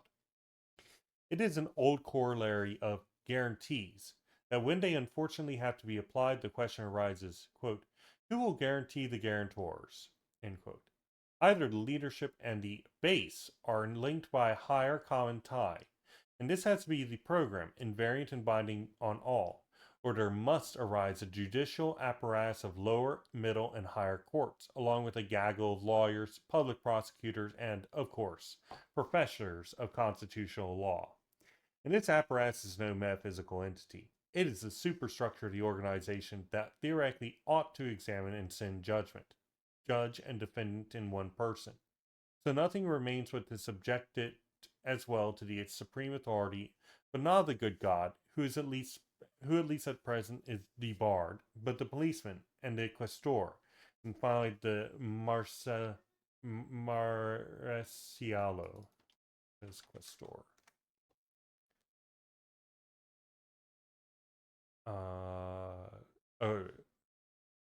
Oh, chief constable, and then marshal or warrant officer. All right. So, I do want to say this real quick here. They're right, but I don't think that they're, this is essentially the question between common law and no, no, it's not. The program invariant and binding and all will still need all this, right? Be, I don't understand how this is a one or other thing, because essentially you need to know whether and maybe they're confused because they think that what isn't really happening is people are looking at this thing and then they're kind of doing what the Supreme Court does, right? You've got your unchanging constitution, effectively unchanging constitution, and then you're just interpreting it a billion different ways. Because that's really what they're saying, isn't it? But this constant process of interpretation, even if everybody is involved in it and they can't actually make any changes to it or anything along those lines, and they have to base it on historical theory and justify it, I just don't see how this really gets away from all this. It's just they're called different things, right? Instead of your lawyers, you've got your rank and file, and instead of your public prosecutors, you've got your various people who are particularly interested in seeing this thing carried out. And then you've got your professors of constitutional law, but they're just called the center, right? I mean, I don't think I'm wrong about this, but I can understand why they would make this confusion, but I really think that they have kind of just fallen into that same trap. But to their credit, they have rejected the policeman. They've rejected the actual carrying out of some way of forcing through this particular conception. Okay, continuing. Introduction to the Left Theses at the Third Congress of the PCDI, the Line Theses, 1970. The Fifth Congress of the Communist International, taking place between 17th June and 8th July in 1924, on the one hand, reflected the profound confusion of the various parties after 2 disastrous years of abrupt tactical about turns and ambiguous edicts. On the other, reaffirmed the practice of crucifying the leaders of the national sections on the altar of the executive's infallibility. Once again, the left raised its lone voice, firmly but calmly shunning local and personal fripperies. If it had ever been in the habit of congratulating itself on the correctness of its predictions, the proletarian blood spilled in vain being the terrible proof of it, or of calling on the heads of guilty and corrupt leaders to roll to make way for more innocent and incorruptible heads, then this is the moment. But that wasn't what the left asked for or what it wanted. What it asked for and wanted was for the scalpel to be courageously applied to surgically remove those deviations from principle of which those errors were the inevitable product and the heads merely a chance expression. Now that the whole series of okay, well, I suppose the question here would be whether or not they would remove these people from position after making changes to the deviations from principle, right? Anyway, now that a whole series of tactical innovations is being reeled off and breathing life into the centrifugal currents which lay dormant within every party, and a string of sudden changes generating confusion, disillusionment amongst even the most hardened militants. The question of discipline was inevitably posed not as the natural and organic product of a prior theoretical homogeneity and healthy convergence of practical action, but as a sick reflection on the operational discontinuity and the lack of doctrinal harmony. To the same degree that errors, deviations, and capitulations are identified, and attempts made to remedy them by rearranging central committees and executives, the iron fist was also applied and idealized as the standard method within the Comintern and its sections, and used as a highly effective antidote not against adversaries and false friends, but against fellow comrades. The error of the infernal merry-go-round of trials against ourselves had begun, which the left would describe at the sixth large executive as the sport of humiliation and ideological terrorism, often indicated by humiliated ex-opponents. And you don't get trials without jailers. Discipline towards the program in its original, clear, and precise form was no longer observed. It was said that any confusion arising from this lack of discipline could be prevented by recreating genuine Bolshevik parties in vitro. And we all know how these caricatures of Lenin's party turned out under Stalin's heel. We extended the question to include a much wider and more general problem in which in 1925 to 26 incorporated all the questions destined to consume the Russian party in its internal struggle.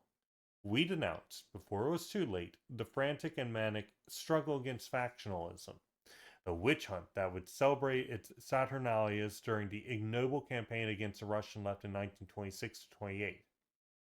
Basically, this was the Great Purge, and it wasn't just against the left, it was against the right as well.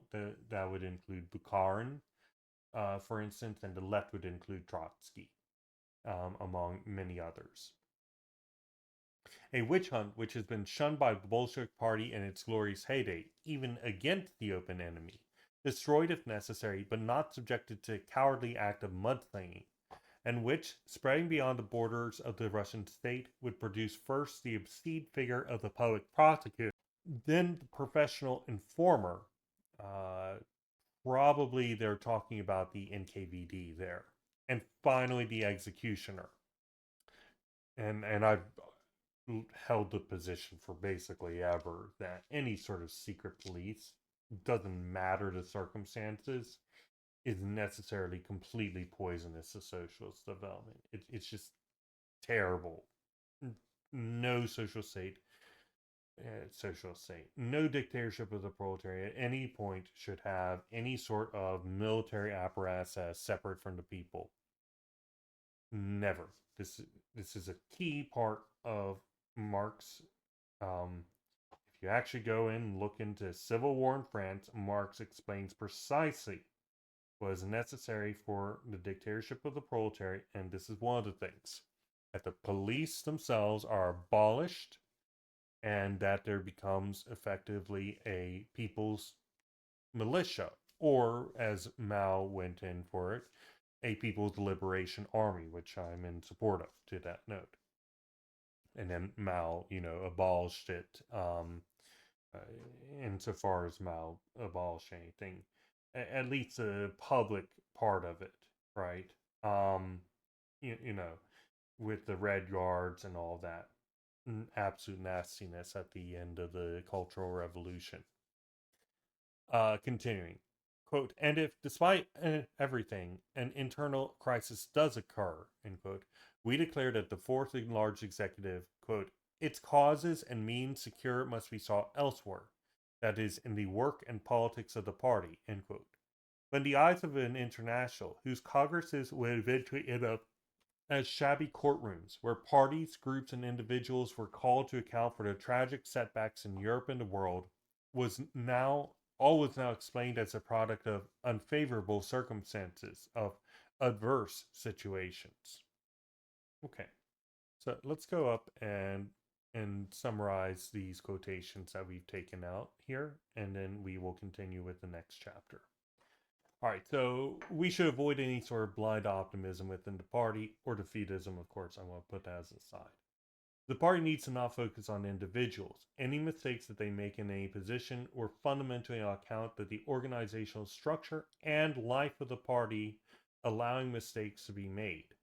Therefore, our party's life activity needs to be such as in tune with the center and the real conditions. And no matter any individual's stance, no matter their position, it needs to be able to only carry out the correct action. So, to be clear, I will take back a little bit of what I said earlier. They're not calling solely for the change of the organizational structure. What they're saying is our actions, our daily activity needs to be embedded within the tradition of our party and so on and so forth, with the correct tactics, with the correct program, with the correct, et cetera, all that sort of stuff. Um, and therefore it shouldn't matter what some individual says. Everybody would know to ignore them if they said the wrong thing, and they would just do the right thing.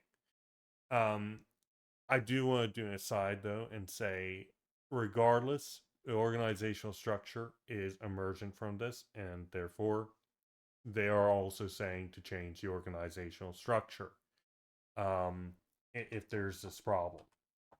Okay. Though, of course, the focus is on the, life activity of the party, and thereby everybody being educated and knowing what the correct stance is to take, so it doesn't matter who happens to be in a leadership position. Now, I question how possible that is, especially because anybody who's in leadership position is supposed to be able to see, well, I don't want to fascize them. Anybody who's in a leadership position has access to more information and is expected to and whatnot know what's going on in these other places so that they can be a more effective manager, right? So they can say, okay, and act as the center and say, okay, go do this while this other thing goes and does that, and so that you don't like cross over each other's toes or anything like that, while maximizing the effectiveness of the operation. The rank and file isn't necessarily going to know everything that's going on there, and they can only rely on their management to tell them what to do in those circumstances, because every other organization is a black box to them, or it's their environment, and they can kind of look into their environment but good luck making sense of it. It's only when they're looking down from above that they're able to really see what's going on in the ant farm, right? Um, insofar as that's an applicable term. So that's one of the reasons why you're relying on managers, because they're looking from this external thing and they're looking at all the different things and they're able to make sure that nobody's crossing wires or anything along those lines. Now, of course, ideally, your organizational structure will be such that, you don't have to rely on managers that much. In fact, it should be reduced as much as possible. But that's not always possible, especially when you're doing any sort of complex action, right? Now, daily activity probably isn't that complex, but still. Continue. All right, so discipline is fundamentally the channeling and utilization of membership in flux. The organizational structure must be used to harmonize the membership, so discipline. Through the organizational structure, harmonizing all membership and sharing their experiences, the party learns in an active manner. And again, we'll get to harmonization once we get to cybernetics. That's an entire thing all on its own. We're probably gonna read 200 pages on it or some crazy shit like that. Harmonization is the key action utilized by System 2, and it's the role of management, right? That's what it does. It harmonizes all the various System 1s. That is the various level 1 organizations. That's individual members. That's, small cells. That is larger groups. All of that. That's what this thing does. Harmonization is like a key function of it. All right. Disciplinary sanctions thus only create separation and the end of harmonization. And we can essentially call this disciplinary sanctions the process of, a few functionaries imposing sentences on a passive party. The party takes the membership take a back role, and the center goes in and it starts acting in the place of the rank and file, which of course means that they have to build all these organizations in order to support them to do this thing that they can't do. And this is where, as Trotsky discusses, bureaucracy really comes from as the root of the problem. Okay. So in other words, disciplinary sanctions can only really be used sporadically and not generally. Rather, they are, oh, there's some weird shit that's going on right now. We're pulling out the ban hammer. Right. So, they should be for individual aberrant manifestations. That's a pretty good spooky. Anyway, I'm just adding this bit because everything else in this paragraph has already been stated, but party unity is evidenced by what it achieves and nothing else. So like somebody who says, hey, look, everybody's getting along by, enslaving them all. That's not, a positive everybody getting along. That's not getting along at all. It's a dominant relation. And that can function, but it's not, what we're after. Not really. You can utilize that when it's necessary, as they talk about, disciplinary action, but it should never be the rule or the ideal or anything like that. It is only, oh shit, we actually need to deal with this. So I'm sorry, but we're putting our foot down. Shut up, everybody. This thing is going. Bye. right? And then you try and figure out how to stop it from happening again, right? By restructuring. I mean, really, this is saying don't do bureaucracy, but I want to reiterate, I'm not sure how this actually resolves bureaucracy because, in my view, they kind of just change the name. And to be clear, by making it so everybody is a lawyer, everybody is a public prosecutor, and then they can just ignore these professors of constitutional law by saying, well, we're not going to carry out what you said because we don't believe that it fits within the program, then it kind of removes the problem. But at the same time, you're well, no, that's fair. This is part of into the division of labor. So let's just put in these terms. End of division of labor within party work, because that's really what this is saying, and this is fair. I do think that this is fair. I'm not sure how well it will work, but I think that it at least comes from a good purpose. With that said, let us get started with Chapter 5, Political Struggle Within the Party. The following quotes will demonstrate that within the correct Marxist vision of the left, the way the Communist Party acts, its internal dynamic is not that of political struggle, clashes between different positions, one of which has to prevail over the other and dictate its terms to the party. The prevalence of such a dynamic in the party indicates that it is no longer the homogeneous and unitary expression of a single class, but rather that of contrasting interests of a variety of classes. That's not necessarily the case, but okay.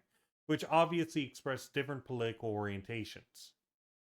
Internal political struggles shaped the dynamics of the parties of the Second International precisely because within them a proletarian revolutionary tendency coexisted with a reformist and gradualist petite bourgeois wing. And when the dynamic of political struggle became dominant in the Third International, this meant its gradual conquest by the counter-revolutionary tendency. The left did not conduct any internal political struggles in the Third International. On the contrary, in 1923 it voluntarily allowed itself to be replaced in the direction of the Italian party by the centrists, limiting itself to explaining what the errors and weaknesses of the International Party on various important parties' problems were, and the dangers to which it was exposing itself.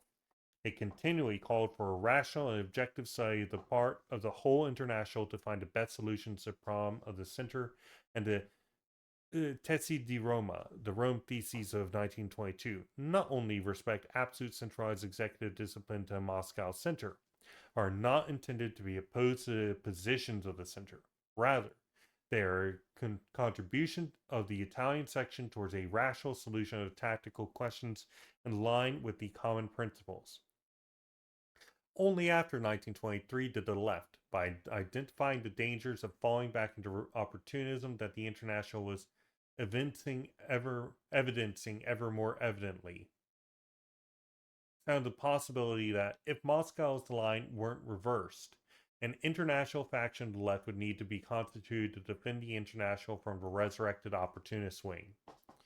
Only in 1926 at the Lion Congress did the left present a body of theses completely opposed to that of the Italian center, identifying in the latter an amalgamation of elements that had never been grounded in revolutionary Marxism and counterposing its tradition as the only one adherent to communism and Marxism.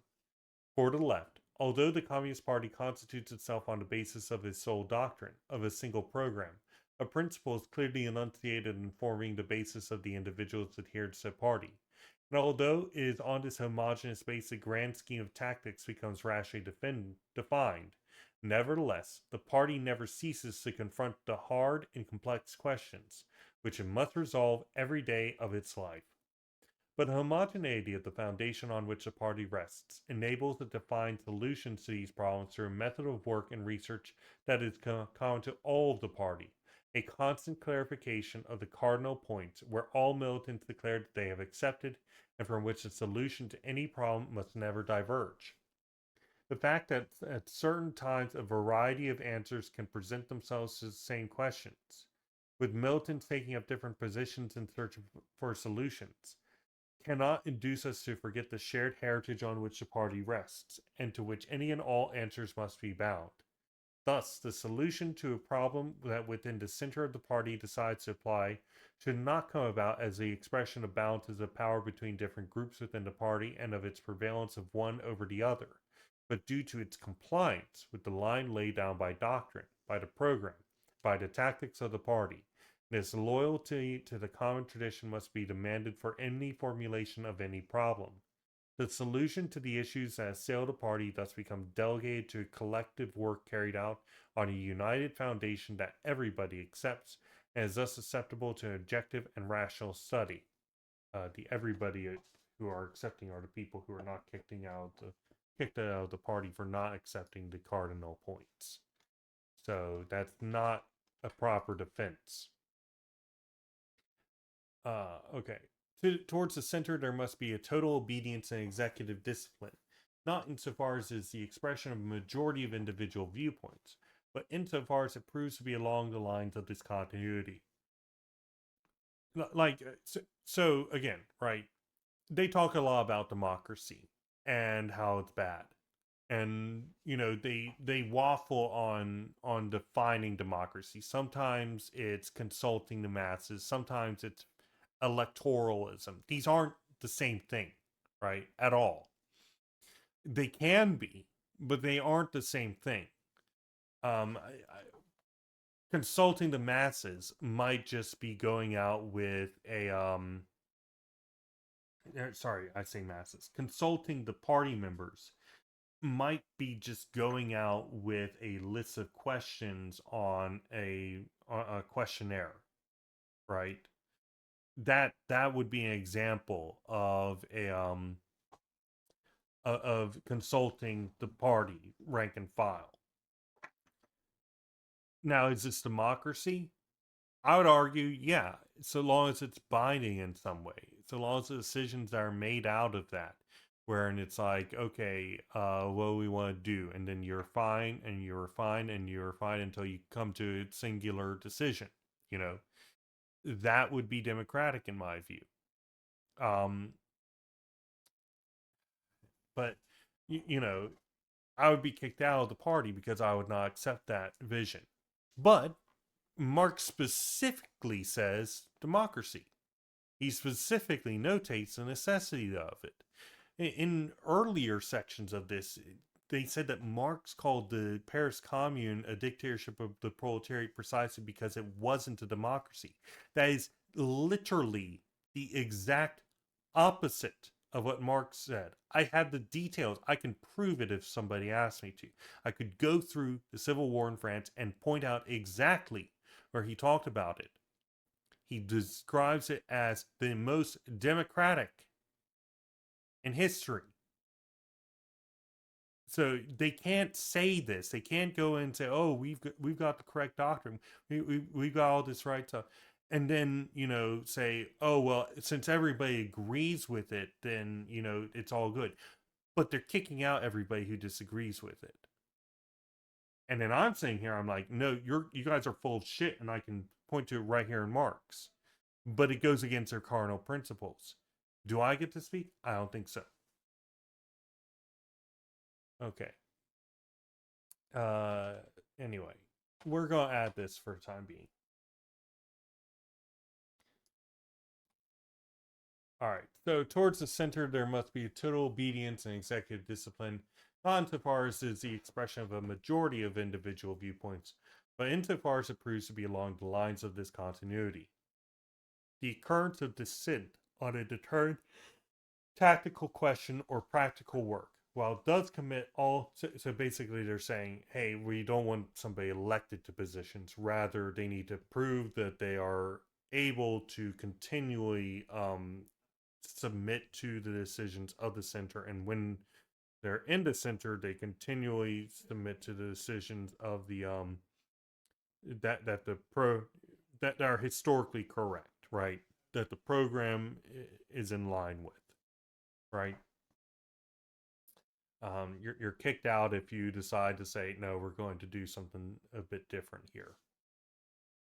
The occurrence of dissent on a determined tactical question or practical work, while it does commit all the members of the organization to keep loyally carrying out the central orders, does not sanction anyone to say that the party is divided into currents and fractions that fight between themselves. Insofar as the two positions of the problem, that is the object of dissent, are the fruit of the same method of work, in accordance with the common party tradition. Thus, the errors that may occur in resolving a problem do not authorize anyone to argue that they are due to the presence in the party of a general tactical divergence from the norm, or to accuse groups of people or group to accuse people or groups of having committed them because they are dissenters from the general party line. Okay. All right. So they're saying that, sometimes people reading from the same common party tradition might come to different conclusions or something, right? And does not sanction anyone to say the parties divided into currents and fractions that fight between themselves. That's the errors that may occur in resolving a problem do not authorize anyone to argue that they are due to the presence of the party. Okay, so basically, just because they have different tactical conclusions or dissent on a particular question or practical work, right? They say that this is stupid, that this particular tactic or particular practical work does not mean that they're doing a factionalism. They're not doing a particular fraction. Okay. The left did not conclude from the fact that the leadership in Moscow applied the tactic of the United Political Front or that of the workers' government that there is a wing of the party that diverged from the general line or had views on the key issues that differed from ours. And when these tactics proved to be wrong in practice, we did not ask for any heads to roll, nor for the leaders of the parties or the international to be changed. The left always set out, when disagreeing with the international solutions to various problems, from the idealist and metaphysical conceptions that both we and the supporters of the United Front policy and of the workers' government were in principle comrades, who accepted a common foundation and who claimed that the solution was to be found in the clarification and explanation of this foundation. To deny this notion that in the Communist Party we are all principal comrades even when some are wrong and lead the whole party astray means, therefore, denying the whole tradition of the struggle of the left in the international. It means no longer finding answers to the following questions. 1. Why didn't the left ever ask for a replacement of Moscow Center, supporter of the United Front policy, with another center that supported the correct positions? 2. Why did the left spontaneously surrender into the hands of supporters of the United Front and Workers' Government, the leadership of the Italian Party, although it was completely on the left's positions? And 3. Why didn't it accuse Zinoviev or even Lenin himself of being an undercover agent in the party?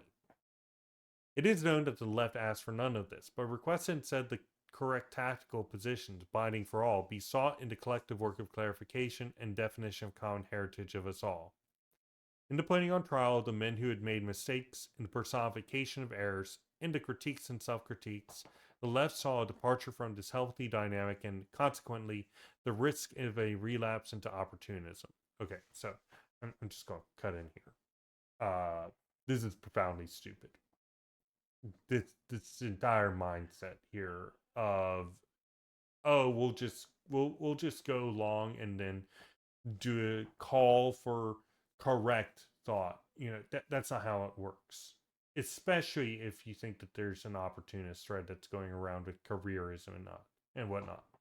It doesn't matter if somebody's like is bad faith. It doesn't matter how good faith you are.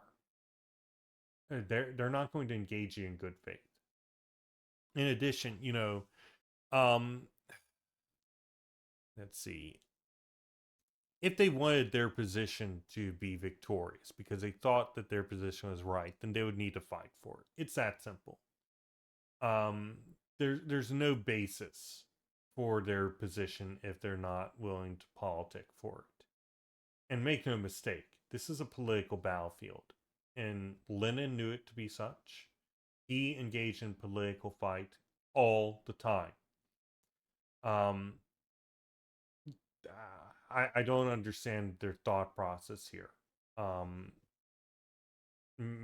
it's just, if anything's bourgeois moralism here, it would be this sort of stuff. You fight using the tools that you have. They're the most effective. And so on and so forth.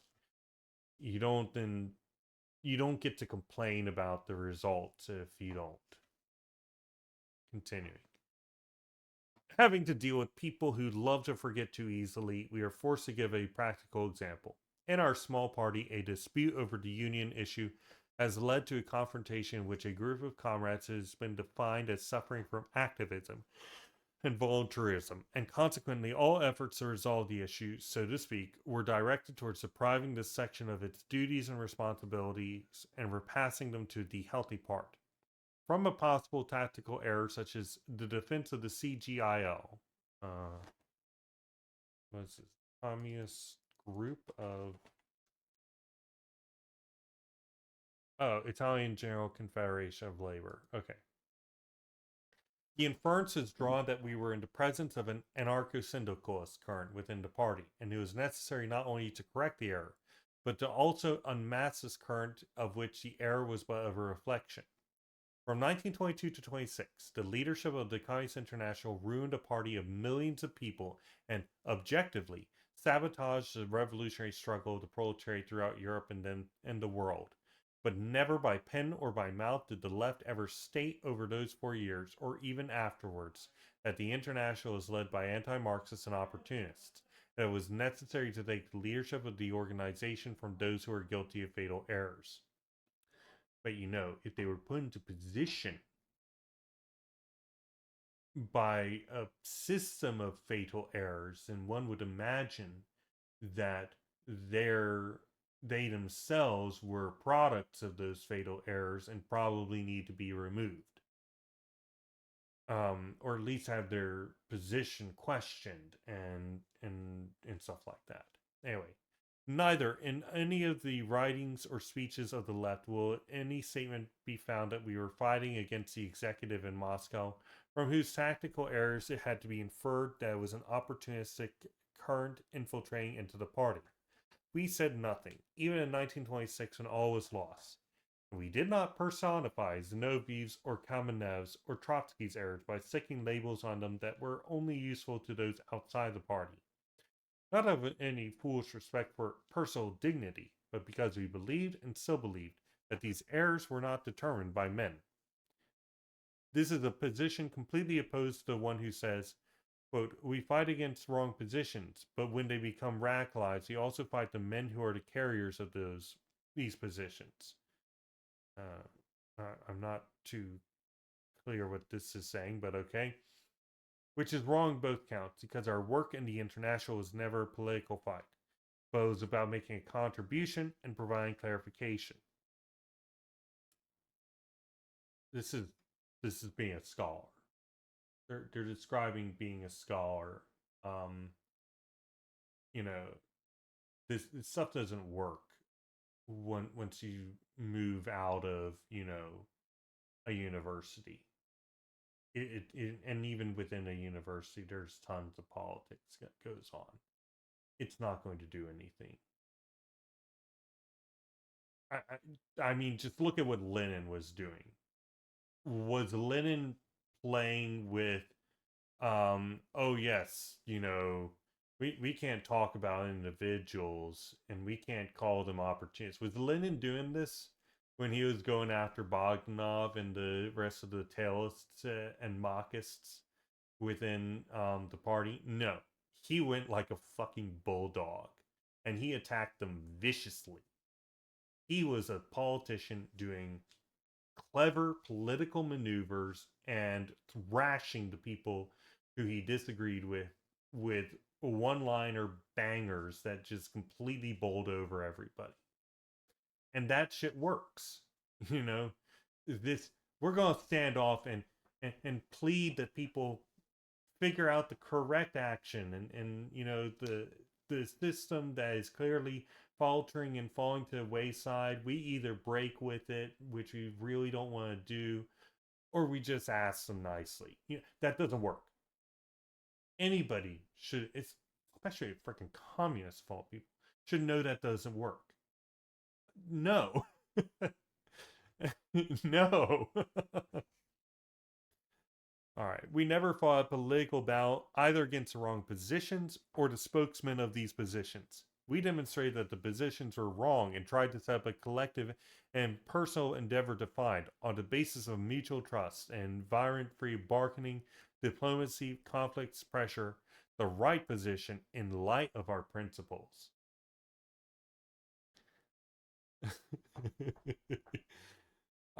And that's why you're going to lose. Great job, guys. I'm sorry. That's just how that works, especially in any sort of revolutionary moment. Especially any sort of revolutionary moment. Either the premise of our work was that both Amadeo Bordiga and Zinoviev, quote, were first and foremost comrades, even when they came up with two opposing or divergent solutions to the same problem, and therefore it was not a matter of condemning Zinoviev's solution, but seeking a valid solution for the entire communist movement, for the entire history of the left can be chucked in the bin. All right. Did we actually get anything from that section? I don't think we got anything from that section because this doesn't work. Like, I understand the drive to do a what section is this? This is political struggle within the party.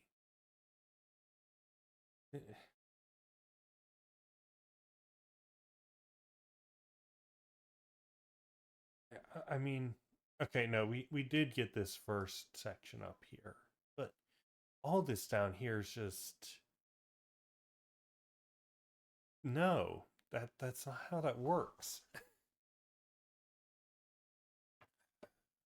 All right. Let's do the quotations real quick. Okay, so 108, the policy of the international, 1925. But then you'll say, are you asking in principle that the next Communist Congress there be struggle and open and violent dissent without the possibility of a common solution? We'll respond immediately that if unanimity is reached by the study and advanced consideration of the problems, this would be ideal. But artificial unanimity is far more harmful than open dissent during congressional consultations, provided that executive discipline is always assured. Okay, again, this assumes good faith on all sides at all times. You cannot assume good faith at all times. There are times that unanimity is bad, ununanimity is bad faith. It is artificial unanimity, ununanimity, as they call it, right?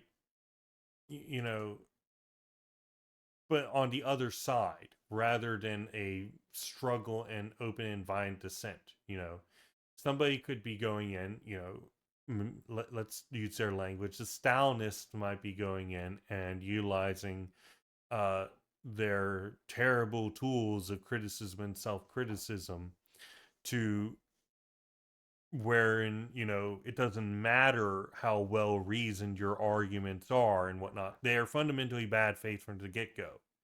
And they are there to take your ball and go home without you while they've dropped you in the dirt because they've established power relations. You know, you can't engage in, you know, any sort of, oh, we're just going to not call you a bunch of opportunists. You can't do that. You gotta be Lenin, who's looking at Kautsky, and you're just like, look at this fucking revisionist. Look at this fucking piece of shit here. look at how stupid he is. Look at all these arguments that he's making. Here's the reality of the situation. But look at how stupid he is. Everybody, you need to stop supporting Kautsky right now. Come over to my end of things. You know, it's not enough to sit on the sidelines and say, oh, yes, Kautsky is nice. Also, Lynn's nice. But here's the correct one. Thank you. No, you take a side and you politic. And that's the action that you need to be taking. All right. Communist Organization Discipline, 1924. But to be sure that it's actually advancing in the best way possible in the desired direction, and to adapt such a goal to our activity as communists, we must combine our faith in the revolutionary nature and capacity of our glorious world organization with an ongoing work based on control and rational evaluation of what goes on within our ranks and of the party policy.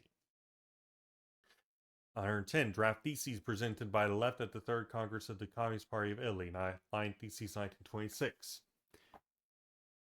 Basically, what we are rejecting is that the party's difficult work of collectively defining its tactical norms should be stifled by demands for unconditional obedience to one man, one committee, or one particular party of the International, and its traditional apparatus of leadership. Part 2, Section 5. One negative effect of so-called Bolshevization has been the replacing of conscious and thoroughgoing political elaboration within the party, corresponding to significant progress towards a really compact centralism, with superficial and noisy agitation for mechanical formulas of unity for unity's sake, and discipline for discipline's sake. Part 3, Section 10. The campaign, which culminated in the preparations for our Third Congress, was deliberately launched after the Fifth World Congress, not as a work of propaganda and elaboration of the directives of the International throughout the party, with the aim of creating a really collective and advanced consciousness, but with an agitation aiming to get comrades to renounce their adherence to the opinions of the left as quickly as possible and with minimum effort.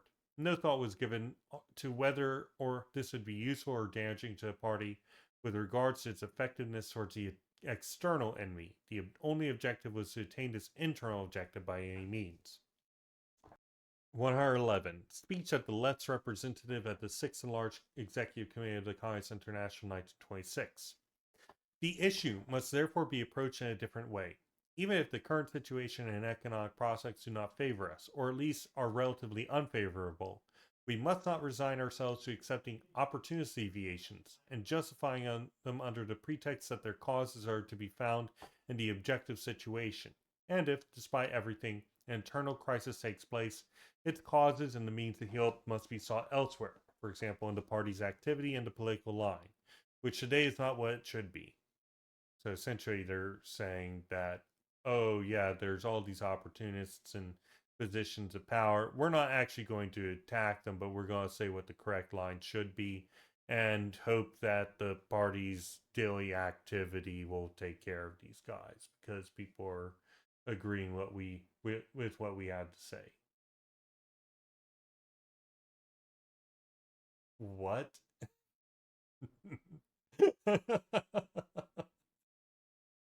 Oh gosh. Okay, 112. Politique d'abord. 1952.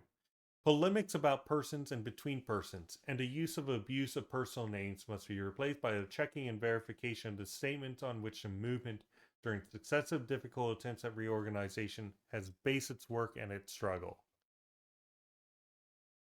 All right, we'll take this, but again, Lenin is laughing right now. Polemics about persons and between persons. Listen, I'm all for trying to tamp down on, people going in and being like, um, he's a Hitlerite or something along those lines. These guys clearly are not shy about doing this, but, but that's not really how politicking works. they want, they really fundamentally want an organization of, you know, people in universities. That's really what they want, who who are polite and don't want to name names and so on and so forth, you know. Anyway, 113. Racial pressure of the peasantry, class pressure of the colored peoples, 1953. We must make this fundamental concept of the left clear. The substantial and organic unity of the party, diametrically opposed to the formal and hierarchical unity of the Stalinists, is to be seen as required for doctrine, program, and the so-called tactics. If by tactics we mean the instruments for action, the latter can only be defined by the same research which, based on the data of the past history, led us to establish our final and integral programmatic aims. 114. Theses on the historical duty, action, and structure of the World Communist Party. Theses of Naples, 1965. Part 5. Having adopted the old watchword on the thread of time, our movement devoted itself to setting for the eyes and minds of the proletariat the meaning of the historical outcomes which marked the course of the painful retreat. It was not a matter of restricting our function to cultural diffusion or propagandizing petty doctrines, but of demonstrating that theory and action are dialectically inseparable fields, and that teachings are not book learned or academic, but are derived from, we want to avoid the word experiences, today fallen prey to Philistines. I have no idea what that's referencing, but this is from 1965, so unsurprising. The dynamic result of confrontations between real forces of considerable size and range, including those cases in which the final result was the defeat of the revolutionary forces. According to the old classical Marxist criteria, we call these lessons of counter-revolutions. 7. Since it was a case of transition, a handover from a generation which had lived through the glory struggles of the first post-war period and Livorno split, the proletarian generation which had to be freed from the mad elation which followed the collapse of fascism, and to have its consciousness restored in the autonomous action of the Revolutionary Party against all other parties, especially against the Social Democratic Party. Since this transition had to take place in order to reconstitute a force which was committed to the prospect of the proletarian dictatorship and terror against the big bourgeoisie and all of its obnoxious consequences, the new movement, in an organic and spontaneous way, came up with a structural form for its activity which had been subjected to a 15-year-long test. I wonder if their calls for anti-fascism, were helpful in their quest for this. Somehow I think they were not. 8. The working structure of the new movement, convinced of the importance, difficulty, and historical duration of its task, which was bound to discourage dubious elements motivated by career considerations because it held no promise, indeed ruled out any historical victories in the near future, was based on frequent meetings of envoys sent out from the organized party sections. Here, no debates or polemics between conflicting theses took place. Again, we've read this.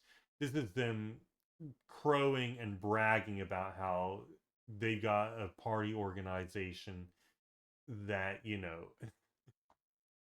it's a bunch of academics. They don't do any polemics. They don't do any debate or theory or anything like that. They don't vote on anything or make any deliberations. In other words, they come to no conclusions. They make no decisions about what actions to take.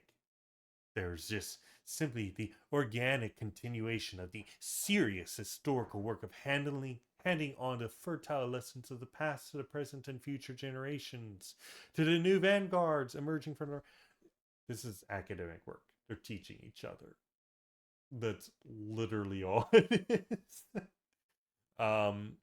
And then they go in and they say, oh yeah, this is gonna increase our numbers massively, guys. Totally. Spoiler alert, it does not. In a couple years, there's a complete break in the party, and the vast majority leave this line of things, and then they cry about it, and then call them, a bunch of how dare they leave without telling us. Okay, supplementary thesis on the historical task, the action structure of the World Communist Party, Theses in Milan, 1966. Part 2. The existing small movement perfectly realizes that the dreary historical phase it has traversed makes it very difficult, at such a great historical distance, to utilize the experiences of the great struggles of the past, not just of the resounding victories, but also of those arising from bloody defeats and glorious retreats. The forging of the revolutionary program, shaped by the correct and undeformed outlook of our current, isn't confined to doctrinal rigor and deep historical criticisms. It also needs, as its vital lifeblood, to connect with the rebellious masses at those times when, pushed to the limit, they are forced to fight. Such a dialectical connection is particularly unlikely today, with the thrusts of masses dampened and assuaged, due both to the flaccidity of senile capitalism's crisis and the increasing ignominy of the opportunist currents. Even admitting the party's restricted dimensions, we must realize that we are preparing the true party, sound and efficient at the same time, during the historical period in which the infamies of the contemporary social fabric will compel the insurgent masses to return to the vanguard of history, a resurgence which could once again fail if there were no party. Party not plethoric, but compact and powerful, and the indispensable organ of revolution.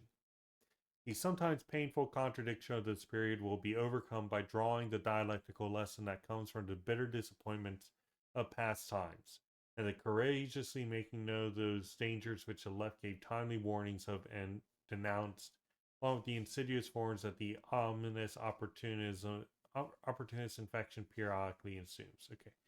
Basically, they're saying we can't reach the masses right now because we're weak and the conditions aren't great, but we're going to make our party and it's going to be strong and powerful, and it's going to be capable of being picked up when conditions become right again. And that's all they're saying. And they'll be strong by having the correct line. All right. 116. Forward to a draft theses presented by the left at the Third Congress of the Communist Party of Italy at Line Theses 1970. A curious seduction. In the eyes of the International, whose Congress had eventually ended up as shabby trials, where parties, groups, and individuals could be called to account for the tragic setbacks in Europe and the world, which all came to be explained as the product of unfavorable circumstances and adverse situations. In fact, it wasn't trials which were needed, but a radical critical revision based on impersonal facts which aimed to uncover the infinitely complex play of cause and effect between objective and subjective factors, and which showed that although the influence of the party on those objective facts, considered for a moment in themselves independently of our collective action, was limited, it was still in our power to safeguard, even at the price of unpopularity and lack of immediate success, the sole conditions under which the subjective factors would be enabled to influence history and stimulate it to bear fruit.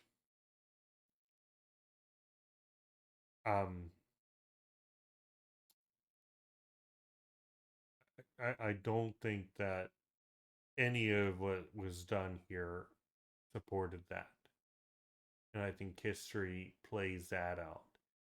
Um, I'm pretty profoundly confused on what they mean here.